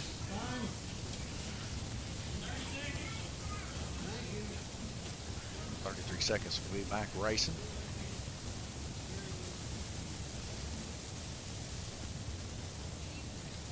Bud Stoot in the lead right now, 32 laps, 3.283 fast lap time, and a 3.473 medium lap.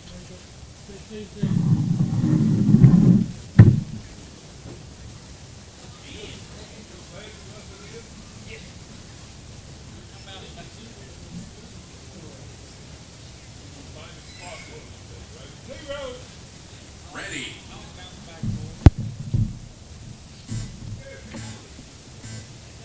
Go. Yellow flag. I got you. Ready.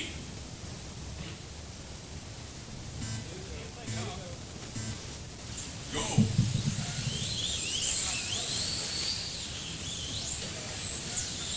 Got a lot of glue on.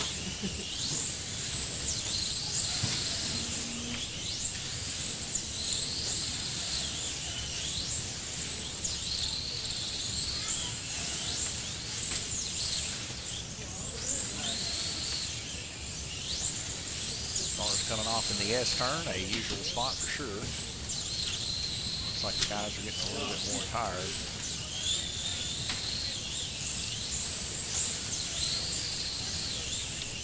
Sure to try to get them cars out from underneath the bridge, put them on right in front of you where it's straight. Instead of trying to put them on the bridge, you'll get yourself cut doing that.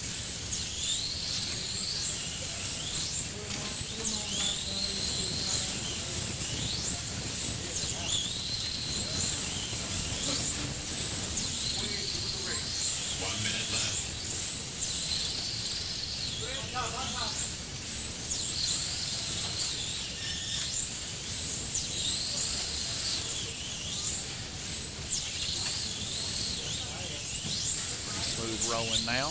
Not too much of a problem here. Glenn Burden with 22 total laps for this segment. He's pushing out in front of other guys. Pretty good. Like I said, Glenn, through the seam today, man. Hasn't been able to breach the lap gap to push himself up into the A yet. 20 seconds left.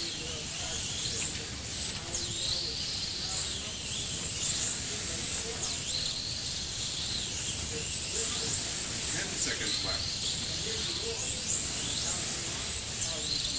5 seconds left.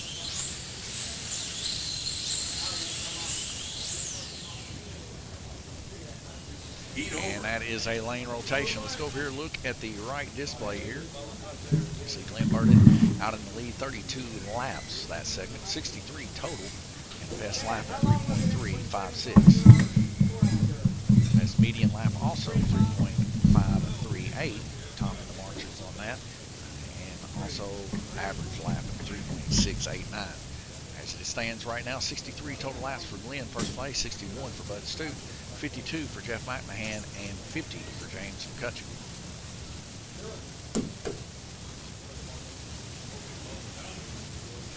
Laps right now, as it stands, is 26:03 for Randy Frost, King Curley, Sean McCutcheon 25:73, and Drew Gonzalez 25:12. That's your top three for the evening. As it stands for the Blue Crown, it's been a great win for Guillermo Suar. So we haven't even had to count laps for taking the Blue Crown so far. It's going to be Guillermo right now. And as long as he continues, it'll be more of the same.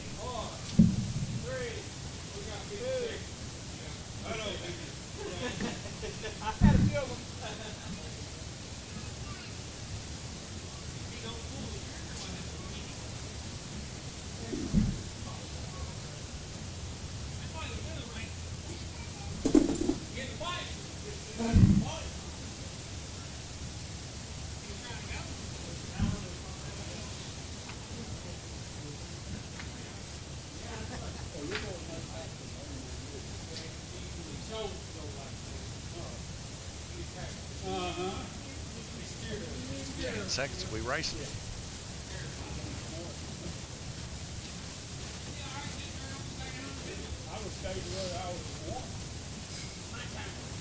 Ready.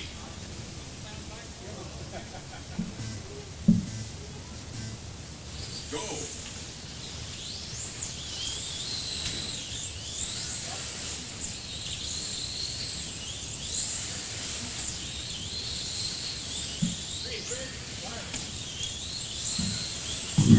Daniel with a good grab there, picking it up off the track and putting it down. That's what you want to see.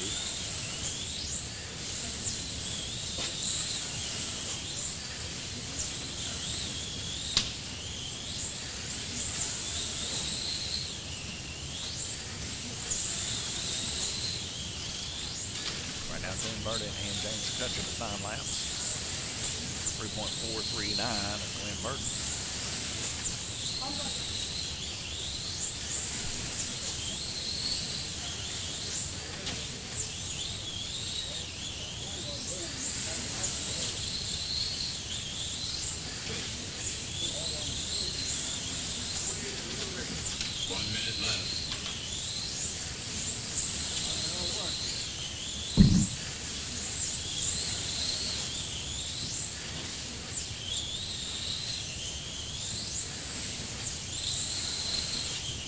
trouble there on black lane for Jeff Knight and his car.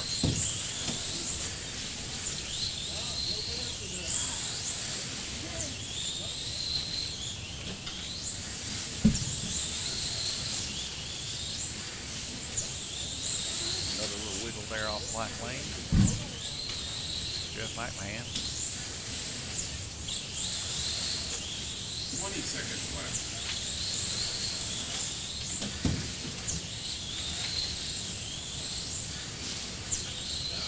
10 seconds left. 5 seconds left. And that's the end of another heat right there, folks. Let's head over to the right display. So we see Glenn Burton, 97 total laps. He's running off and leaving everybody right now. 34 total laps, 3.344 for his fast time. 3.633 for James McCutcheon. 3.600 for Bud Stute, and 3.94 for Jeff McMahon. Total laps right now, 97 laps Glenn, 85 for Bud, 76 for James, and 73 for Jeff McMahon. Don't forget, chat is live, YouTube, Facebook, Twitch. You want to come in and hang out with us. Chat. A long day here. The sun's starting to go down. When the sun goes down, I start to go down a little bit. My battery needs recharging. But nonetheless, been ice cold here for the past couple weeks here. Been tough to get through, to say the very least. But nonetheless, we've made it. I believe I was the only person without power in Livermore at one time whenever the storms were rolling through, so that was not pleasant. But ended up having a generator, so it didn't hurt that bad. It was only out for about 4 or so hours. Okay.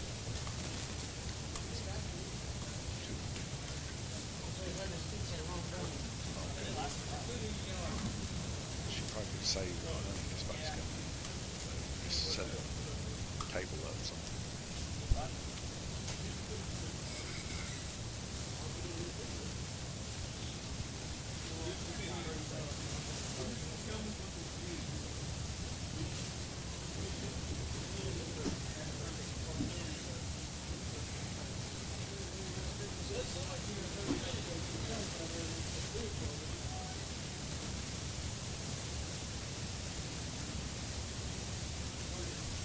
In 10 seconds, guys, we'll be racing. This is our middle segment here for our third B main. Got this one and one more. Much painting as I've been doing the past couple of days. I know I should wear a mask, but I haven't. My throat is just going raw because of it. Well, I guess that's what you get. You pay for it. It's a long thing, they say.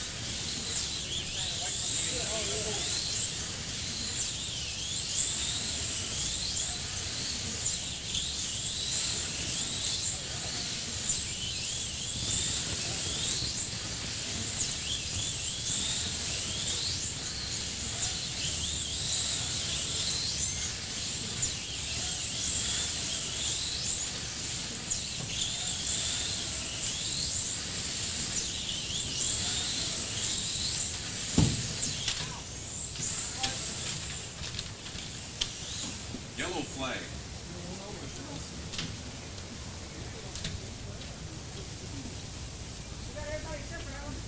Ready.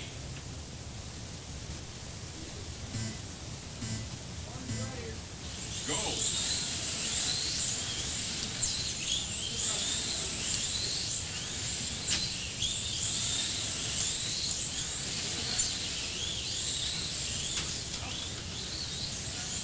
Halfway through the race.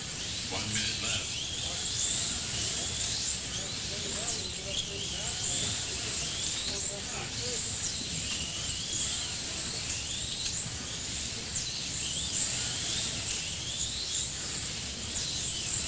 Hello, Paul. To what? To YouTube?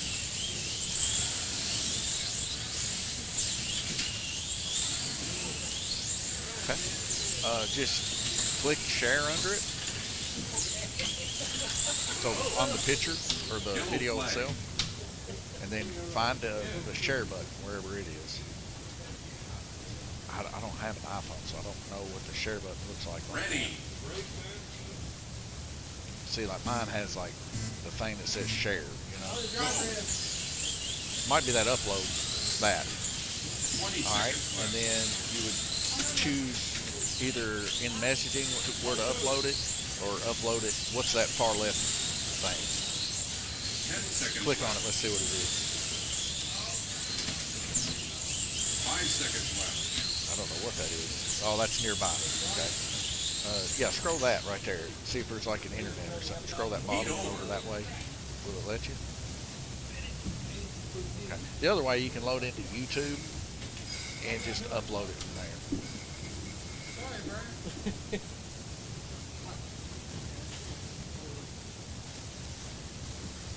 And you have an account on YouTube, right?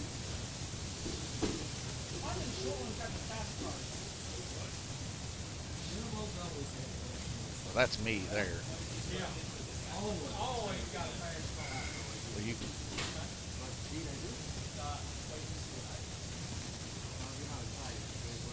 I don't think you can upload a video in the comments. So you'd have to upload it to your actual YouTube channel if you have one. But then again, you can email it to me if you're trying to do that. Oh yeah, yeah. Just send it to us on our email. LanesRaceway@gmail.com. And I'll upload it for you. Unless you wanted to cut it or edit it. But yeah, I can upload it on our Facebook and everything.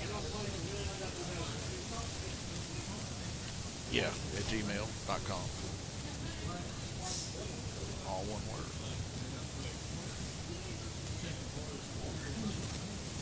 Yep, Gmail. Yep. Just attach it to that.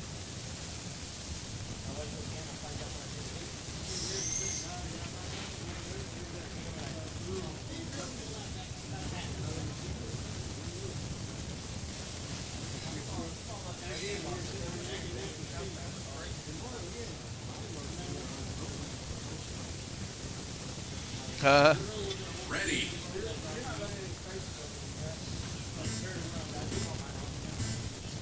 Go. All right, guys, back to racing here. We are now in segment 5 of 8. See more of the same. Glenn Burden running off, taking it. James McCutcheon and Jeff McMahon within 8 laps of each other. Not yet seeing Bud Stute pop up on the screen, but he will.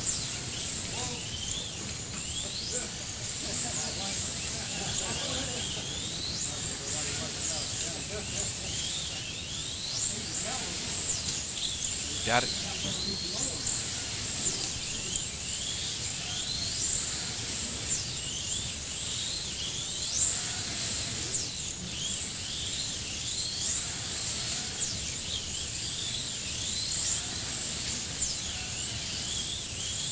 Guess I'm gonna upload a few videos from Paul. Paul's been out there doing videos with his iPhone. Let me see if I can access those off the email and upload them.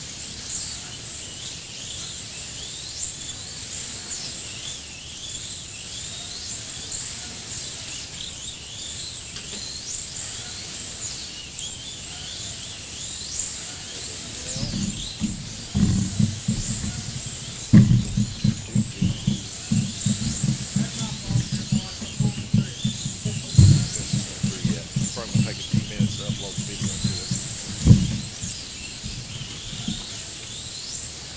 Paul Lucy was out there doing some slow-mo videos of the cars, so I think you guys might like that too. Watching them come off the donut and everything. He's out there right now. Really pretty cool. Last time he done it, it was in a section. I wanted to put cameras where he had it, but when we was up at the old place, 5 seconds left. our POE system, our switch, didn't have enough POE on it to be able to put us another camera on, because all our cameras are pyro.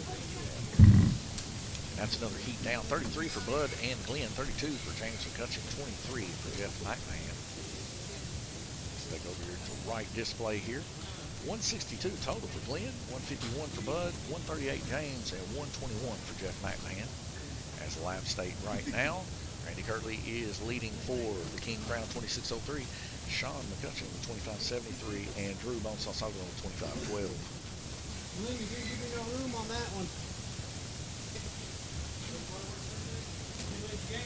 Frigid day here at Lane Raceway. As the drag race ends, we're seeing some people get in their cars and roll home. So it's been a blessing of the day. Several people showed up to drag race today. Our drag races start at 2 o'clock on Sunday. Guys are interested in coming in and getting involved with some drag racing action. Don't forget, chat is live right now while we're watching the race here. I need to situate that a little bit better.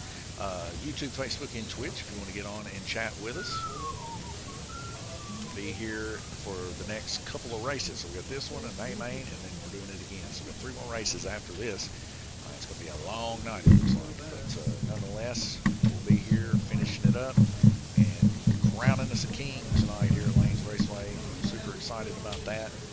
Pretty pumped. And it'll be another year down in the books. It never fails that every single year we end up having a delay during the 4 crowns. The snow and the frost from the Frost King, I guess, came in and delayed us for a week on the 4 crowns. But we ended up showing back up. Now we're here again. So it's going to be a pretty good time finishing it up. All right, 7 seconds. We'll be racing. This is 3/4 of the way through our 3rd B main. Ready.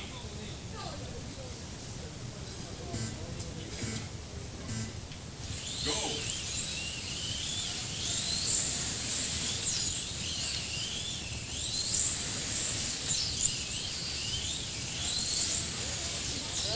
Yellow flag.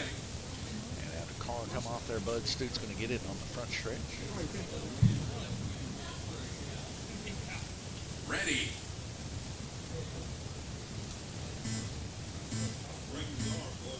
Go.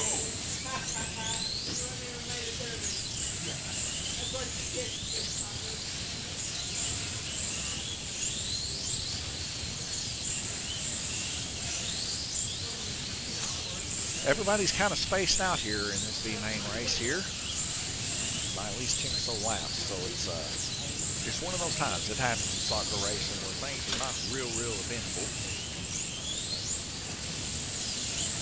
One of them things happens in slot cars.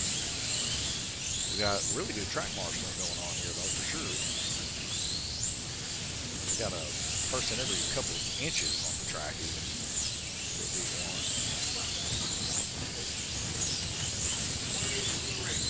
1 minute left.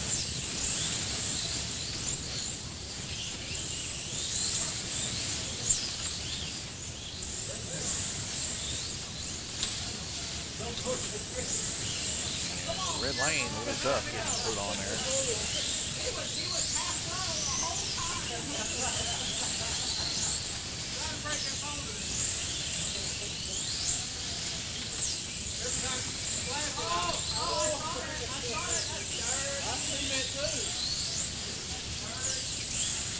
Guys are having a blast over there. 20 seconds left. 20 seconds remaining in this 6 of 8 round robin heat. Right now, Bud Stute is in the lead laps turned. Right now, 31. 10 seconds left. 182 total. He's starting to catch Glenn a little bit. 5 seconds left. Starting to pull in a little bit closer. About 9 laps difference between the guys. So, getting closer. Might have a race before it's all said and done. Minute 20 seconds before we get into segment 7 of 8. Now there's a little bit of spark of life happening between Bud and Glenn. You see if he can hold it off. Paul, I tried to find it in email. What did you send it under? No, I mean, what's your name on there? See if it's for spam.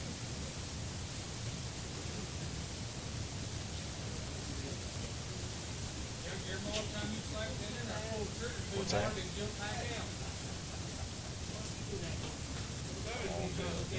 Pop up.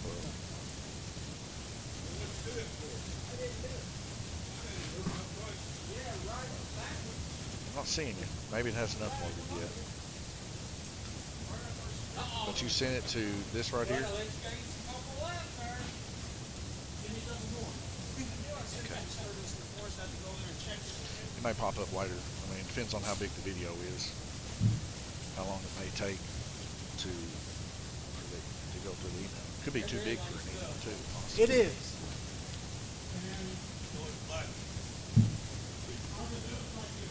If it is, we might have to download it somehow. After all this is over with, just put it on my computer.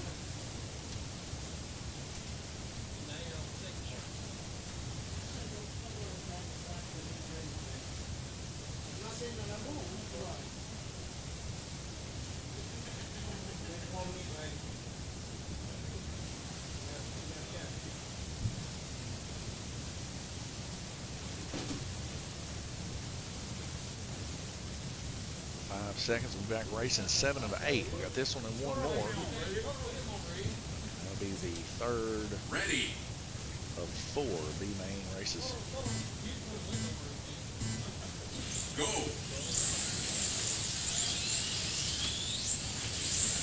And maybe next year we can probably get the point across with just 2 races. But I thought it'd be kind of clever. 4 races, 4 crowns, 4 seasons. But it's a lot of racing, fellas.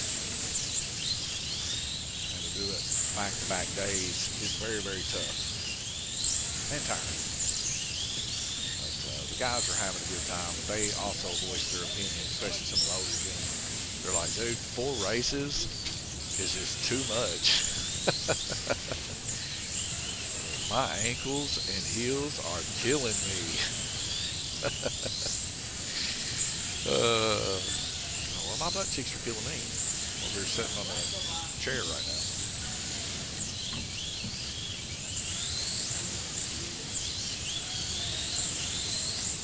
But Stu, yet again, I don't even lead here, turning 17 laps. He's got a couple more up on Glenn. He's starting to catch him a little.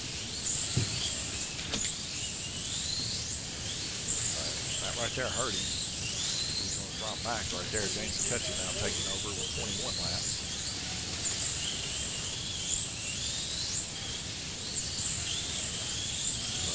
Get about 2 laps on this one.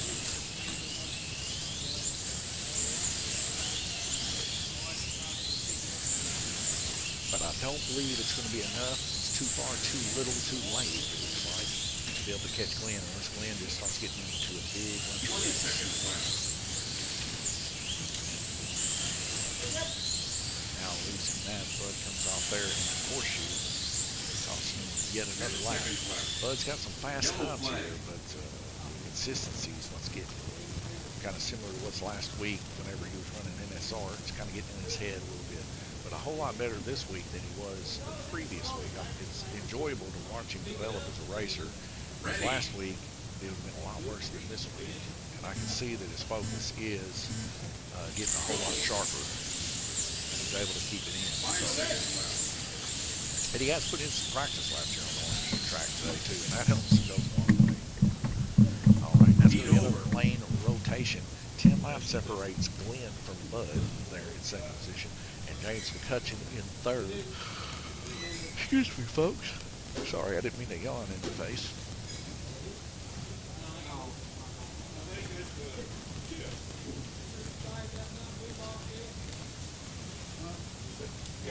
This will be our last segment. We'll be jumping right into the A main. I'm going to have to get the paperwork back out for the A main. Daniel will get to choose first. I kind of liked it when Nathaniel was racing the B main, because then we had another track marshal that could move around. But he is the cutoff, so he gets to choose.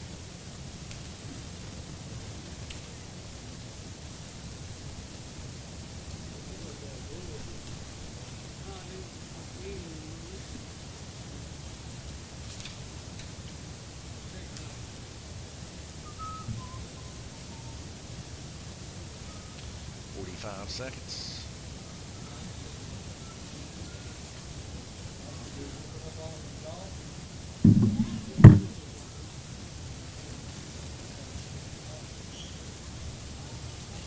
You guys ready? Here we go.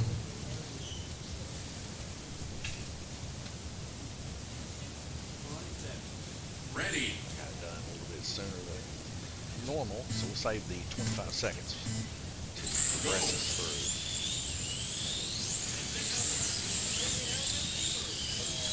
Yeah, Nightmare there on green. Stalled there for a second, but there wasn't nothing wrong with this car.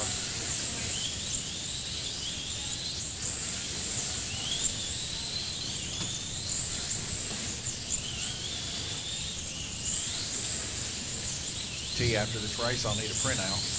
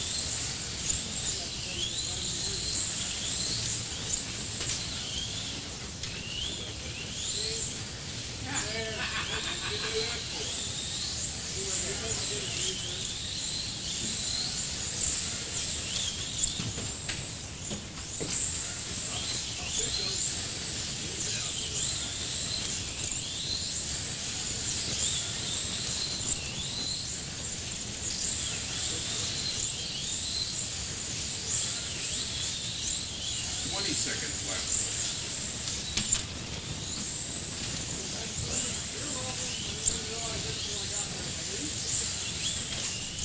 10 seconds left.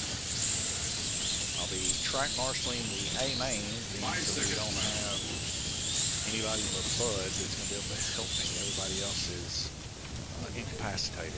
As Checkered we say. flag. Race over. All right, guys, leave your cars where they're at. I need James, your section number. 42. 42. Bud Stu. 24. Jeff McMahon. 26. And Glenn Burden. 13. All right. Let's see here, folks. Glenn Burden, first place. Second place, Bud Stu. Third place, James McCutcheon for the B main. Go get your pictures made.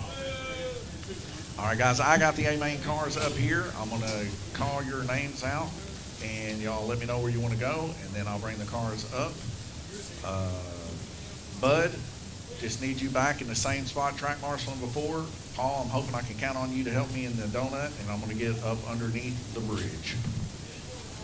Everybody else, back on the high banks and the front stretch.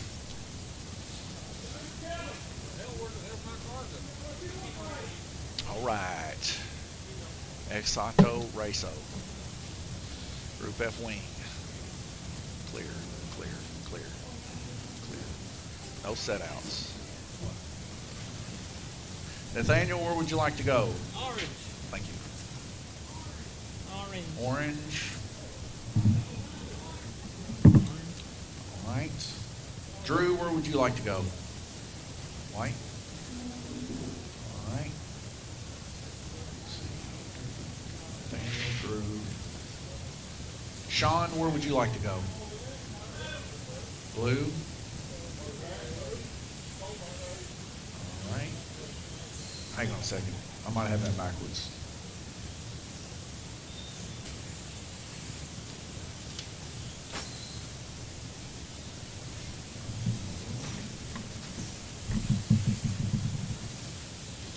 Hang on one second, guys.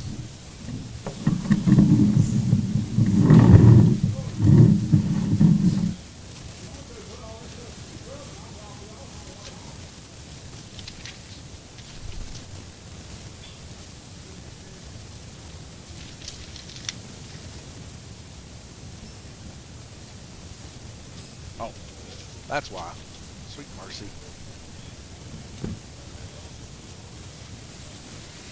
Sorry about that, guys.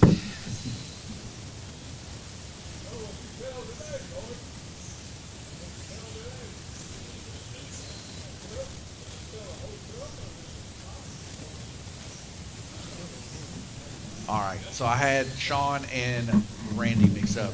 Where do you want to go? Yellow?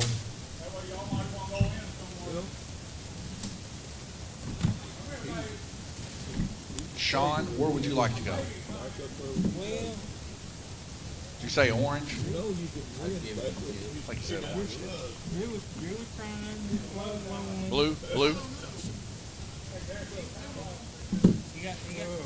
You want to go purple?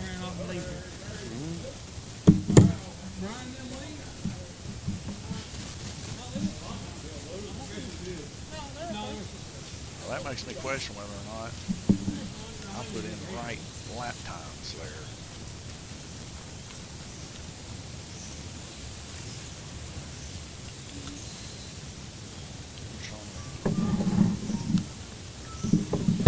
I don't want your car number. Or your mom. Not what I want. Let me check that.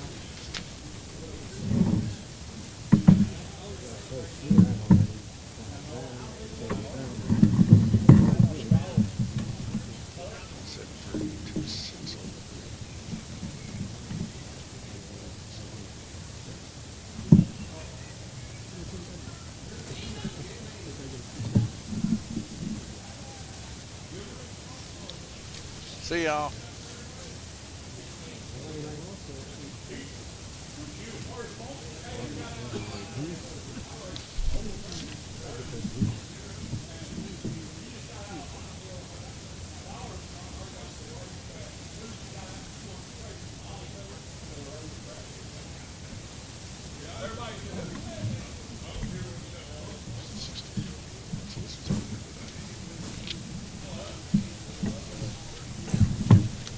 Might have to do a final count. Alright, so stick that over here. Alright.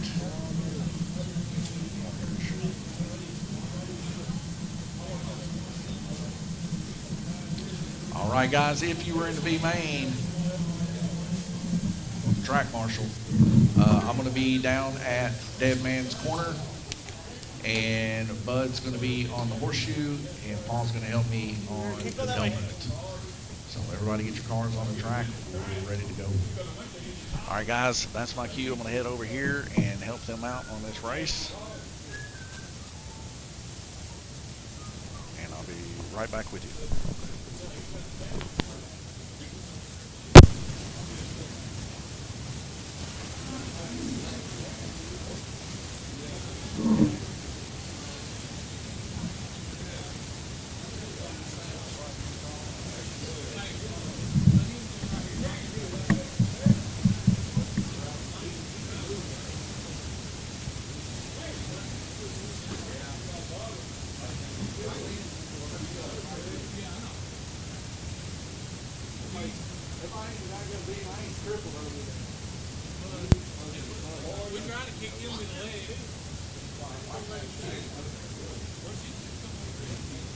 Yeah, till you go over and help track marshal.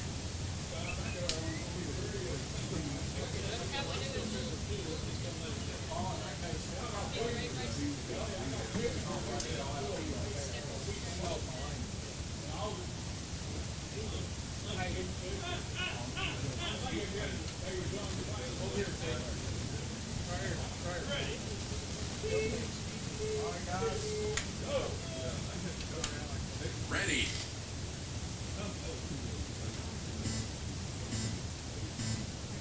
Go.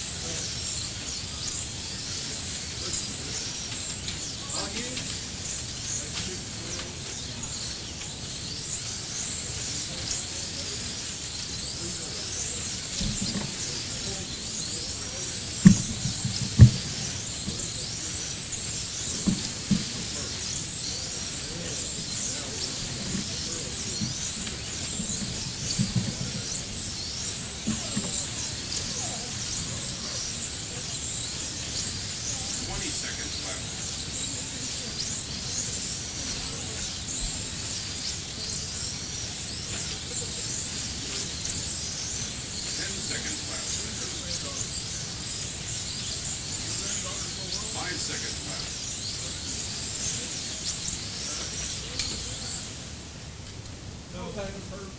Eat over.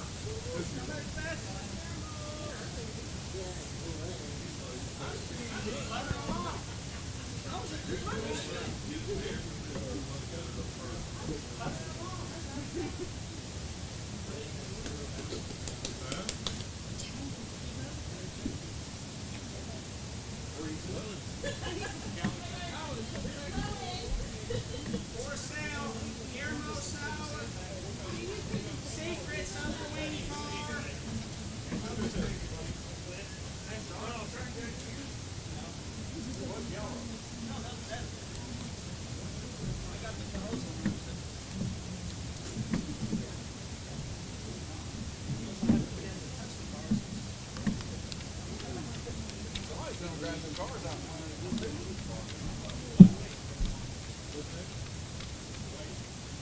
I did. I brought them up.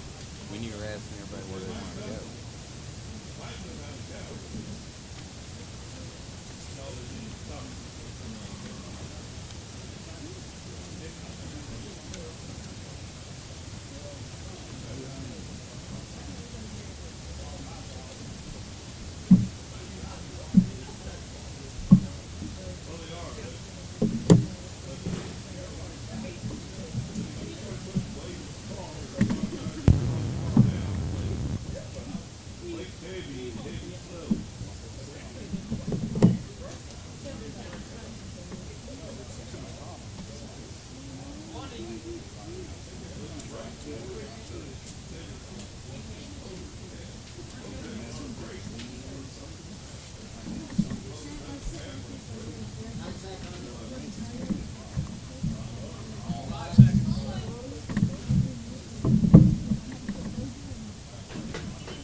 Ready.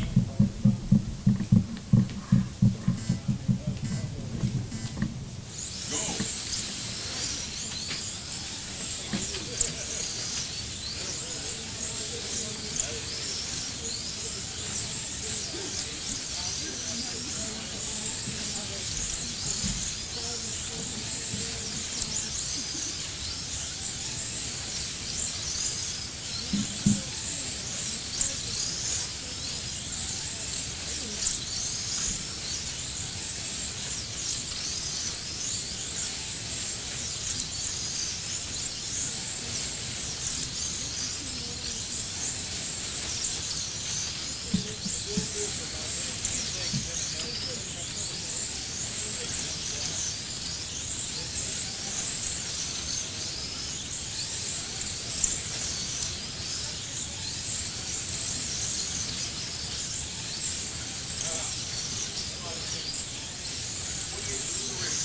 1 minute left.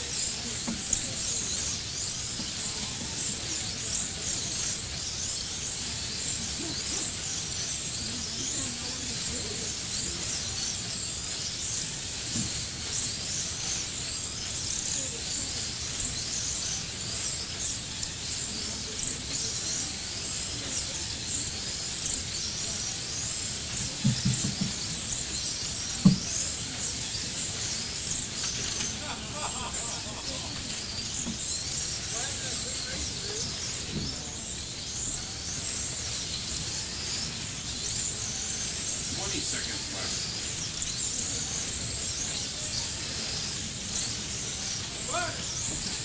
Yellow flag. Hey, go behind the counter.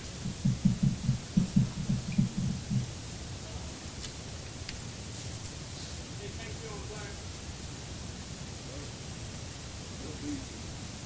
Hey, did you bring up everybody? You got 34 on there. That lap is. Well, he's right behind the counter.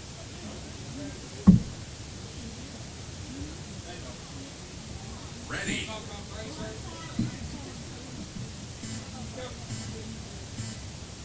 Go. 10 seconds left. 5 seconds left.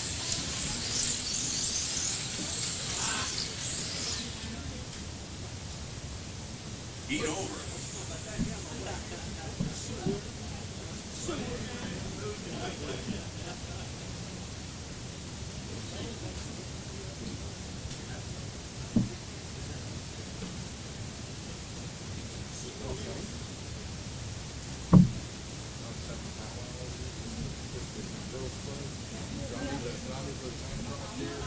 Girls Club only. Hey, I'm over here. You're not in the bleachers though. But I'm aggravating. But I'm aggravating.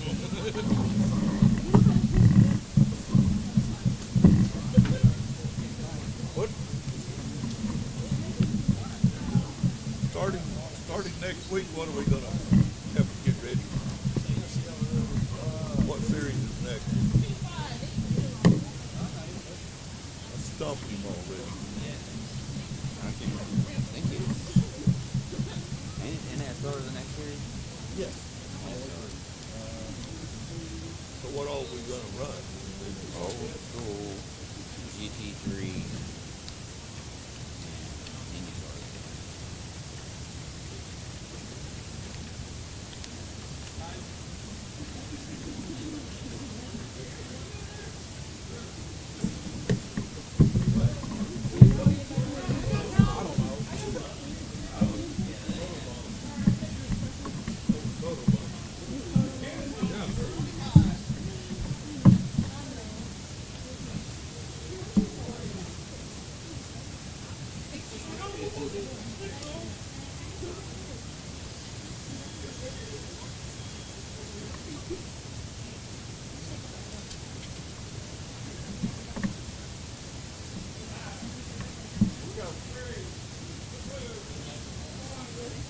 Ready.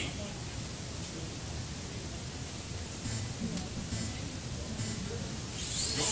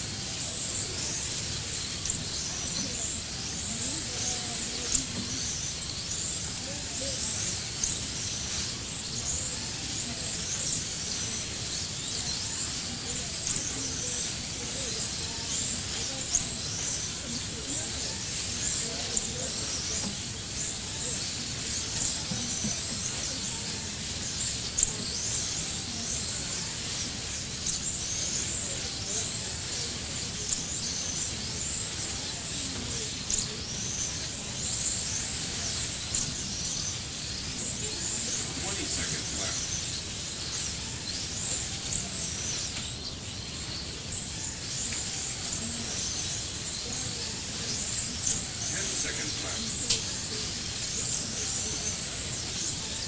5 seconds left.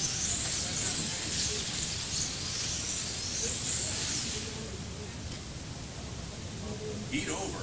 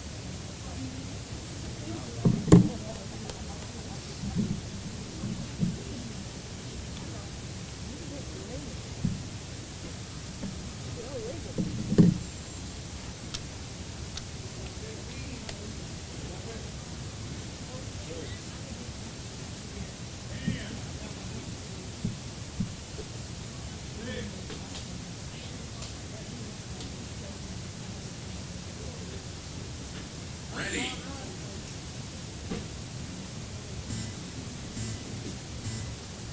Go.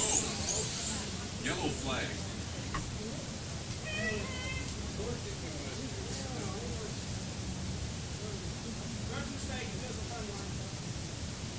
Ready.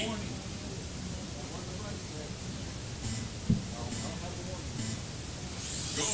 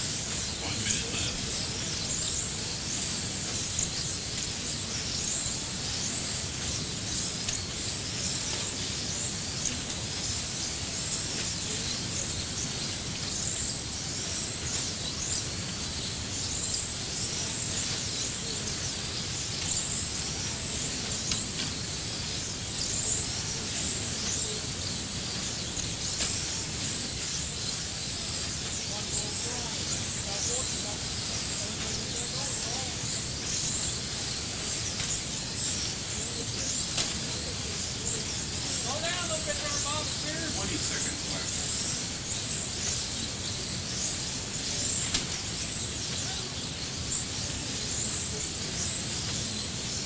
10 seconds left. 5 seconds left.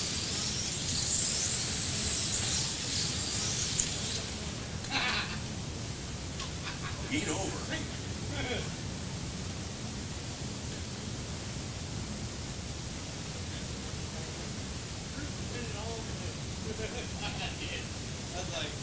He cut the coast off, didn't he?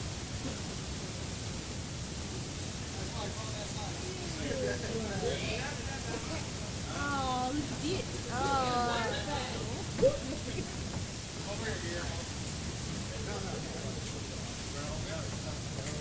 Look at those vehicles.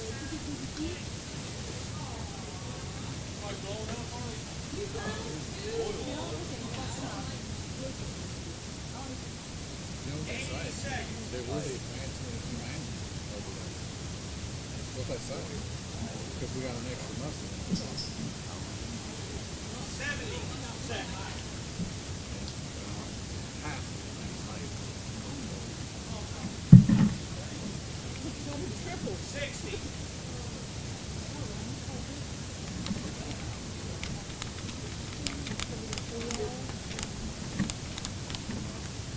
50.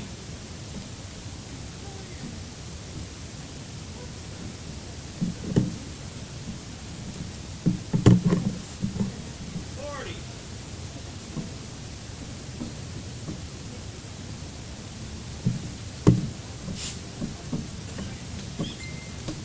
30.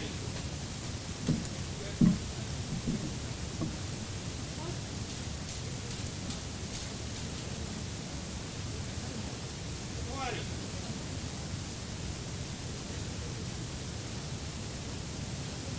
15. That's all.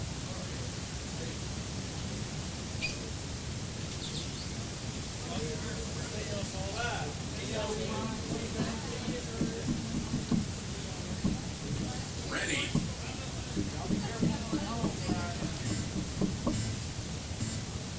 Go.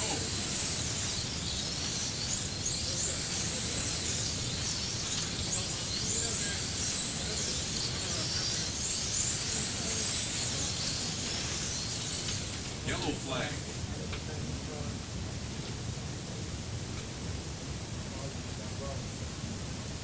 Ready.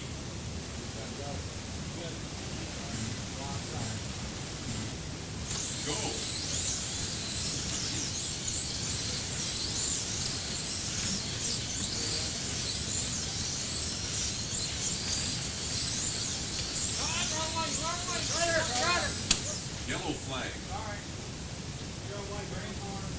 Red light, yellow.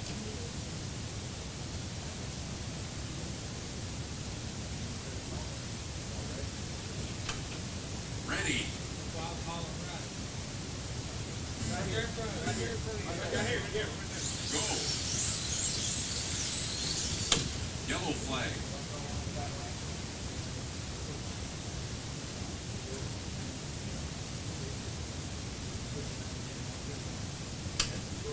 Ready. He doesn't have braces on. Go.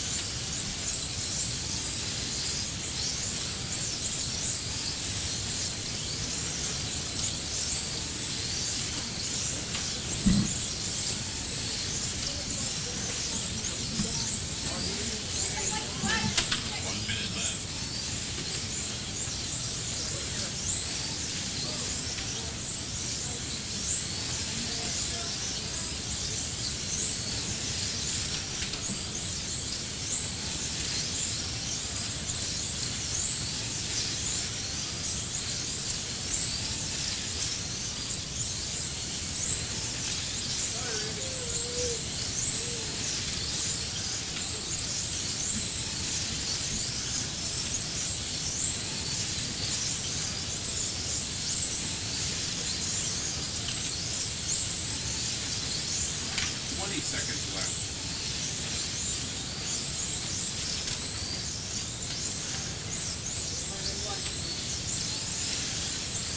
10 seconds left.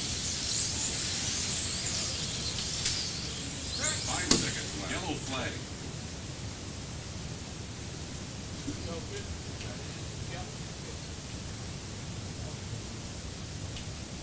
Ready.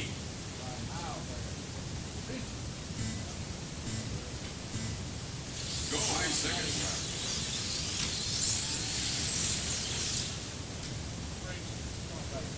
Heat over.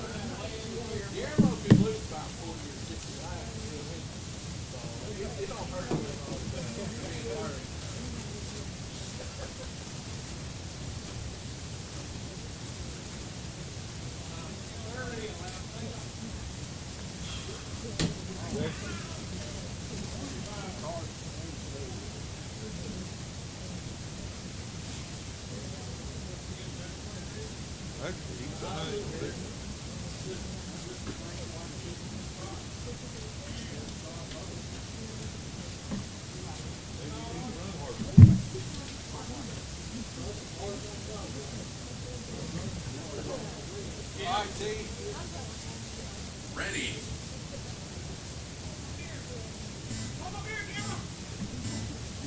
Go.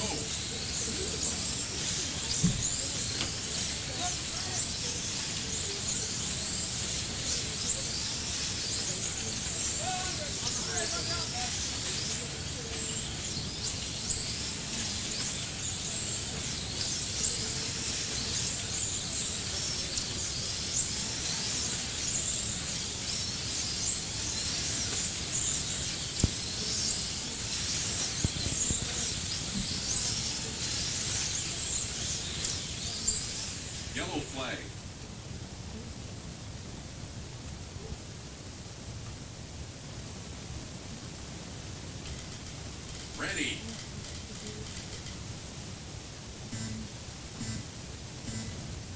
Go.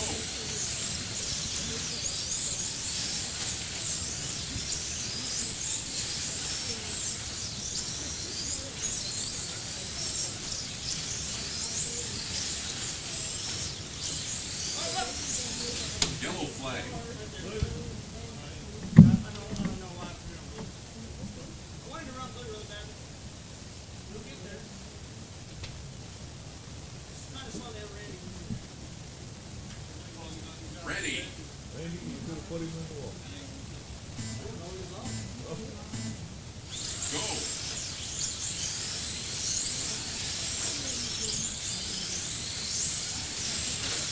Halfway through the race. 1 minute left.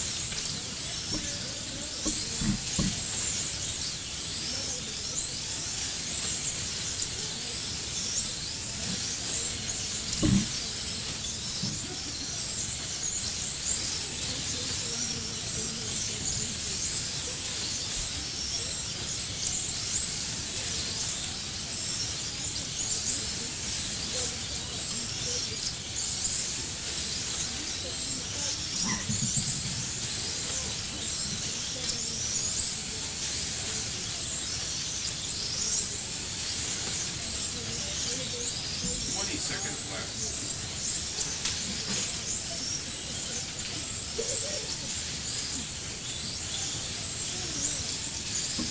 10 seconds left. 5 seconds left.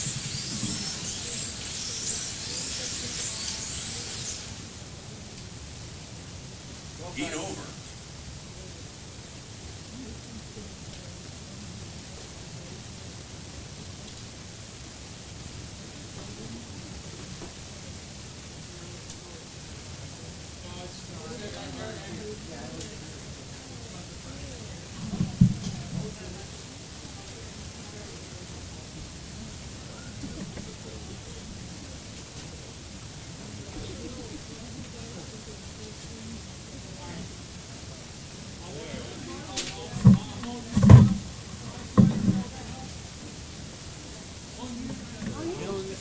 Oh, it was you.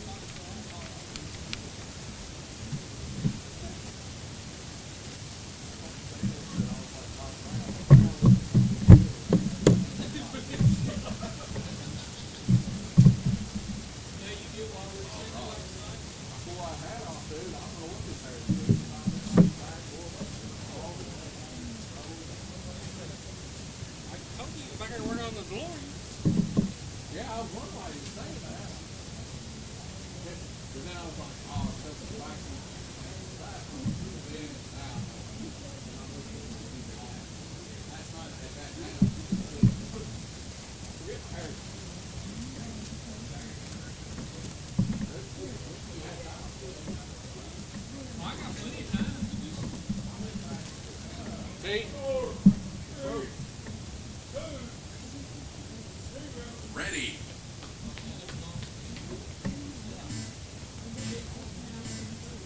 Go.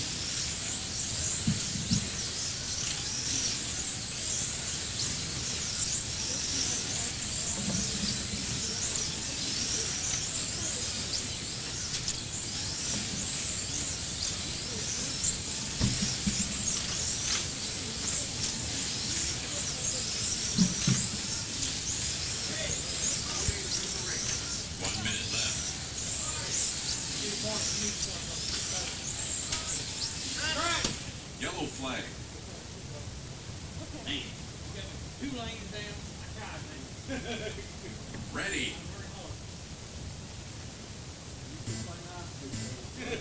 Well, you in the middle, ain't you, Rick?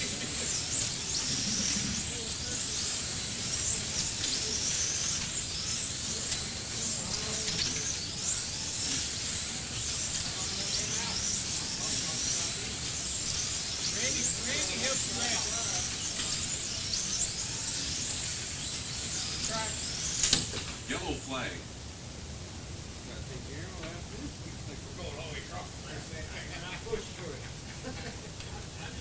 Ready.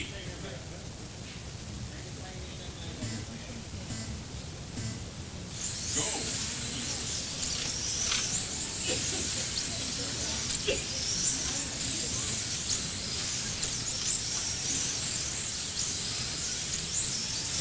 Seconds left.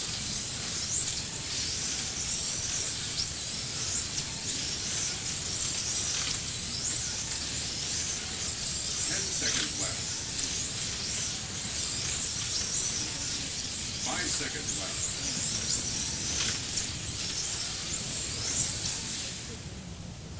Oh, he coasted past you, Heat Randy. over.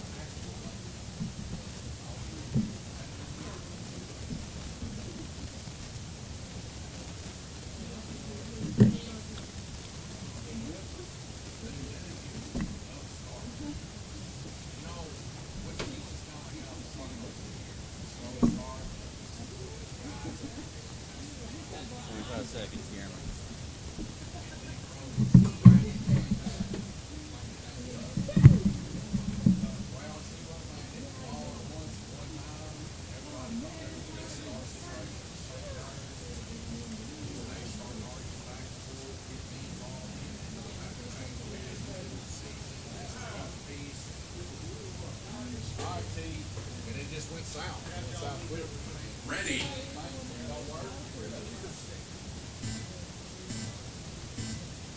Go.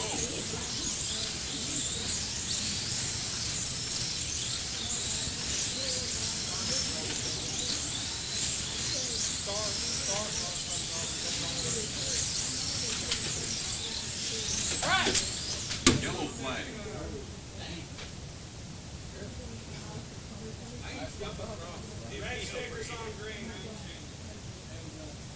I done told him all, Sean. Ready. One on green. He's got a red sticker though.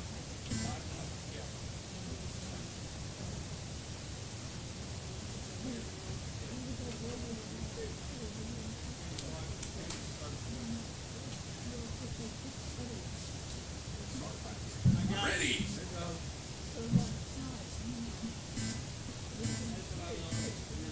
Go.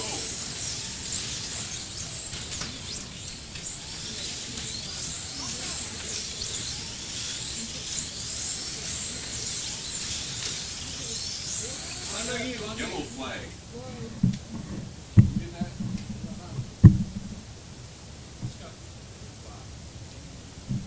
Ready.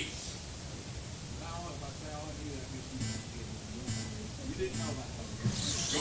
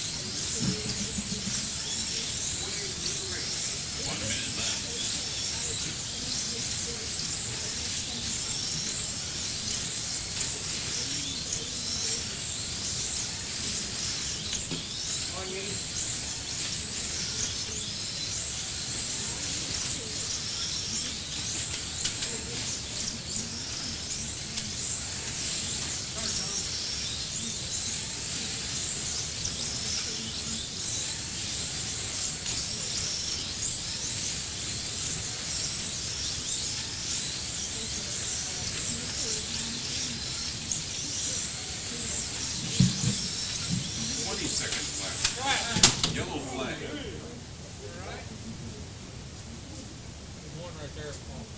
Underneath. Yeah, just me. Is there another one under there? No, we got all five. We got three here. We'll get the lap though.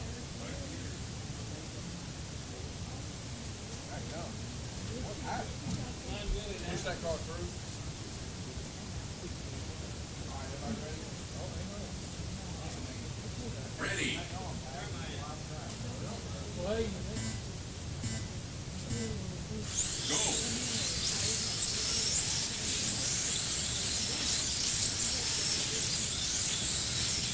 10 seconds left.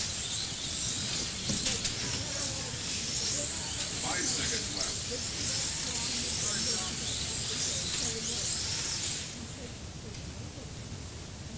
Checkered flag. All right, Race over.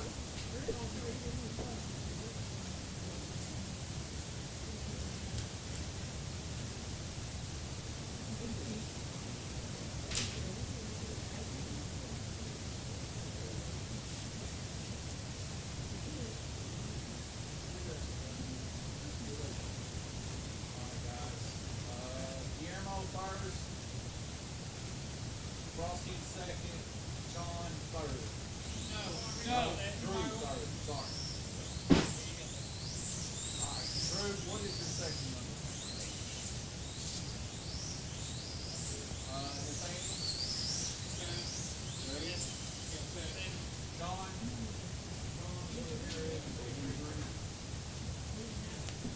Frosty? Guillermo? Stop there.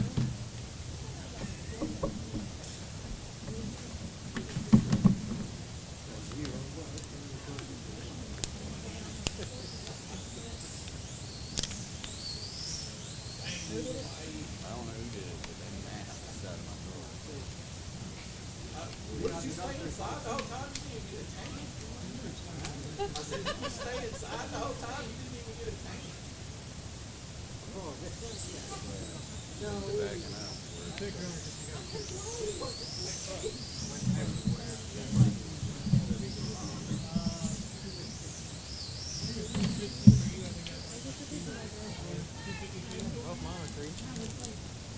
I can't remember. I didn't get to First, second, third, get your pictures.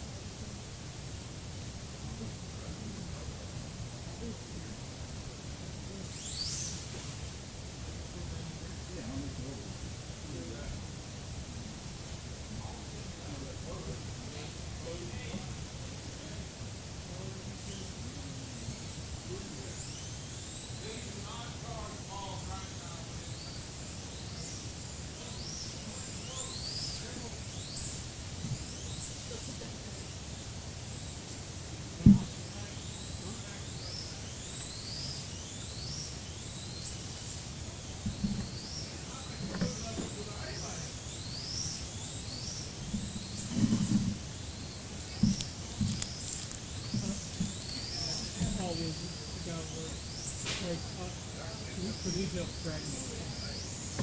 Get on the thing, man.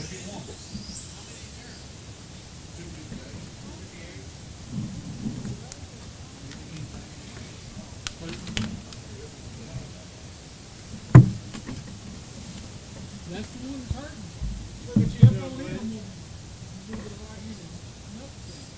up on him. All right, Jeff, where would you like to go? Black. Black, we did. All right, James, where would you like to go? What's that? Do you even need to ask him? What you looking for, Jim?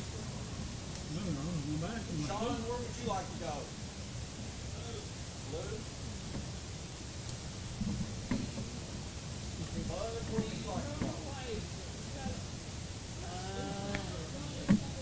Give me orange. Please. Alright. Give me the turtle. Give me the turtle. Who's on the boat? You? You are. You want the bigger eight? You want 8?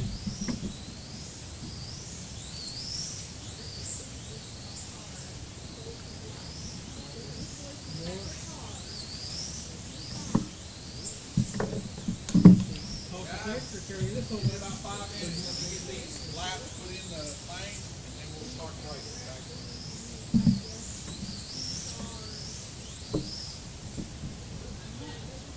Are you wanting to check him again, Donovan?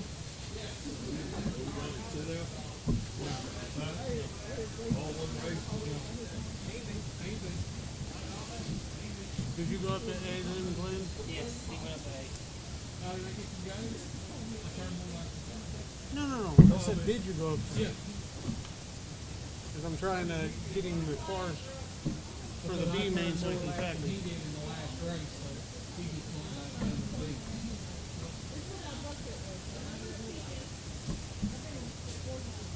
I've got an open invitation for the last one. I like to go up there to sometimes, you know, when it's not snowing or anything. I don't know. It's about like that. Well, that's true. Well, they don't have a car anymore.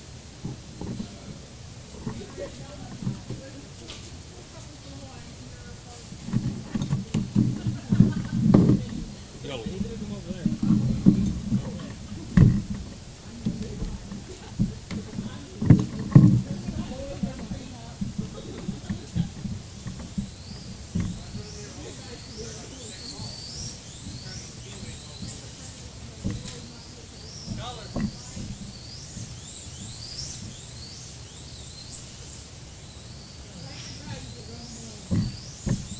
Bye, see you. Bye, fucking see you.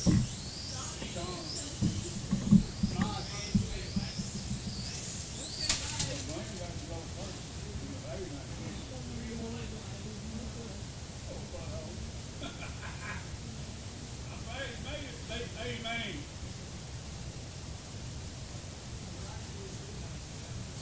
No, you talking about me. Now, Glenn, we get to play with the big boys. I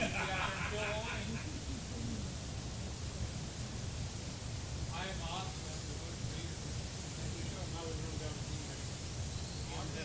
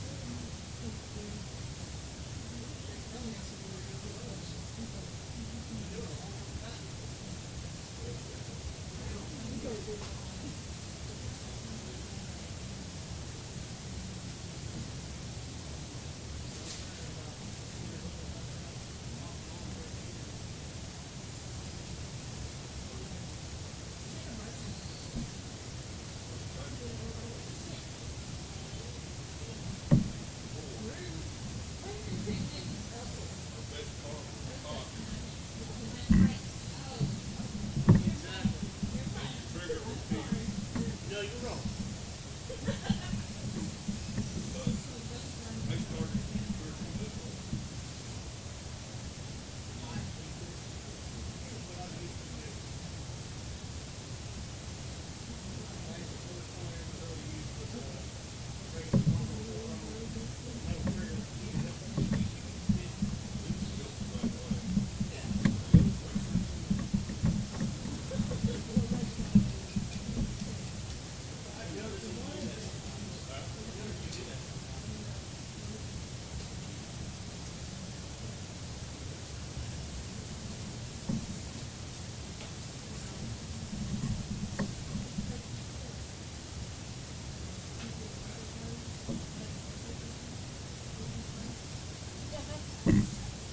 All right, guys, the 4 rounds totals for the geek ship right now is 2898 Randy, Bill Gibbs 573, Drew Hoagland 2790, Gary Hurley 923, Glenn Burton 2242, Danny Burton 2255, Ron Thomas 539, Bud Stoop 2321, Paul Woosley 935, Sean McCutcheon 2820, James McCutcheon 2351, Gordon Batchelder 79, Jeff McMahon 695, and Guillermo Solar 911.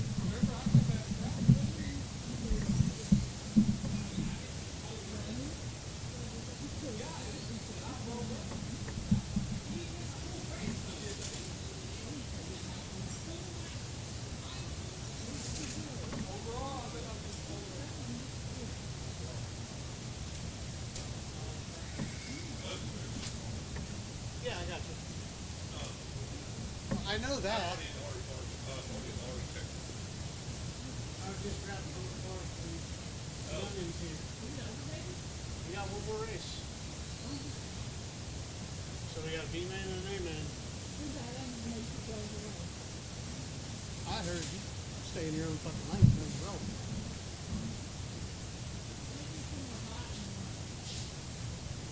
I heard those.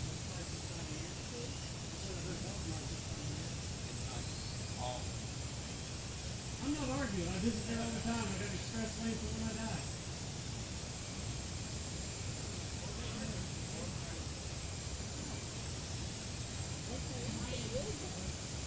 I said goodbye.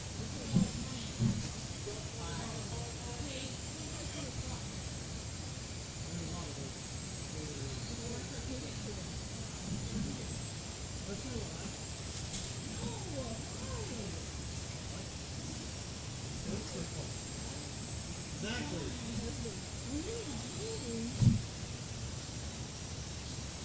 He just put on layers of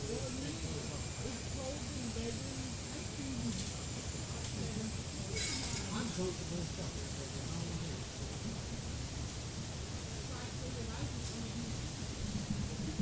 You also wind up with a freaking Yeah. start beating you with my fucking pillows.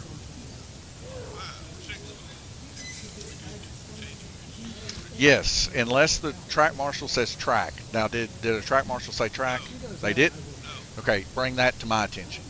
Because whoever hit the button is going to go back to the start-finish line. All right. But y'all got to let me know. Like, I'm in the blind, you know.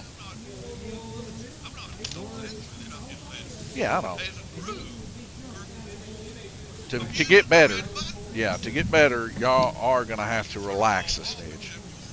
But then if we do that, then if somebody rides, I'm not going to hit it, you know, because I'm busy underneath the thing. I'll hit it, but it'll be delayed, and then y'all blow your cars up there. Well, we need buttons on. Yeah. All right, you want me to take that? Okay.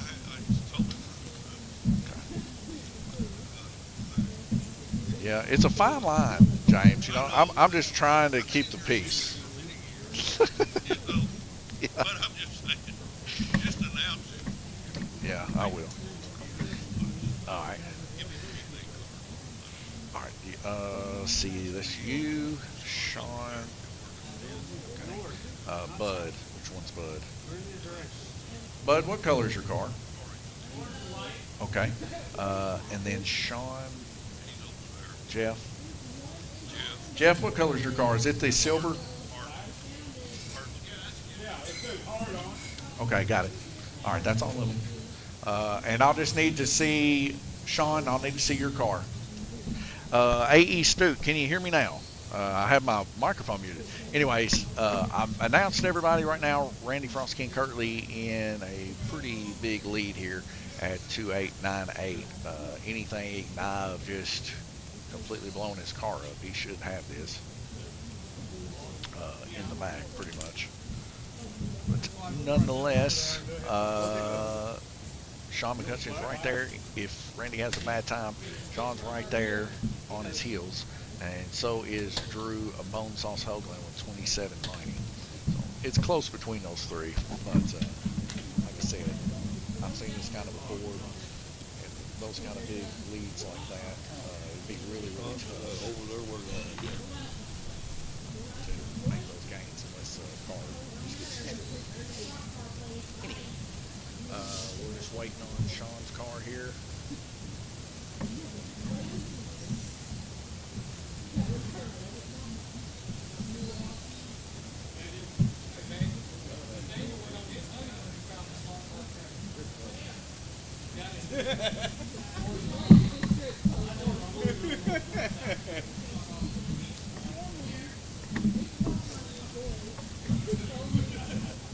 All right, Sean, it is 6:03 right now. At 6:10, we're going to start it. So just letting you know.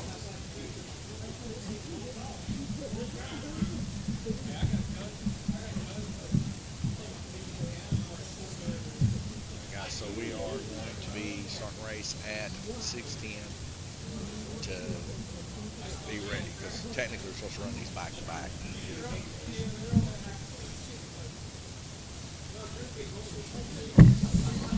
That gives him enough time to get his car done. It only takes about 2 or 3 minutes to put the car together.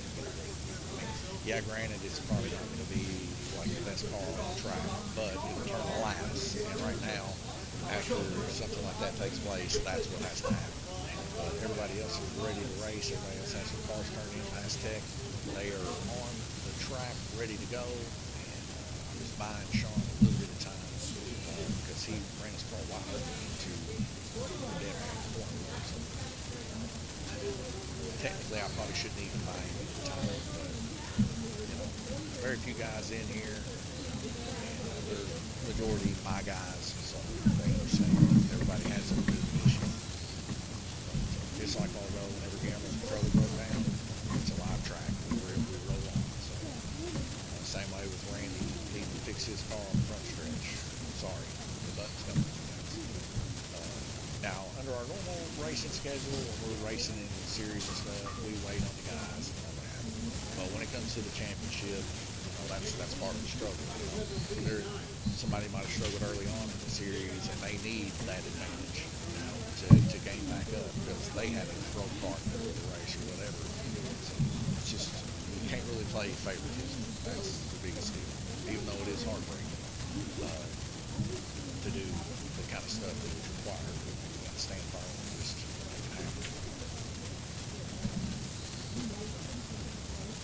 Oh, let me see. Let me check my audio here. Test. Okay, I didn't have my mic in front of my mouth. Sorry about that. I need to get me one of those mic booms that don't pop and stuff like that. Hey T, wherever the microphone is, can you type it for me? Let me check the audio on it. It's good. Thank you.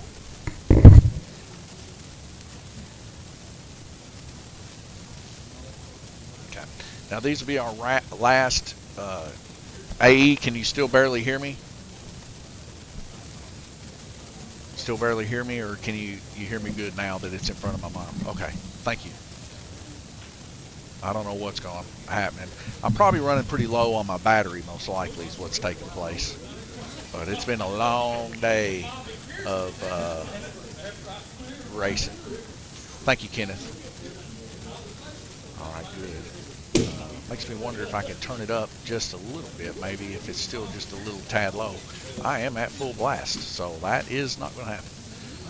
But, well, you guys probably seen it, didn't you? Yeah, y'all can see it. So these are my two audios. So I have my top one here is my Nova Pro. That's my headset that I use. That's how I'm communicating with you guys now. If y'all are wanting to do live streams and stuff, this is a definite headset you want to get, because you got hot swappable batteries that you can swap back and forth and never run out of power, and it's got extremely good range. Like, I can walk anywhere in Lanes Raceway with this headset on. I do have an affiliate link if you guys would click on it on our Facebook page, and I get a little bit of a portion of that, and it goes to Lanes Raceway and Racers. We race for the money, so the guys are going to have a blast with that. Nonetheless, great little setup system, little Arctic Nova Pro. It comes with a little base station that you put the batteries in, and you can tune it and everything else, and it works really good. The only negative I really have about it is after about 2 hours on my computer, and it may not be for everybody's computer, but about after 2 hours, it'll just shut itself off, and you'll see me over here having to turn it back on. But audio clarity is pretty good for a headset. The volume in the headset itself is pretty good. And then the other thing here is our line USB audio codec. That's so I can have another microphone, because you know how Windows machines are. You get one input, one output, basically. So I plug this Alias in through a USB port, and it's like a mixer. And it's what we got the microphone out by the track, so you guys can hear the cars. But if you guys want more information on that, I can always help you guys anytime y'all want for your tracks or whatever, and get y'all set up. I had a intermediate signal today, Donnie. Hit and miss to see everything. Hey, that's cool, man. I understand. It's like a long process doing all these races. You know, it's a big bunch of racing. So we're right now at 6 hours, 9 minutes, and 20 seconds on the live stream. So just like a NASCAR race, which is only just a couple hours, man, you'll see me fall asleep in them sometimes. I just hope I am the guy that you fall asleep to every once in a while. That would be great. I do have a monotone voice and a little bit nasally of a voice, so with that being said, we do the best we can do here. Sometimes my voice starts going out, and I want to even commentate, so you know, what I really need is I need like a co-host, so whenever I get a little bit tired of talking, they can talk, and I can just sit there and relax and back and forth, you know.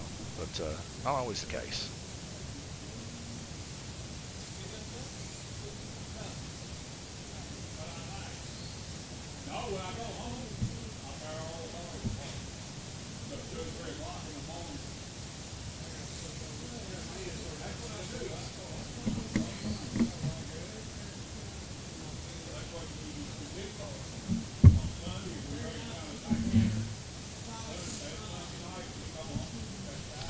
Check on the guys.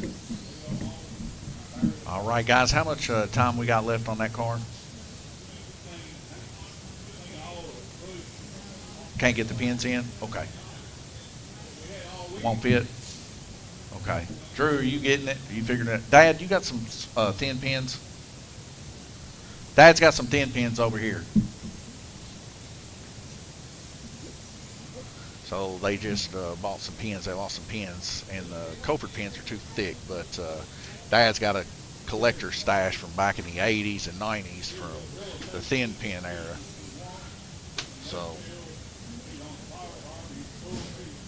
looks like James. You think?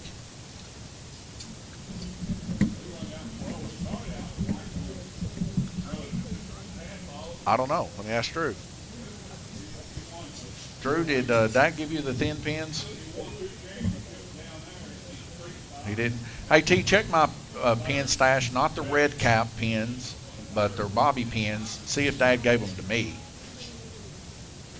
Looking for like a little clear bottle of pins. They should be like a white cap or something.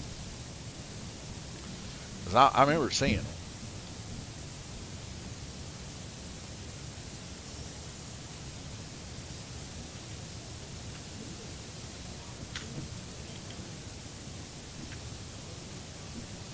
Yeah, the new Cofford pins, man, are a little thick.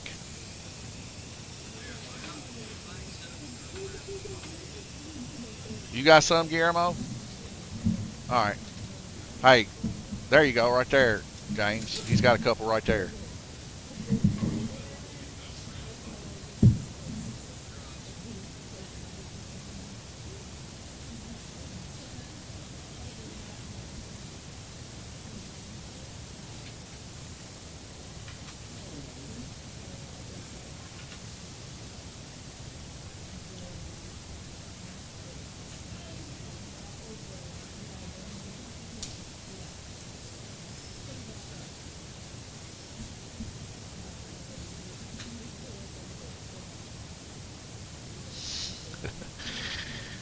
me.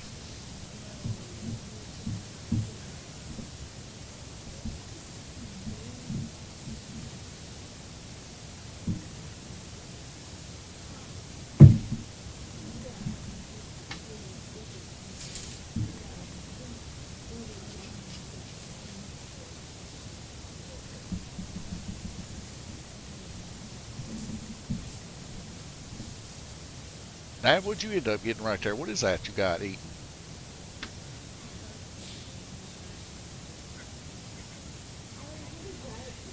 Really?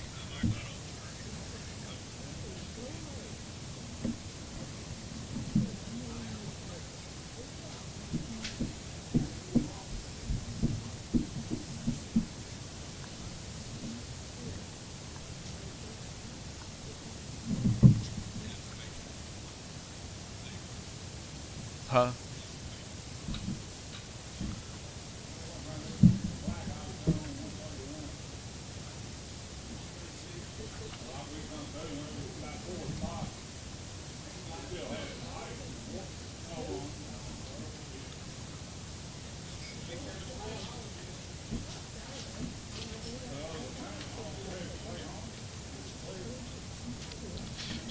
Well, James, some people they live to be like Drew. Drew lives on the edge. He loves to be an underdog, so he flourishes in that kind of stuff. Sean's the exact opposite. Sean flourishes when he's on top, and when Sean's not on top, he loses it. Well, when Drew's on top, that's when he loses it.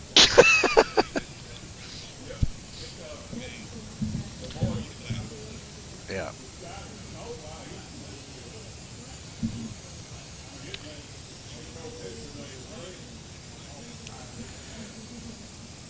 Yeah, I mean, he got the red crown. He got the red crown. Oh, yeah. Yeah, that I don't know if that's going to happen because Dad's got 60 or 70 laps up on him now. No, it was 30. Yeah, but I mean, he did dwindle it down to right at, I think, 15, 16 laps.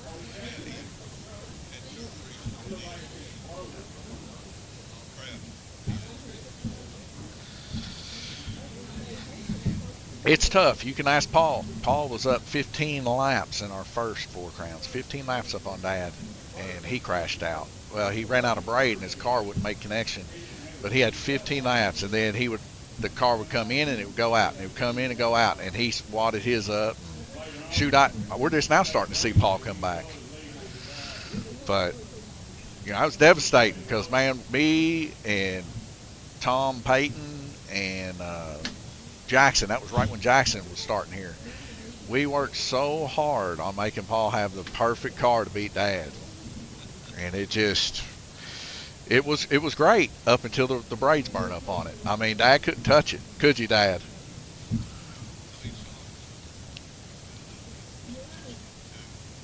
Oh, yeah. Well, I mean, I am too, and I'm sure Dad is a little bit, but, you know, I mean, man, you got to think of slot car racing in general. We're all pretty much on that scale. Yeah. Well, that's why we're waiting as long as we are. All right, I think he's got his car ready.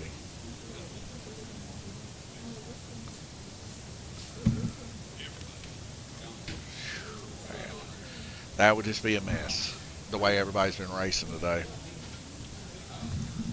All right, guys, looks like everybody's hooked up and ready to go.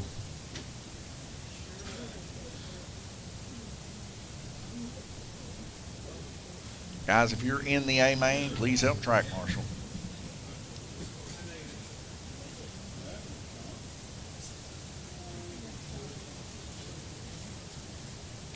Drew, you squat down there and you do that good work. What? I said you squat down there and you do that good work. Yeah. What? All right, guys, here we go. Ready.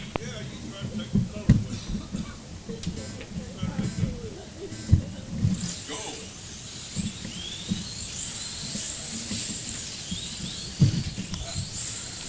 All right, I just had a racer come up here, and he's right. I'm gonna have to tech Sean's car. I forgot to tech it this heat, but I'll tech it right before the race starts, or you know what I'm saying. After this heat, I'll tech it. See what I'm saying, guys? It's just like it's a constant battle. You know, try to keep the peace and all that, but it is what it is. What are you doing? Don't you go race. I'll take it after the first heat. Oh my gosh, Sean, you're killing yourself, dude, for no reason. I was just explaining to chat that it's just like it's a give and a take. I know it rules are rules, Sean, but there, go on.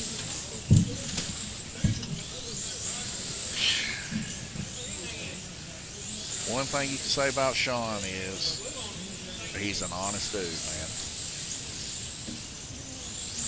I've never seen Sean out on the track be dishonest. And that was him right there, guys. Y'all probably didn't even see it, but dang, he just brought his car up here, and that pretty much killed him. Like there's no coming back from that.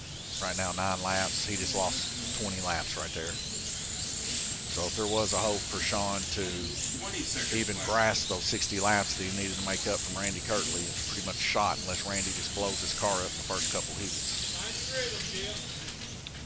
Slot car misfits of all scales. Hey guys, love you guys. I put a lot of videos out there for y'all. Have like a great Facebook channel. I love y'all's channel. I'm always on there. If you guys don't know, Slot Car Misfits of all scales, you guys go right now to Facebook and sub to their channel. If you want to know anything, whether it's 1/32 scale, whether it's 1/24 scale, whether it's drag racing, whatever, if it's slot car related, they got it on that thing. I mean, I see so many different tracks and so many different venues. Get down there and get on that right now.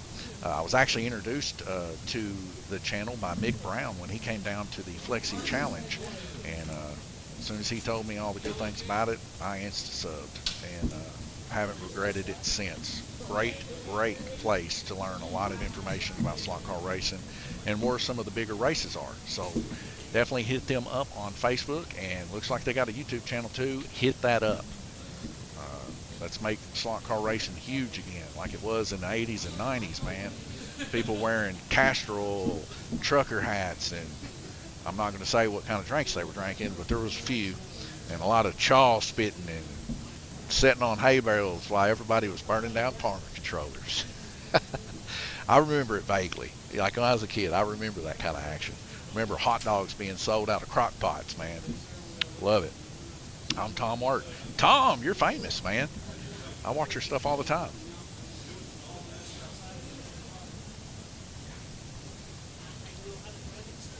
Hey, you ain't got to thank me, man. You're putting in the work.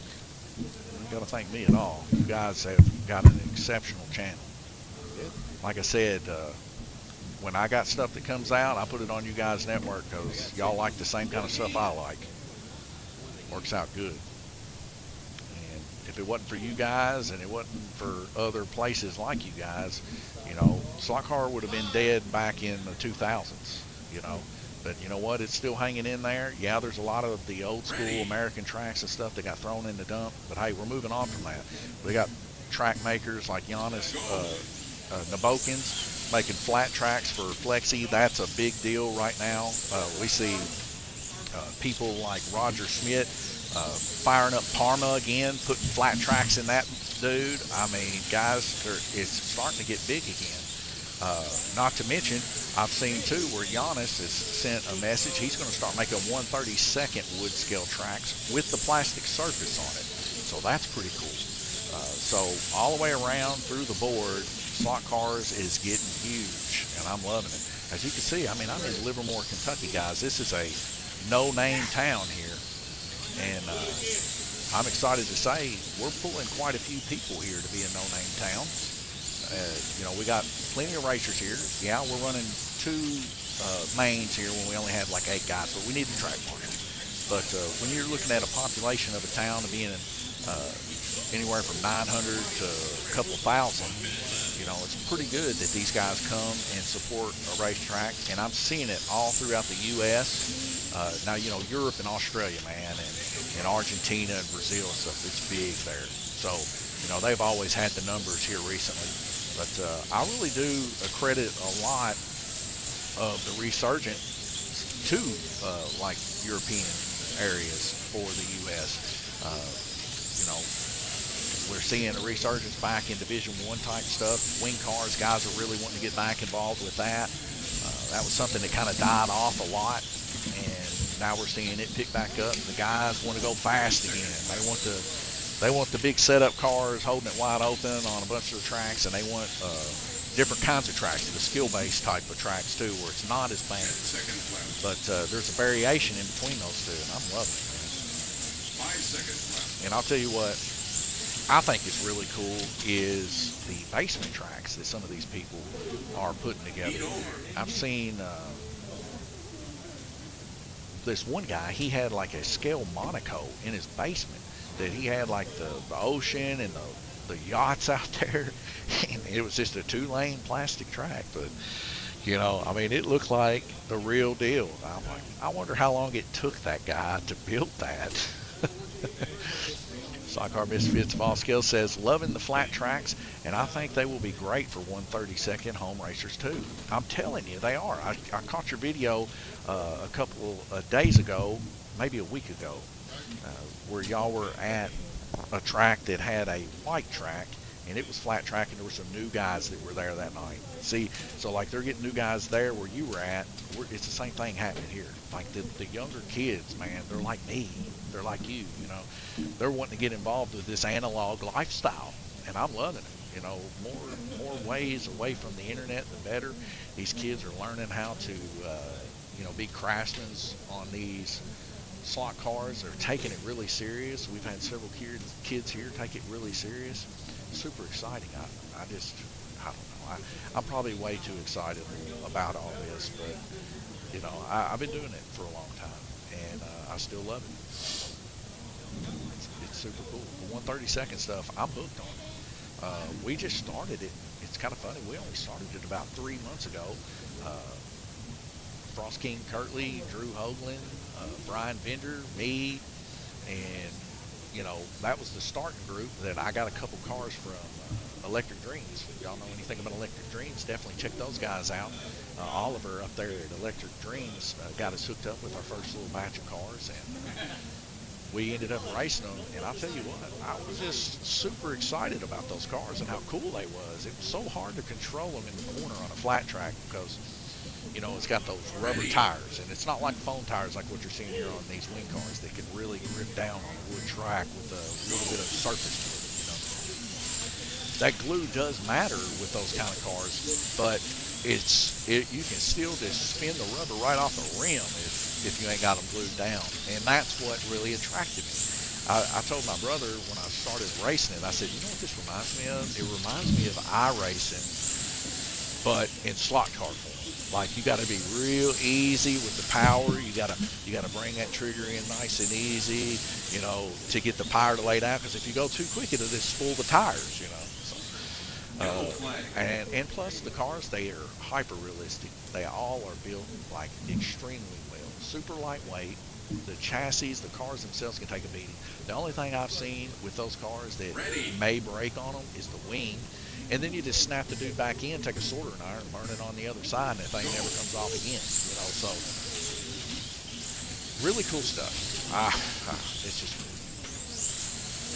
right now we see Jeff McMahon with 10 laps, actually leading the way in this V main. Now, that's pretty good for Jeff. Jeff is jack of all trades here at Lane Raceway. He races some 1RC 18 scale stuff. And we're seeing him here right now running some circle stuff. He's running drag racing here. Every class that we've had, he's been a part of. And he was one of the guys that was super duper pumped about Roger Smith's pulling trucks there at Mid-America. And I've sold, 4 of those dudes today. Of course, this is Kentucky, guys. And I'll tell you what, Kentucky loves pulling tractors and pulling trucks. So when I seen that, I had to jump on it. These guys were going to be having those built. You never know. Next week we might have a pull-off. Slot Car Misfits of all scales says, please get with Slot Car Corner and ask about the AMSCO organization for the states. Maybe they will set up a race there. I have talked to AMSCO. I've talked to Steve Holzman from AMSCO, and we're using his rule set here at Lanes Raceway for our winter series coming up. So if you guys know how our 4 crowns works, we got a winter, summer, spring, and a fall crown. And those are our 4 crowns. So our first crown, our winter crown, is coming up, and it's nothing but NSR cars. So it's going to be GT3, it's going to be classic Formula 1, regular Formula 1, and classic race car, like the Porsche 917s and stuff. And we're going to be going by their rule set. So for our next coming series. That way, at the end of the year, or if you guys just want to tour down here and race one time, it only takes one time for you to be entered into our 4 crowns. And our 4 crowns, our championship, that's when we have the big payouts and stuff like that. Now, granted, this year we didn't get no sponsorships, but the previous year, if it lets you know, we had $6,000 worth of payout just for the 4 crowns. To be eligible to do it, you just have to come and race one race in one of those series throughout the year. And when the 4 crowns come, you're more than welcome to come, bring your car, all the cars, and set it up. Now, I will tell you this, as we can go over here real quick and take a look here at these laps. It takes you being in all 4 of the series to be able to be the king. And the king's the one that makes the most, okay? Right now we see Randy Curley here with 2,898. But then we see Bill Pinch here, Race Pace, if you guys know. That's Bill Pinch, ran Cleveland's The Raceway for 30-plus years. And he is also, him and Alan Ingram and a few of the other guys there had what's called the Flexi Challenge Series. And that's how we met these guys. We went and raced with them, and now they come and race here and stuff too. But anyways, he got in one class, and that was the GTP Flexi class, which we used their rules with. So he still got his 573 laps for racing those 4 races, but he's not going to be able to be king, but he could more or less take a crown. And that's what we're seeing today here with Guillermo Suar with 911 laps. Guillermo has no chance of being the king of Lanes Raceway, but he has been an outstanding racer in the Wing Car Group F, which he won that in our fall series, which is our 3rd crown of the series last year. And he selected this class to go on. That's how we do it. So if the winner wins the seasonal, then they can select from that group of cars what goes on to the 4 crowns. And the rules are likewise in that. Now, we've been using our own set of rules, but now that AMSCO's here, we're going to use their rules. For our wing car, being that we're fixing to get the Blue King up and running, we're going to be using USRA rules. For, let's say, any enduro type class, I think we're planning on doing like a European Euro, like Le Mans class. We'll be using ISRA rules, and then so on and so forth. So that nobody has to question what the rules are. As long as you abide by those rules, you can come in here, have your car set up before you get here, run races with us, and then you'll be eligible for the 4 crowns. Because what we want to do is make our 4 crowns something to tour and come and see us. Now, we're going to be compressing it. Where this year we've had it on 2 weekends. We're going to compress it next year, and it's just going to be those 4 classes for the 4 seasons on 1 weekend. So you can get all your cars ready, come in, and win some cash and prizes in the 4 crowns. And then in between that, we'll be, throughout the year, we're going to be staggering our series alongside, like, let's say the Flexi Challenge. That's going to be our spring series, because that's when the guys from Cleveland come up here to race. So we're going to have that during that so that they can participate in our 4 crowns if they want to. And then the fall time is going to be when we're going to run the wing car, because that's whenever the nationals and stuff like that's going to be taking place. And then more alongside of the winter series, we're going to be doing like the Eurosport stuff, the brushless, production class type stuff for the Worlds, because we got some guys going to be heading to Finland this year to race in the production class. So we want to stagger our stuff in order to be prepared to run those races, the bigger expensive races. And then have us a huge 4 crowns race here where all those guys can come with us, and we'll host a race for them for that weekend and run for some cash and prizes. Chuck Young says, sweet looking orange track. I'm guessing the bank is a full punch bank. Yes, it's funny you say that, Chuck.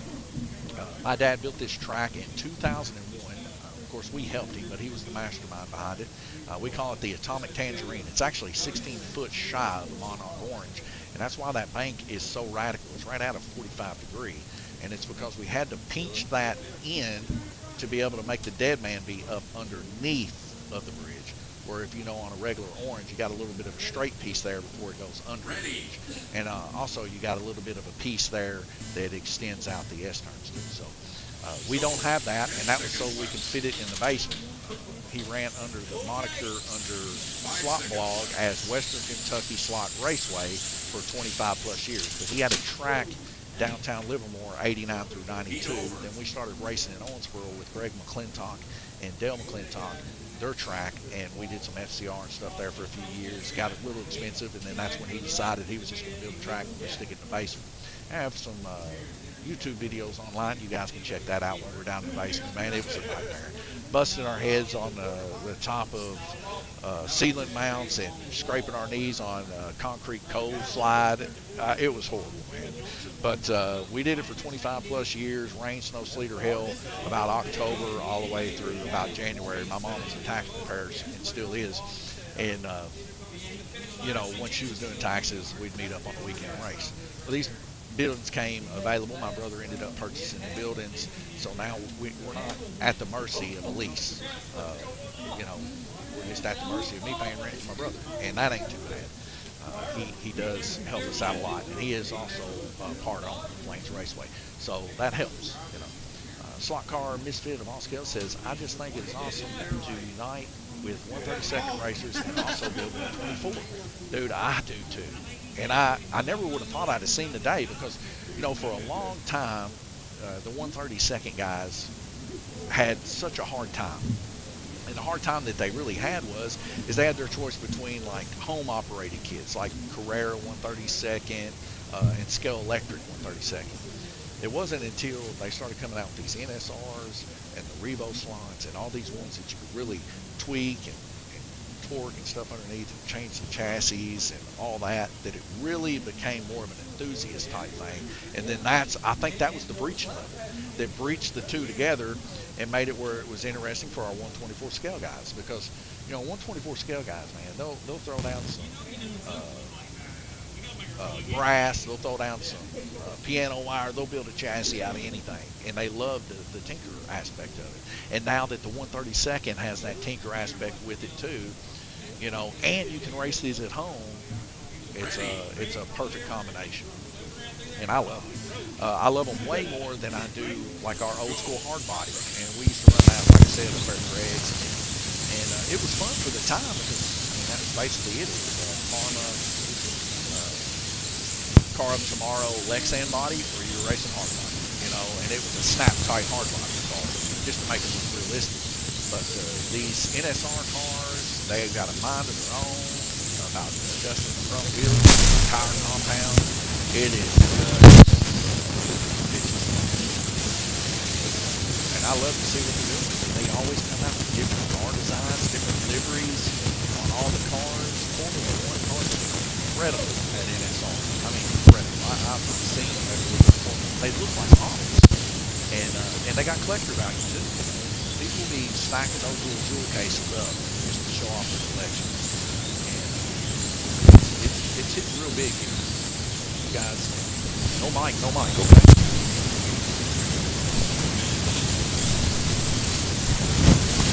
Check the audio here. Test. All right. I hope my mic's back in action here. Is it back in action there, Kenneth? Might have lost connection. Mic issue. Let me try powering it off.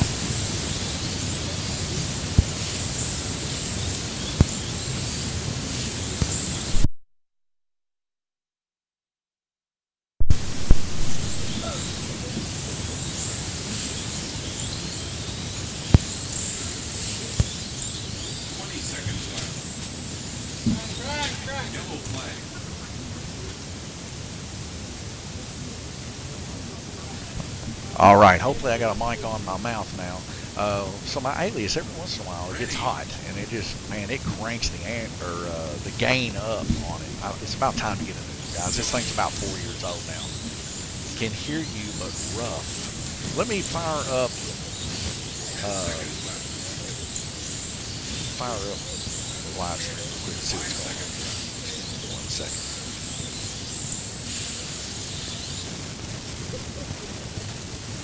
Eat over.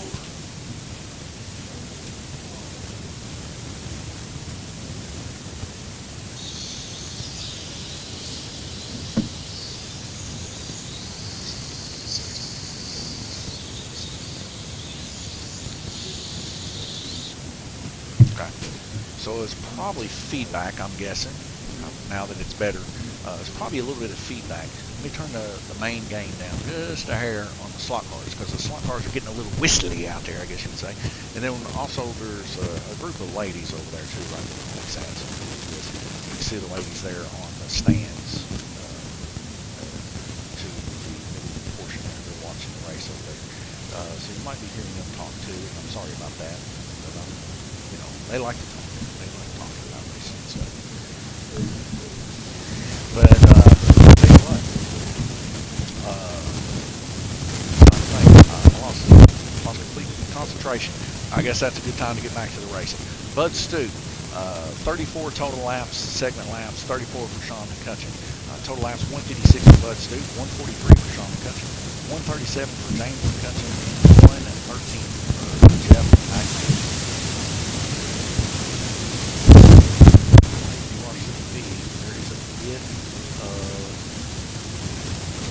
Yes, I do have a delay set into the system itself, and that serves a couple purposes. So it gives me enough time if I do put something like my credit card number up on the screen. You know, I got enough time that I can end the stream and stop it before you guys see it. But you know, that happens sometimes. Not gonna kid you. But I am thankful that I do have the Fence Set, one of our sponsors here at Lanes Raceway, throughout the year. They sponsor cash prizes and stuff for specific races and stuff that we have here. And my brother actually owns the company, so I mean that's one. But I'll tell you what, man, his cybersecurity is okay. Let me just have them shut that mic off. Hey T, if you don't mind, shut that microphone off, please. This should solve it, I'm hoping.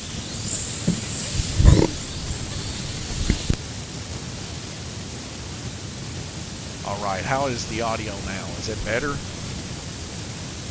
It could be my headset. I'm over here talking a good game about this headset. I had her shut off the microphone out there on the slot car track. The hiss is deafening. Is it still hissing? Tell you what, guys, let me fix it for you. How about that?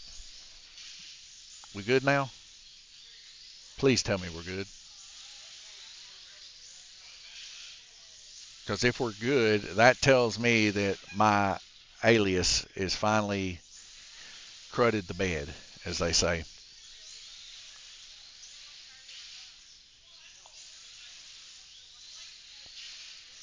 I'm going to swap out my batteries real quick in my headset too. But if it's gotten better, let me know.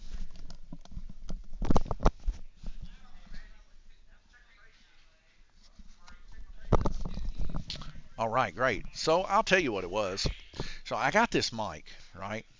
And it's a XLR mic, but dude, it is not a good one. It is a, I mean, I don't even think it has a brand name to it. It's a Chinese generic XLR mic. You know, you want the Shure mics is what you really want. Those are the best mics you can get. But anyways, it's got a cord that's about 45,000 feet long, and it's ran all over this AC power and through lights and everything else to get back to the Alias, and it's hooked into a 3.5 millimeter jack. From an XLR to a 3.5 millimeter jack is not a good connection. It's very harmonistic. Like it's got all that harmony, buzz, and all that stuff. It's horrible. But I need to upgrade my setup. And I think when I come into a little bit more money as we progress through the year, I save a little bit here and a little bit there with what we can get. I think what I'm going to do, once we get the Blue King up and running, I'm going to get a good mixer and set that up. Because I would really like to tie to, they make this Black Magic mixer, and it's awesome. Uh, it's just like what they use like for newscasts and changing cameras and stuff.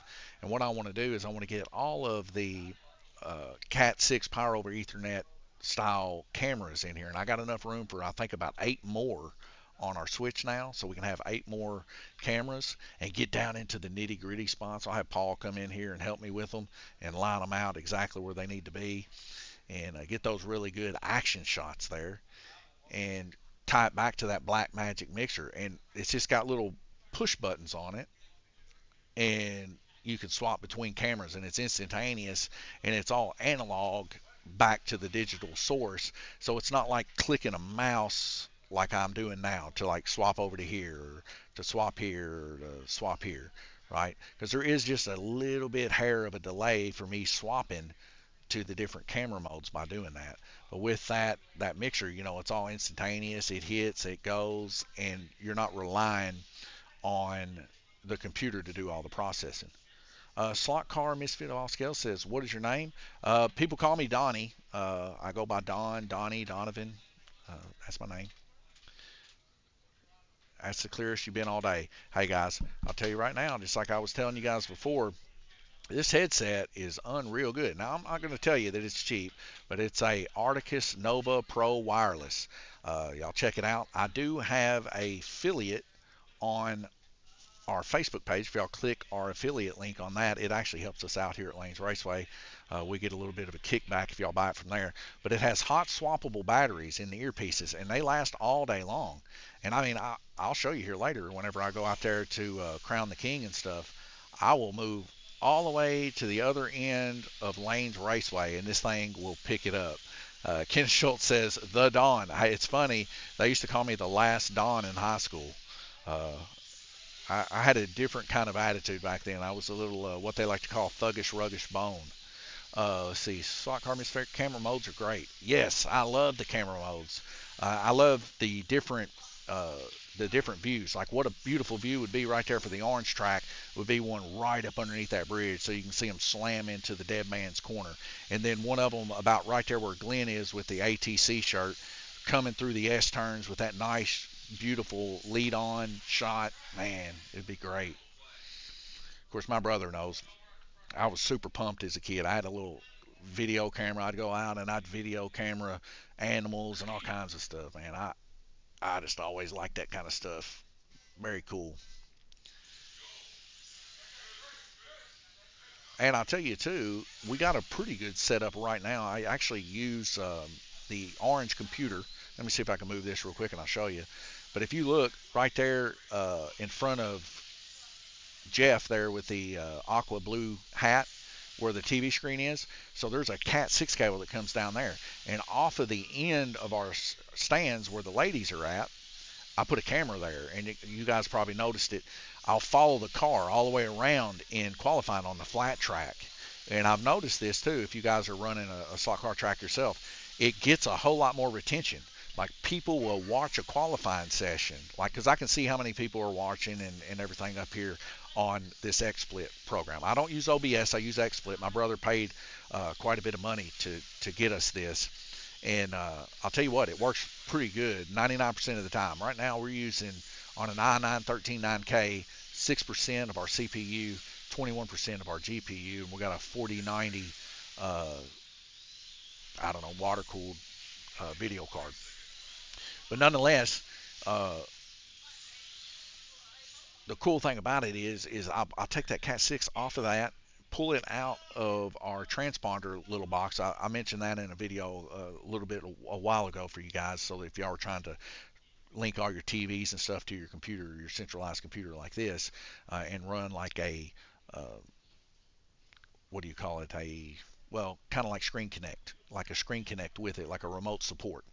That's the best way to do it, because you can pull that off, plug it into a POE camera just right off the gate and use it, and that's what we do.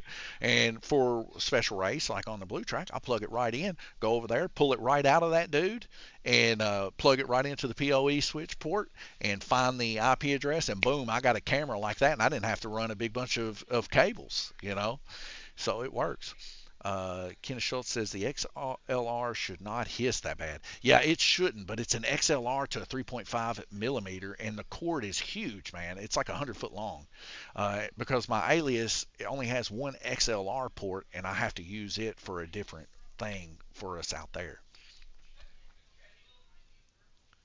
And it says, so maybe the shield is on one of the hot leads in the stereo jack plug 3 cord ground 2 plus 1. When you look in the legs, XLR are the numbers. Yes, it's true. XLR is a great microphone. Don't get me wrong. XLR to XLR, you can't beat it. At our old church, that's what they used. And I mean, super clean, crisp, beautiful sound and stuff. That's what the other XLR for. So the other XLR is for the wireless going out there, and the wireless has really good sound. Slot Car Misfit says, Don, please sell your stuff on my page if you want to. Only slot business can. Oh, okay, cool. I'll remember that. I'll put some of that up and get some pay links put on there for you guys, and that'll reach out for everybody. Guillermo Suar just come up with a new body pinner, which is exciting.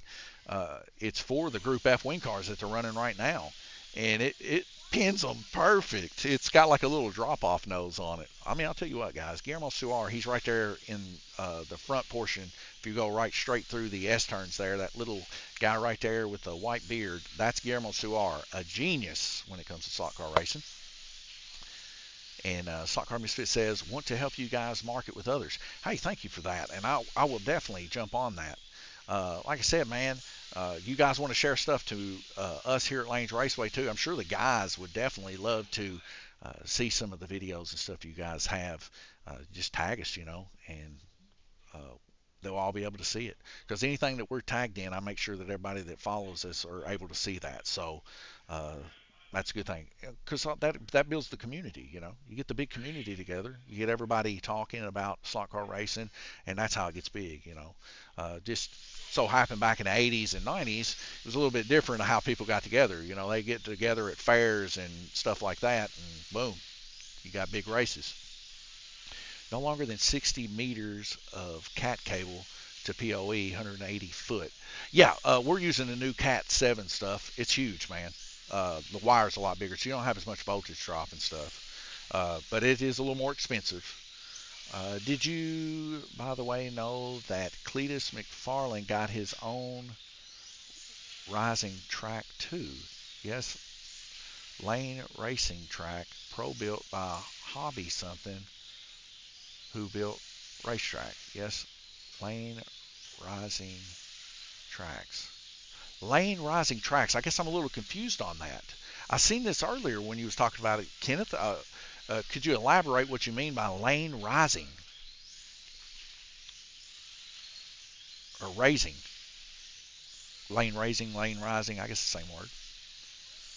All of us have to market together. Yes.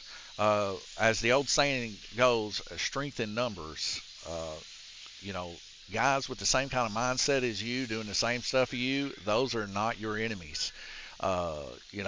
Even the laziest, worst slot car track owner on earth is still a benefit to you. But you definitely want to try to set yourself up to guys that are going to put in an effort and really are trying to push it hard and work the hardest. That's just good common sense. That's good biblical common sense. I'm still trying to figure out this YouTube stuff. Hey, man, if you got any questions on that, I've been doing YouTube for quite some time.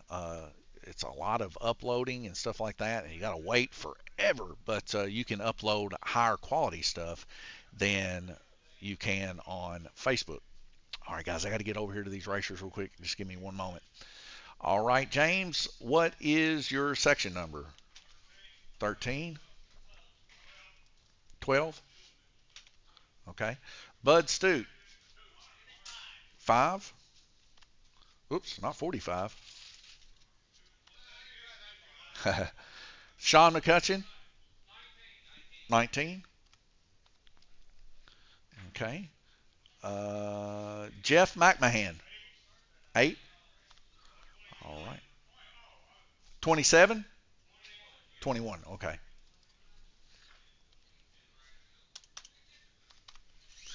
All right, T, I'm going to need this printout, please. Thank you. All right, guys, I'm going to get the rest of you in for our A main. And Drew, if you want, just come and get these cars. Nobody's touched them. And just put them on the track for me if you don't care. All right. I'm going to exit out of this. All right, Group F wing car drivers. Let's back them all out. James, Bud, Sean, and Jeff. And I need my paperwork here. James, Bud, John, and Chef.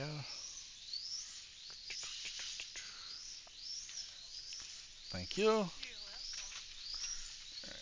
Gotta make sure I got the right paperwork here. So that was at 1624 and 1710. So that's the right paperwork. All right. So Sean went to the B. So Glenn will be first up, I believe.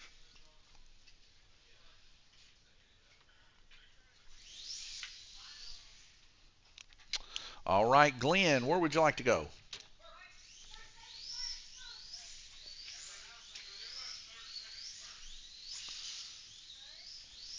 All right, Nathaniel, where would you like to go? Orange for Nathaniel. All right, Drew Bonesauce Hoagland, where would you like to go? White.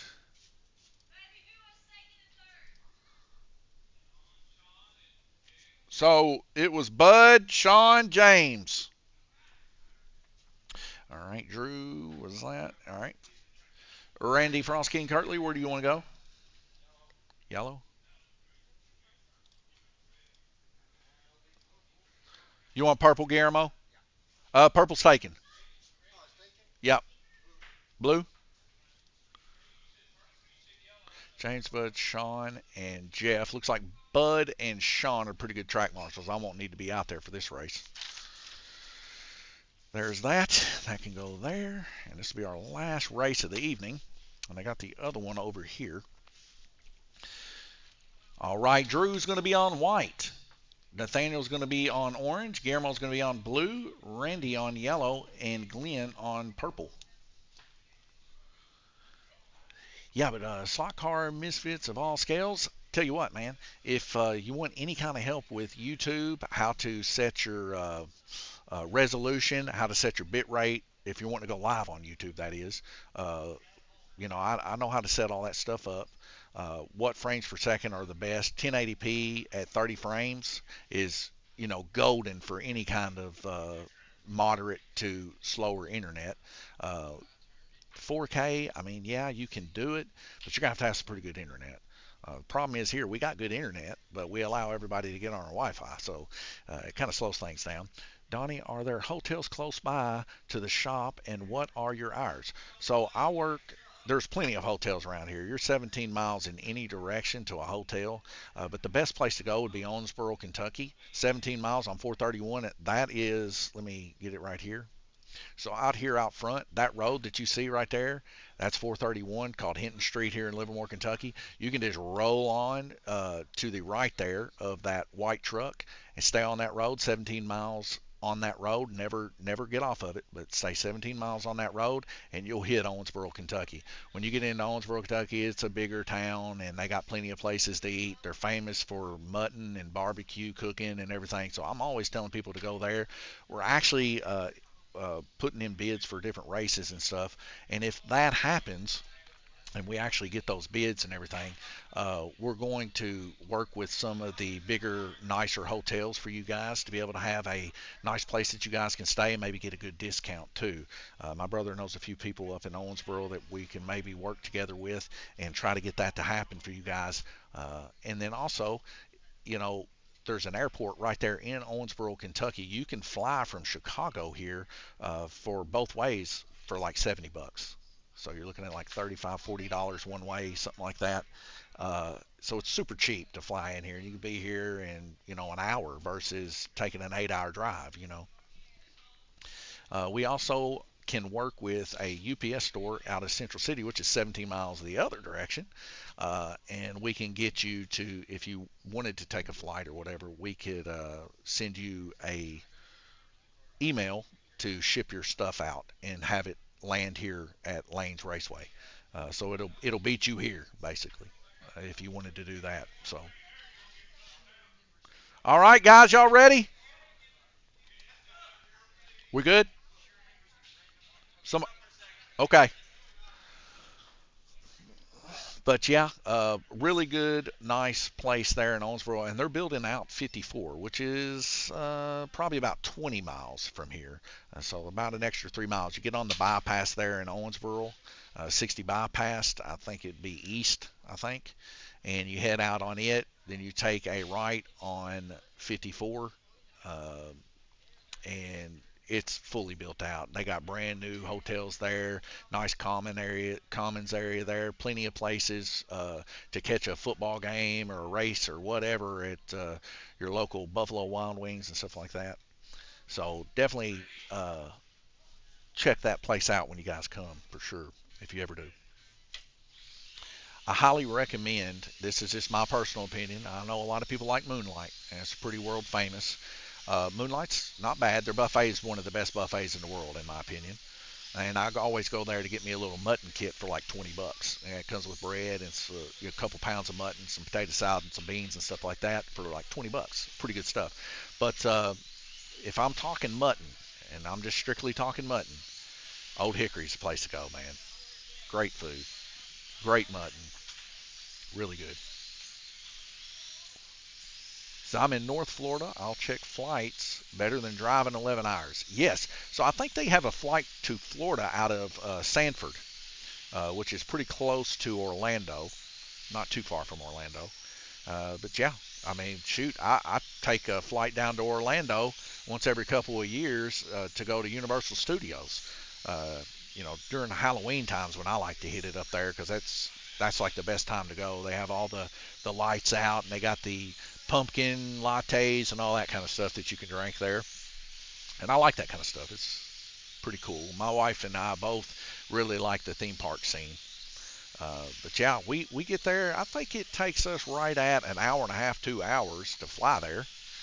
And then we're coming down. It's kind of funny. My brother explained it best. It's like you go up, you level off, and it feels like as soon as you level off, you're coming right back down, and you're in Florida. Whole lot better than driving, 12 to 14 hours to get here.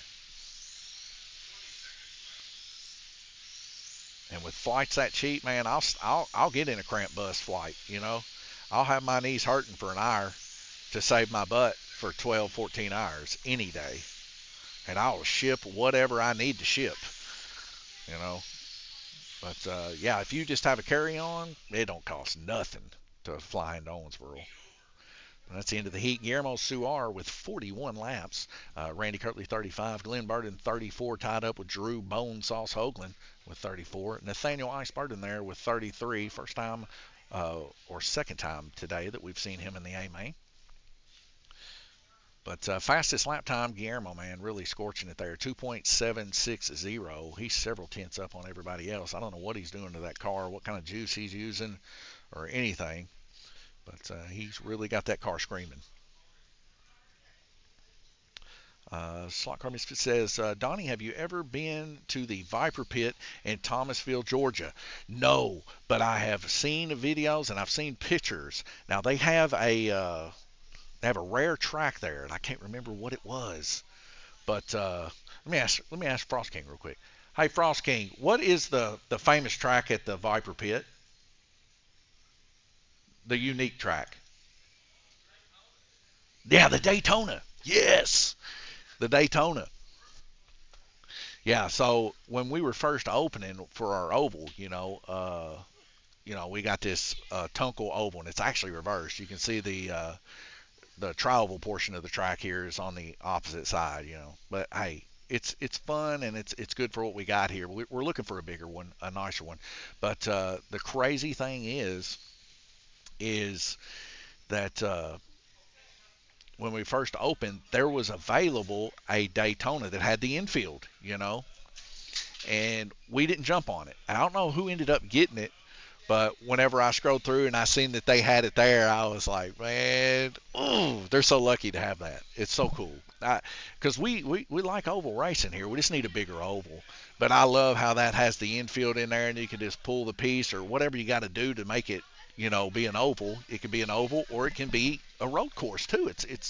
It's for track space, and that's the big thing about slot car racing. You got to have such a big place and a lot of room for these tracks. But for track space, man, nothing beats a Daytona, in my opinion. Now, a lot of people like the quad ovals, and they really enjoy the Talladega style tracks that are huge. And I like those too. I think they're cool, and I think they do serve a really cool purpose. I like the 4.5-inch flexies with the truck bodies doing those big long ones like that, because we was back racing iRacing when it first come out. That's all we ever did. Funny thing is, my brother actually raced with Dale Earnhardt Jr. and beat him in a race, and he had this truck race that he had saved for years, and I mean it was identical to the wreck that you seen in Days of Thunder. Like, it was nothing but a smoke cloud, and he drove it on the high side straight through the smoke, and you could just see the clouds coming. He made it through, ended up winning the race. It was pretty cool. He says Viper Pit has the Daytona infield. Yes, I knew that was they had a unique track there, and that's it. The Daytona infield is so cool. I mean, I don't get jealous very often, but I do get a little bit jealous about that track. I think it is so super cool, and I will definitely check that out the next time that we drive down to Florida. So Mom and Dad, sometimes they get the RV up and they say, hey, you want to go with us? And we go with them. And I think next time we'll load up and do a little bit of a detour and head out that way and check that out. Because Mom and Dad, they like to hit up Destin, and I love that place. If you've ever been, super clean beaches.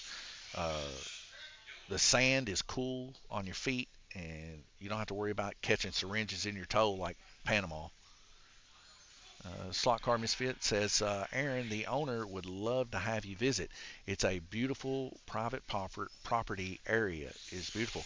Hey, you know what? Maybe I get in contact with him. It would be cool to go down there and take the computer and everything and just like make an event of it, set up the live stream and have a Daytona race, and set it up, like do the Viper Pit logos and everything. That'd be cool. I'd like to do that.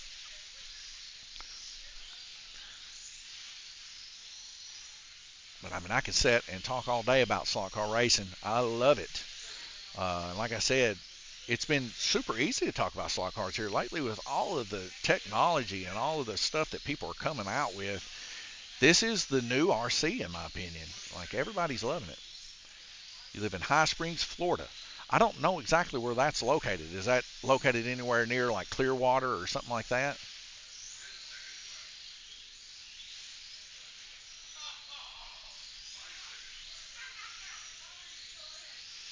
Man, I don't know how Guillermo Suar is turning these lap times, but a 2.886, he is scorching fast on these guys. And I know Randy Frost King Kirtley, he builds a good wing car. Reaching that gap there, that's 0.3 of a second on this little track. That is tremendous amount. Like I said, this is Guillermo was in Hawaii for the past couple weeks, so he didn't end up making our first weekend. That pretty much clipped him for being king, but I'll tell you what, I thought he was going to be a shoe-in for king this year, north of Gainesville. Oh, okay. Well, that ain't too bad. But yeah, I thought he was going to be a shoe-in, and sure enough, he had stayed an extra week over in Hawaii. But I mean, who can blame you? If you're gonna be anywhere, who wouldn't want to be in Hawaii? And of course, I know he enjoyed his time and stuff, but I know he was a little bit sad about missing it because he had a good NSR car. He had a really good hard body car. It was, by the end of the series, it was the fastest car. He had the fastest wing car. About the only thing that he really was lacking in, and he still had a decent one, but it was about a third placer, was the GTP class. And I hate it for him. Maybe you get it next year. Guillermo has had 2 Lord's Crowns here our first year, and then he had a crown last year, and then this year, like I said, he was in a winning mood, and man, by all the beautiful springs and rivers. Speaking of that, they say that the Fountain of Youth is y'all's springs there, that your water is living in Florida. So when I go down there, I always like to get the spring water and drink it. Just, I mean, it could be true, could not be, I don't know. But they say it's a different state of water. I heard that actually from a preacher, trying to think of his name, Ken Hovind. He's like a creation evangelist, and he talks about the springs of Florida down there, and that it's like a different state of water down there. And I don't know how much truth there is to it, but it does sound magical. And every time I go to Florida, I always like, I want one of y'all spring waters. And I heard too, I don't know if there's much truth to this, and you may know more than me. So do they limit on how much spring water people can have coming from Florida? Awesome commercial raceways in Florida too. Yes, y'all do. Uh, I'll tell you what, man, Florida is just the best place on earth, in my opinion. Heaven on earth. I've been going there for years and years and years for vacation. Majority of the time with my parents. If you guys ain't noticed by much, I've lived a very sheltered life. I'm either in Livermore, Kentucky, or we go on vacation to Florida. Uh, but I can't think of a better place to go on vacation. Love the seafood. Love just living on the beach, kind of just all the time. Such a great place. And the alligators. When I first seen an alligator, man, it's crazy. Okay, so they don't limit how much spring water goes out of there. I just heard that as a rumor. I don't know if there was any truth to it or not, but it is a prized commodity. What you guys got? I'll tell you somewhere else that's got some really good spring water. You go up there to Tennessee. My granddad and my mom, of course, that's where they're from. There's a place that you can pull up to on the side of the road. It's got like a PVC pipe hanging off of it. You can fill you up a big old jug of spring water, super clean, and that's just one fond memory I've had from going to Tennessee.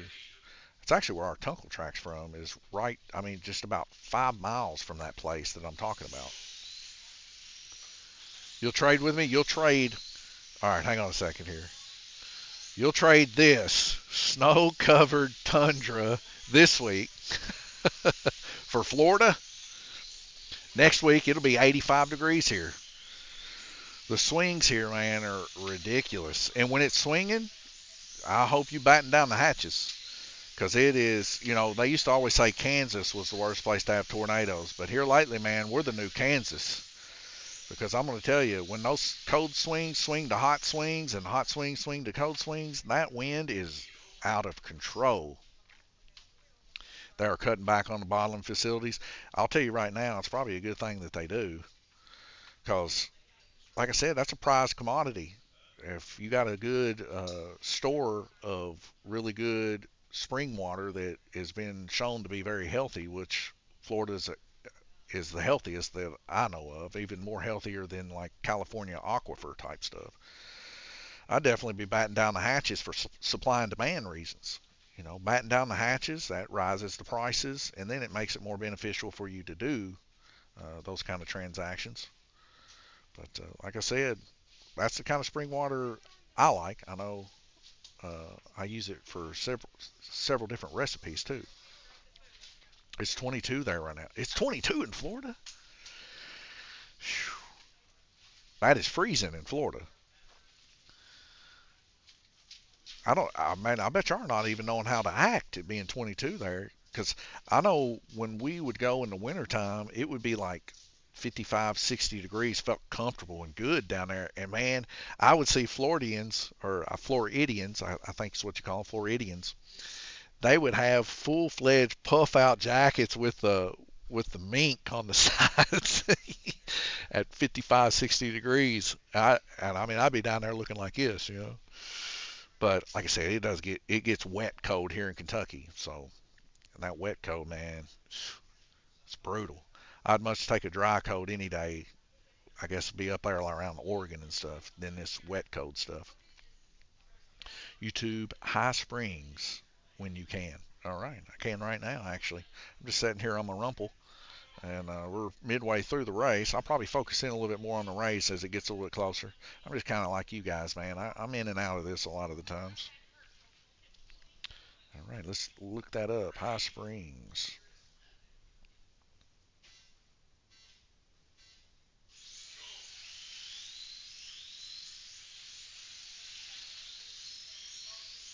High Springs, Florida. Got it. 5 best springs in Florida. You know what's funny? I believe I have seen this little short video before. All you need to know about High Springs, Florida, moving to High Springs. Oh my goodness. That is beautiful. Gabriel says Guillermo did not come to play. He came to beat everyone down today. Yeah, he did. Oh, you should have seen him in a previous race. A beautiful place, Misfits, Slot Car Misfits, High Springs. I'm gonna have to check that place out. I might go actually on a vacation there. But speaking of Guillermo Suar, you should have seen him in the previous race. So he had a controller issue, and he's like, "I got to change controller." So he hit the button. I said, "Well, I can't help that. We gotta keep going." So I hit the button. He got upset. I'm like, "What do you care, Guillermo? You were like 30 laps up on people. Why?" What are you so upset about losing a couple laps? Well, he ended up losing enough laps that he was 1 lap down, but then he came back and ended up winning about 4 or 5 laps anyway. But his car, man, it's like one of your cars ready for the Flexi Challenge. That thing is a screamer, dude. It's like your LMP car. That thing is nuts. 2.809. 3/4 tenths different than Frost King, and you know that the Frost King can build a wing car. Incredible. We're already halfway through here, and we're seeing Randy with 142. Let's just see what we got over here with our B-main racers. Just kind of do a little bit of comparison here. 258 total laps for Bud Stute in the previous race. 234 for Sean McCutcheon, 216 for James McCutcheon, and 198 for Jeff. And it looks like they're making about 30 to 40 laps per heat. So they are flat moving on in this one. That is for sure. A total of 145 right now there for second place, Randy Kirtley. But whew, the beat down of Guillermo is true. 160 total laps. Guillermo is definitely going to be wearing that blue crown tonight. I don't think anything is going to stop him from that. Uh, I wish I could show you our private messages whenever he sent me. He's like, "Is it true that the Four Crowns is next week?" And I was like, "Yeah." I said, "Man, let me see what I can do." And I looked, and I was like, "Man, we had people coming from out of town. I couldn't cancel it just because of Guillermo." So then he sends me back like 4 crying emojis, and it broke my heart that we had to push it to the next week. But that's how it happens, you know.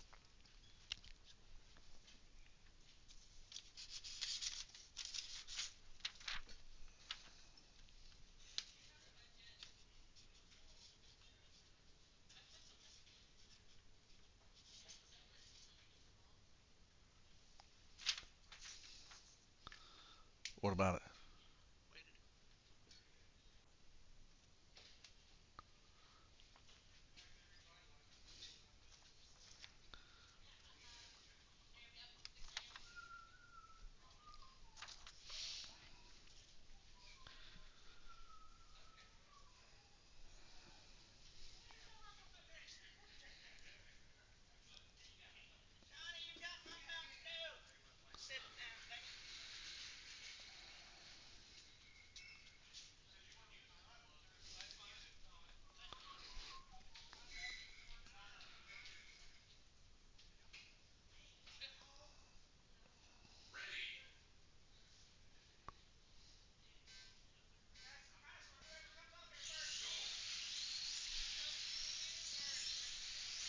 All right, so we are round robin 5 of 8. I need to make a quick message here.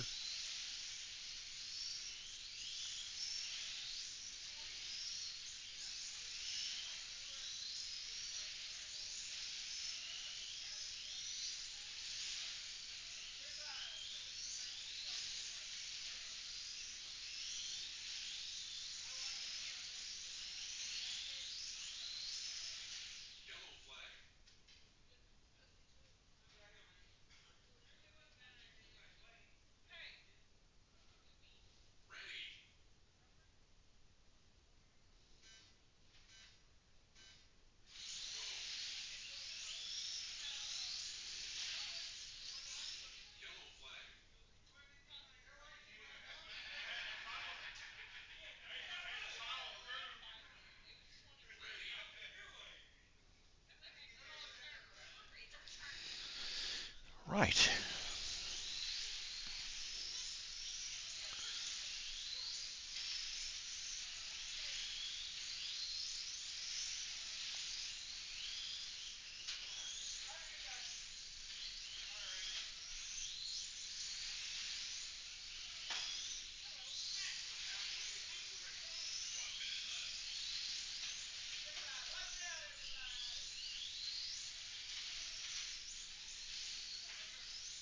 Sorry, guys, I'm in the middle of a conversation here. I'll be right back with you.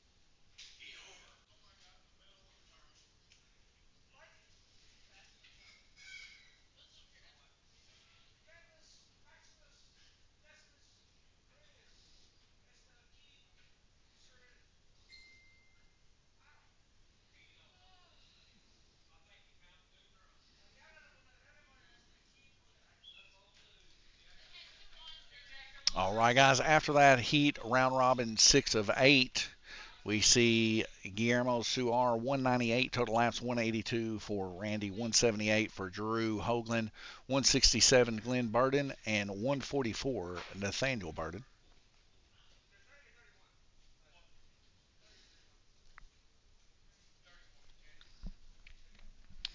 Hey, Sean, come here real quick.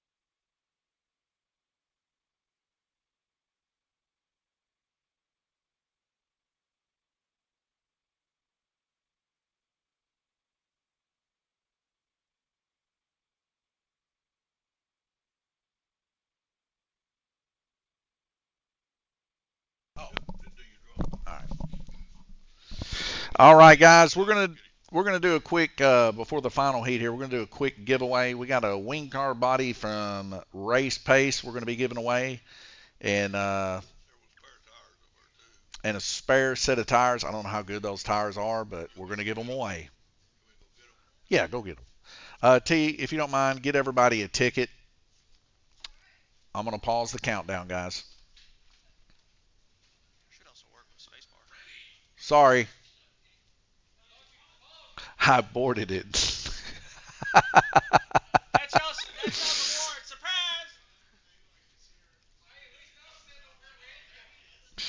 When it starts counting down, I'll clip it. I know. Uh, yeah, when it starts the next segment, I'll hit it. Will yours pause with the spacebar? I don't know. I use this because it's quicker. Because ours never displayed that it would pause with the spacebar, but if you hit with the spacebar, it would pause it. Can you pause it? Oh, perfect. All right, it's paused. I couldn't do that up here. When I hit it, it wanted to start y'all's race. I ain't gonna hit it. Yeah, because our program wouldn't say that it would pause with the spacebar, but all computers are pre-programmed for pause with spacebar. Yeah. Play videos. You hit the spacebar, it pauses. Yeah. All right, guys. Right now, as it stands, Guillermo Suar, 271 laps, 257 for Randy, 250 for Drew, 227 Glenn, and 202 Nathaniel.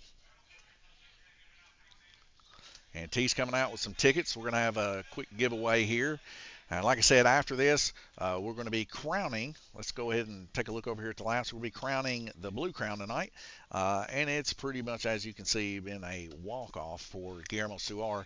He has just been punishing people all night long with his wing car. Yeah, give Paul one too.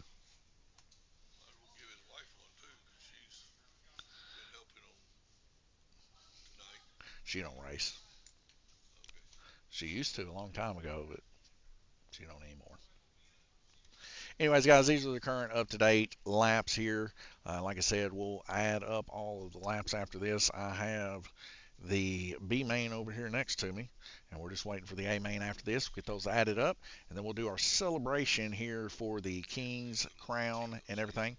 And then we'll have the Blue Crown pictures made for what looks to be most likely Guillermo Suar. I don't think he can even lose it here, even if he just racked his controller up right now, and I don't think he could lose this race. He's definitely going to get the Blue Crown. There's no way that he can't get the Blue Crown. But nonetheless, that celebration will take place after this.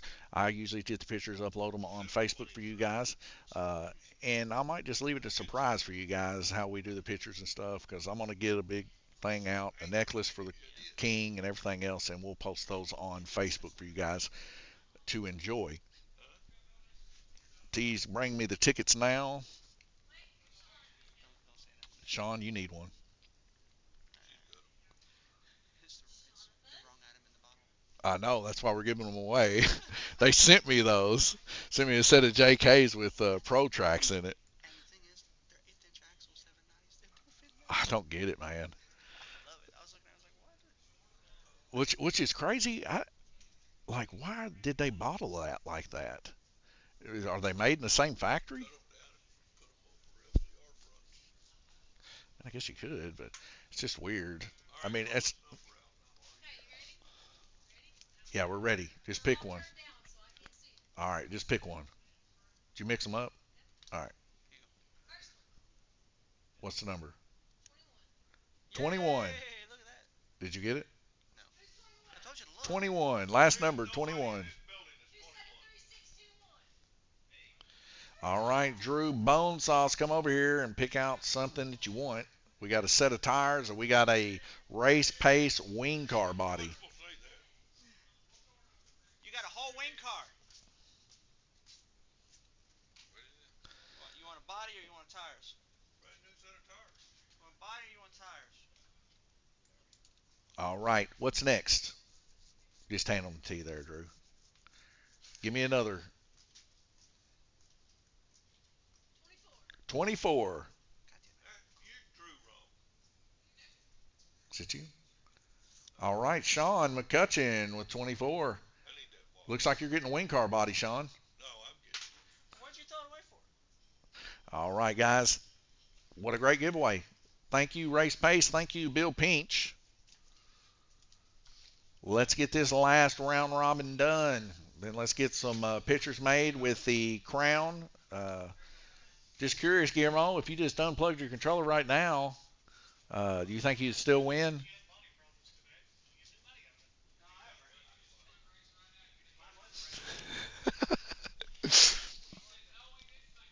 Oh, okay. All right, guys, here we go. 13 seconds. I mean, 5. That laugh, if you guys were wondering, that's from Billy Madison. There's a guy in that show I always thought was hilarious, and he laughed like that. Why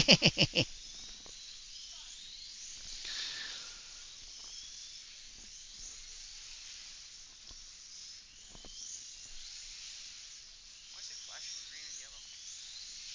It does that sometimes. I don't know why. Man, it on that stuff. This software's kind of weird. Sometimes it'll only show 4 of the guys, and one guy will just be hidden until the end of the heat, and then it pops up. But we've never had any issues with it working. It's always worked. It's just quirky, yeah. There's probably an exception somewhere in the code and everything that does that yellow like it just did then, and it's just in the background, but it really doesn't mean anything. I wonder if there's a way to go into the program for in between the heats when you're doing lane change to do a call out for like 30 seconds, 20 seconds. There is, but the problem is that we have on the orange track. Excuse me. No, it's got 2 different volume settings because me and Dad tried to fix it.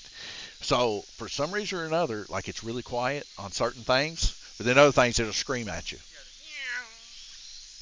No, we turned all that off. That stuff's annoying. Guinness says most devious laughter. Devious, sorry. Yeah. Look that guy up. I wonder what that guy's name is. Do you know the guy's name on Billy Madison? The guy that laughs like that in Billy Madison, the guy that's trying to take over the business, I guess. The one that he has the competition with at the end, it's like Jeopardy, but that guy's like really upset about his wife. Have you ever watched Billy Madison? Yeah, it's been a long time. It's like really, really stupid. But anyways, there's like a blonde-headed guy in there, and he laughs like that. It's pretty hilarious. I still think the best devious laughter. I'm gonna have to go to Jim Carrey. Jim Carrey, yeah, he's good too. He does have a pretty good devious laugh. Probably one of the creepiest movies that I ever seen, and it comes from Jim Carrey, is Cable Guy, dude. That always just hits me with some nightmare core fuel right there. Just need a 64 core thread ripper to run the scoreboard.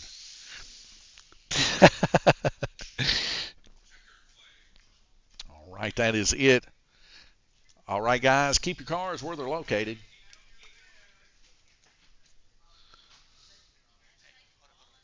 Look at Glenn's car's number 3. Number 3. Talking about. Look at his time. Oh, yeah, it is. Glenn is 3.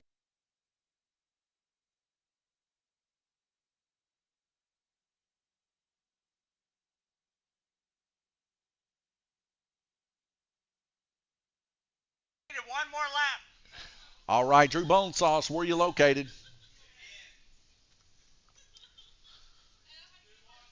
All right. You needed one more lap, then you would have had nothing but 3s.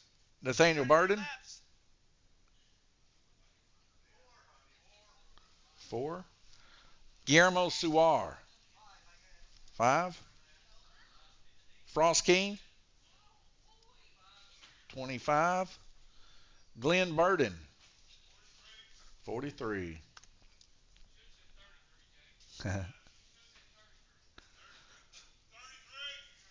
All right, T, I'm going to need that printout. And we're going to get the last tallies up here. Guys, stick around, especially if you are a Lord of Lanes Raceway. We got to make some pictures with you. But guys, it is no surprise. Guillermo Suar is going to be our last crowned Lord of Lanes Raceways. We take a look here at the laps. The blue crown for Guillermo Suar. Gordon Batchelder says Eric Gordon is his name in the movie, and real name is Bradley Whitford. I might be wrong, though. That is him, Eric Gordon. I bet you it's not even spelled E-R-I-C. I bet it's spelled E-R-I-K, because I always hear that Eric's with a K are like him, dude. They wear their shorts up above the knee. My wife says you can't trust a man that wears shorts above the knee, especially in Spurries. But I don't know how much true that is. She's over here saying you cannot right now. All right, guys, we're going to start adding up these last points here. Let me go ahead and get the calculator going here. Yes, go to first, second, third. That'd be Guillermo, Frost King, and Bone Sauce. All right, got to get the calculator up here because I'm not not a mathy kind of guy. Let's start out with Jeff McMahon here. We'll go to his settings here. He's at 695 currently. So let's do that. 695 plus he made 198 laps for 893. He almost broke 1,000. Okay. And then James McCutcheon's up next with 2,351. 2,351 plus 216.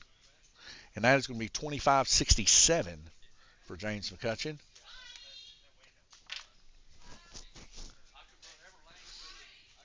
And let's see here. After James is going to be Sean McCutcheon with 2,820.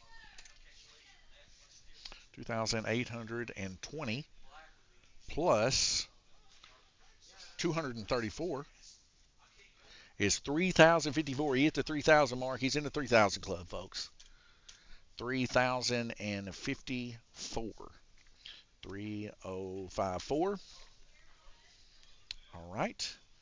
And then after Sean McCutcheon is Bud Stute, 2,321. 2,321 plus 258. And that's going to be 2,579. So he's going to break the 2,500 club. 2,579. And then we're on to our A-mainers here. Nathaniel Burden. Yeah, you'll need to go get your picture taken, Drew. 2,255 plus 237 equals 2,492.